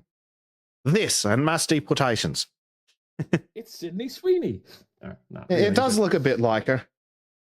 yes, in all the places that Yeah. I can't. Apparently, Bleach posted some photos while I was doing the rant. I'm not going to show the first one. It's the very nice one in the silver dress. Yes. Yeah, I mean, we can put that in live shows so everyone doesn't feel left out. Yeah. But I am going to show the next two for comparison. Firstly, that dress is fucking hideous. Nice shape, but I don't understand the things. I think that she looks is better in this one. Like, compare her face. Like, you can see the makeup there. Like, obviously, there's makeup here and fancy hair and everything, but it's more natural. yeah, it's natural looking makeup, not that artificial looking stuff. And yeah, not a great face, greater tits, proper feminine figure. Yep. What guy wouldn't? Well, what straight guy wouldn't? Shit, but a lot of those are just women with penises. A lot of gay guys would too. Oh yeah, exactly. And if they don't, they should.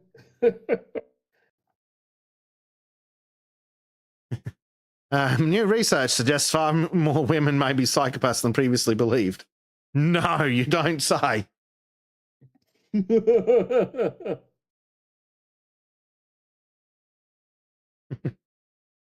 that a meme or just a statement of fact? I think it's just a statement of fact. Trim gets very confused between the two. Yeah. Society is going to be so futuristic in 2030. Society in 2030. You're harboring a centrist under the floorboards, aren't you? Holy Jesus, this has been through the JPEG cycle a few dozen times. Yeah. Wow. Up next, nobody expects the Q Plus clan. Oh no, we expect them all the time.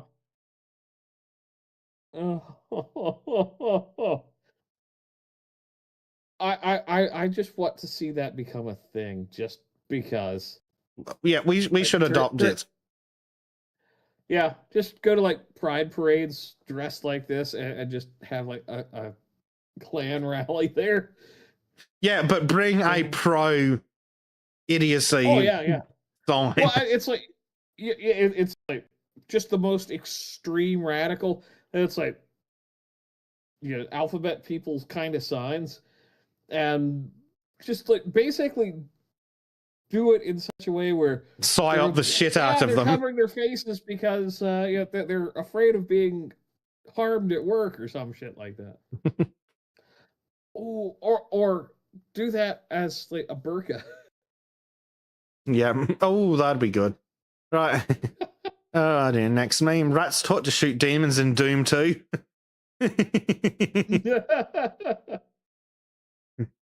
Turns out rats are in fact smarter than games journalists. Oh dear. Allow me to explain your country's identity to you and how it includes me and Israel. No, fuck off. That was a long time coming. Oi, you can't tell me. Yeah.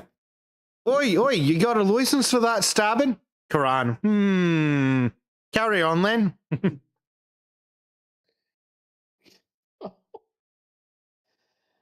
I wish that this isn't really a meme. This is just true.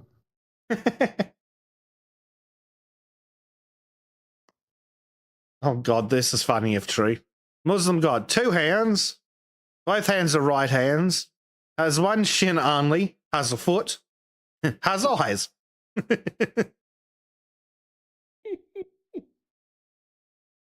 Men only have 2 moods. I have no enemies, make no peace with evil. Yes. Well, actually, God, that looks so fucking cool. I have no enemies because I've destroyed the evil? Yes. Part of me is like, is that from something or just AI generated? Ooh, that's an excellent question. It does look very good, though. Yeah. It's like it's so good. It's like, is that from a movie set or something? Yeah, like the fire looks relatively real. It does feel very movie setty. Let me see. Oh, actually, you can paste it directly into Google Image Search now, I think. At least I think. Google, you bastard, just open, fuck ya. No, fuck your AI mode. No one's ever wanted your stupid fucking AI mode. Oh, yep, you can just paste directly into it. Awesome. What the fuck is that from? It might just be AI. Shame. Yep.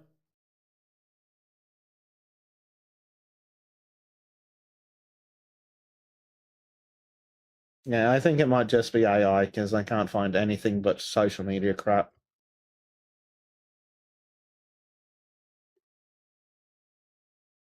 Yeah,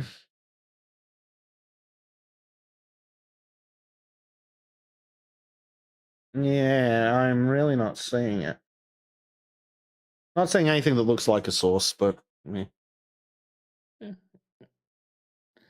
Well, yeah. As with the autism question about the fire truck, maybe we can find out the same answer here. Hand it over to the autists in chat, you reckon? Yeah. Yeah.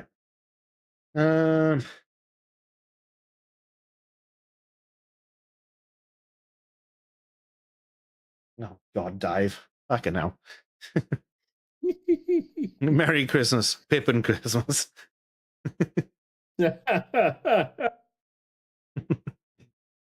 Prime says, join a Boo Hurt club. We have the dream. I can't afford to join a fucking Boo Hurt club, if one even exists in this stupid fucking place.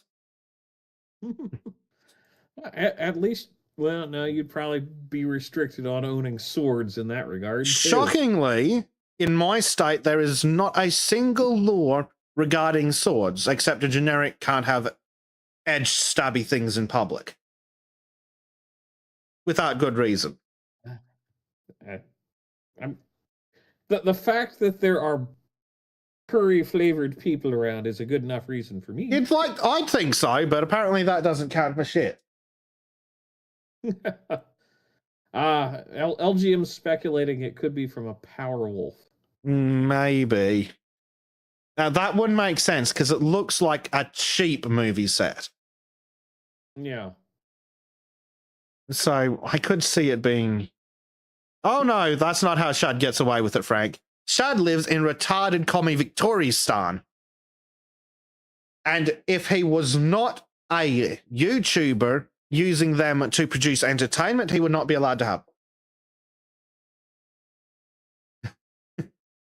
Yep.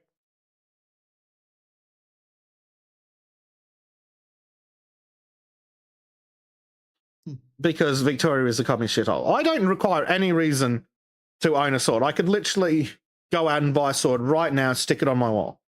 And if I used a camera, I fucking would. But, yeah. At least for now, there's no laws about swords. Or machetes. Wait till there's a beheading spree with the new Australians. Oh, they've had hundreds of those in Victoria since they banned the fucking things. Oh, well, there you go. I honestly, I think my state in particular will probably stay away from a machete ban, because they even for a dumb fuckwit Australian politician, Victoria's got absolutely fucking reamed for it, even by Australian standards. It's like, it's stupid, it's not working. And everyone's joking about the machete bins, and then they have fucking multiple machete attacks a week. It's not politically popular. Because it's already illegal to have a machete in fucking public anyway. Yep. Oh dear, right. Let's crack on with some more memes. I once went to speed dating and I was the only guy who showed up. There were 14 women. All 14 chose to stay single and go out on a date with me. Jesus Christ, ceasefire, stay back.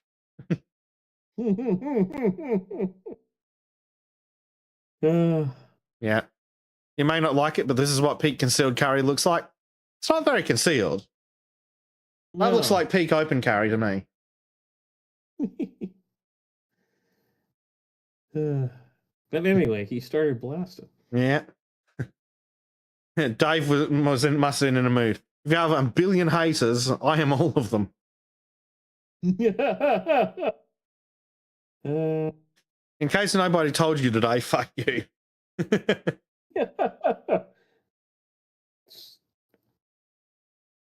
Are girls called chicks because they produce eggs or because they love cocks? Why does it have to be a either or? Excellent question.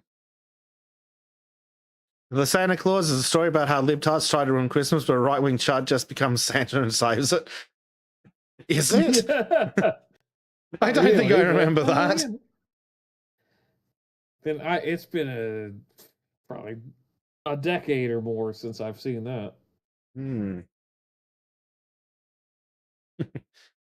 Send him to the torture dungeon to be tortured. No, I was promised a trial. That's horrific. Yeah. Don't like that at all. No eyes and no teeth. That's my rule. Yep.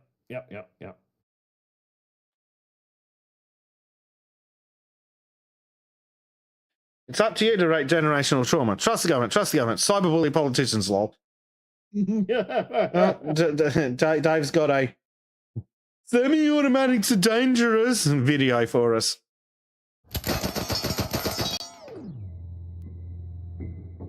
Holy Jesus. Yep. That's a touch loud.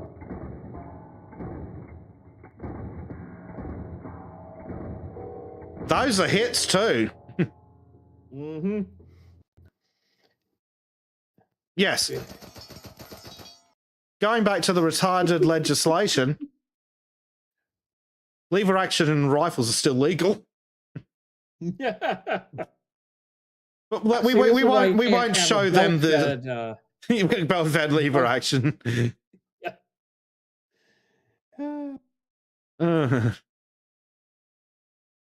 Yeah. Although now there's a part of me that's like, I wonder how you could engineer one to be. Honestly, it might be easier than some semi-autos. Yeah. Well, you just need to copy the homework of the guy who did it to fuck off the British government. I want. You'd almost have to have like the disintegrating links with the bullets facing up. Possibly. And I think you could accomplish it that way. But all right. Yeah, it would be very interesting to see if someone could engineer the shit out of that. Let's have a look at another meme. Oh dear Lord, it's been done. Really? You've used your last whore, partner. And I think it's in a bullpup. Yeah, that's the one I'm aware of.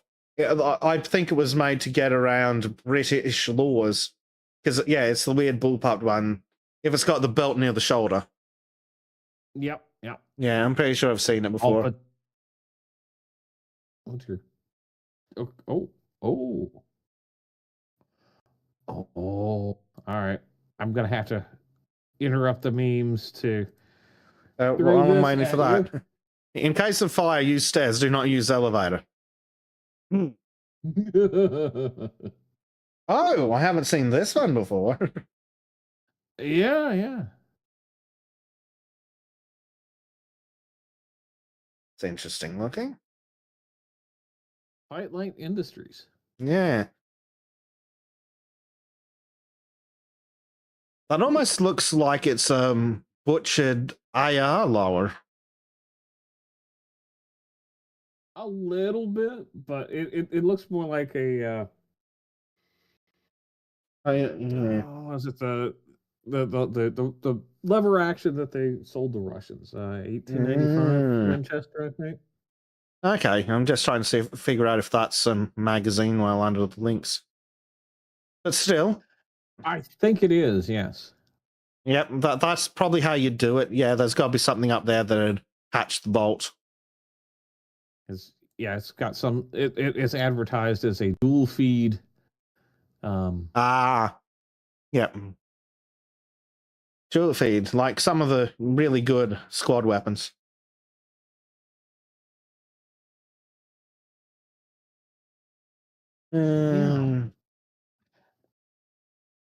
This is definitely not on Bezik's going to be able to afford.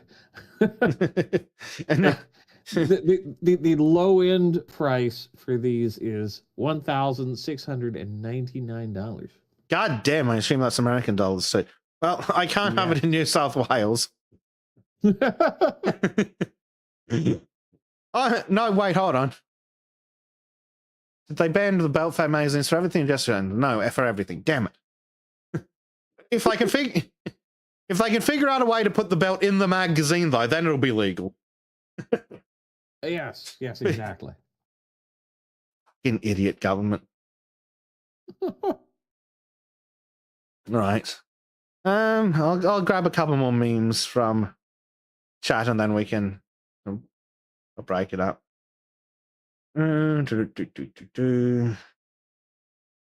Oh, I'm sorry. I lied. Danny, you posted the Puma with the cannon twice.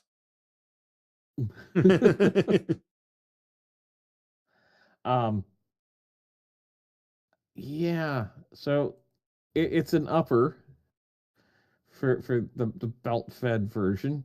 It starts at $3,995. Wow. Yeah. And that's just the upper. Then you have to buy the rest of the lower to mount it on. Yeah, that's expensive as shit. At that point, you'd be better off buying a machine gun. You're getting in that territory, yeah.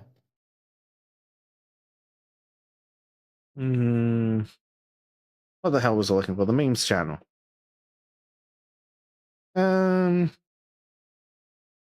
This one will do. For our last... Yeah, we might wrap up with this one. A wise doctor once right. Squiggle, squiggle, squiggle. Yeah, doctors have really shit handwriting. I love that that's universal. I swear it's like they're trained to do that.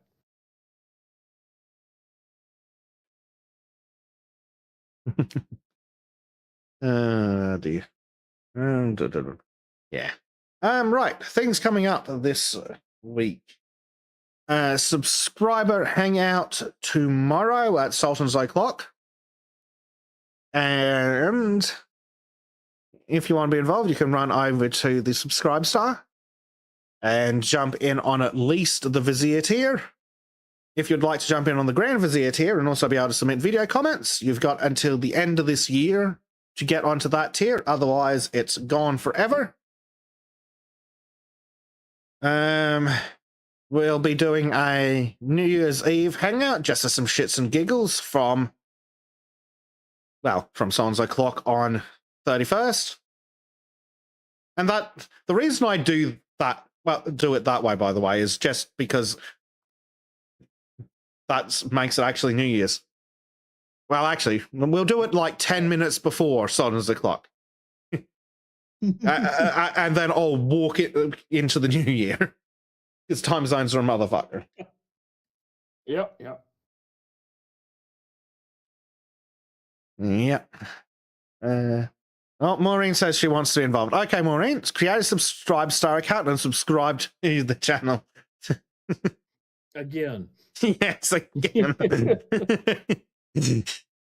We appreciate our subscribers. Use them, but appreciate them. Which is still better than they get treated by the governments. Yes. Now, speaking of our subscribers, we haven't seen Tristan. So I will thank him again for his $50 pledge on Subscribe Star in addition to his recurring monthly. Thank you, Tristan. I appreciate all monies. Yeah. What else do we have coming up? There probably won't be a Dinkum stream if Grace is still sick as shit. Yep. So no Dinkum with Disco. Probably not. There will be a Simply Sketchy Wednesday. There'll be Auto Circle Tuesday. New Year's Eve. Oh, I have been told that if you only catch one Auto Circle, you need to get the one the week after. I'm told it's going to be epic. They always say, because it's true.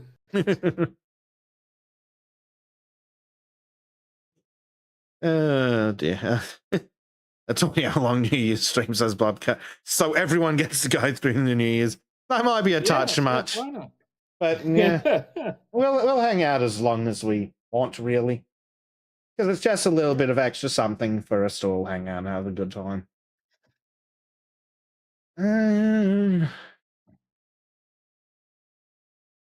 What else is there that's happening?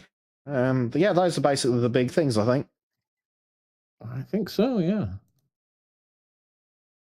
Yeah, I can't think of anything else, so that's got to be it. Yeah, thank you very much for joining us today, everybody. Thank you very much to our lovely subscribers and donators. And yes, we'll see you hopefully tomorrow for some shenanigans. Shadilay, everybody. Indeed. Shadilay.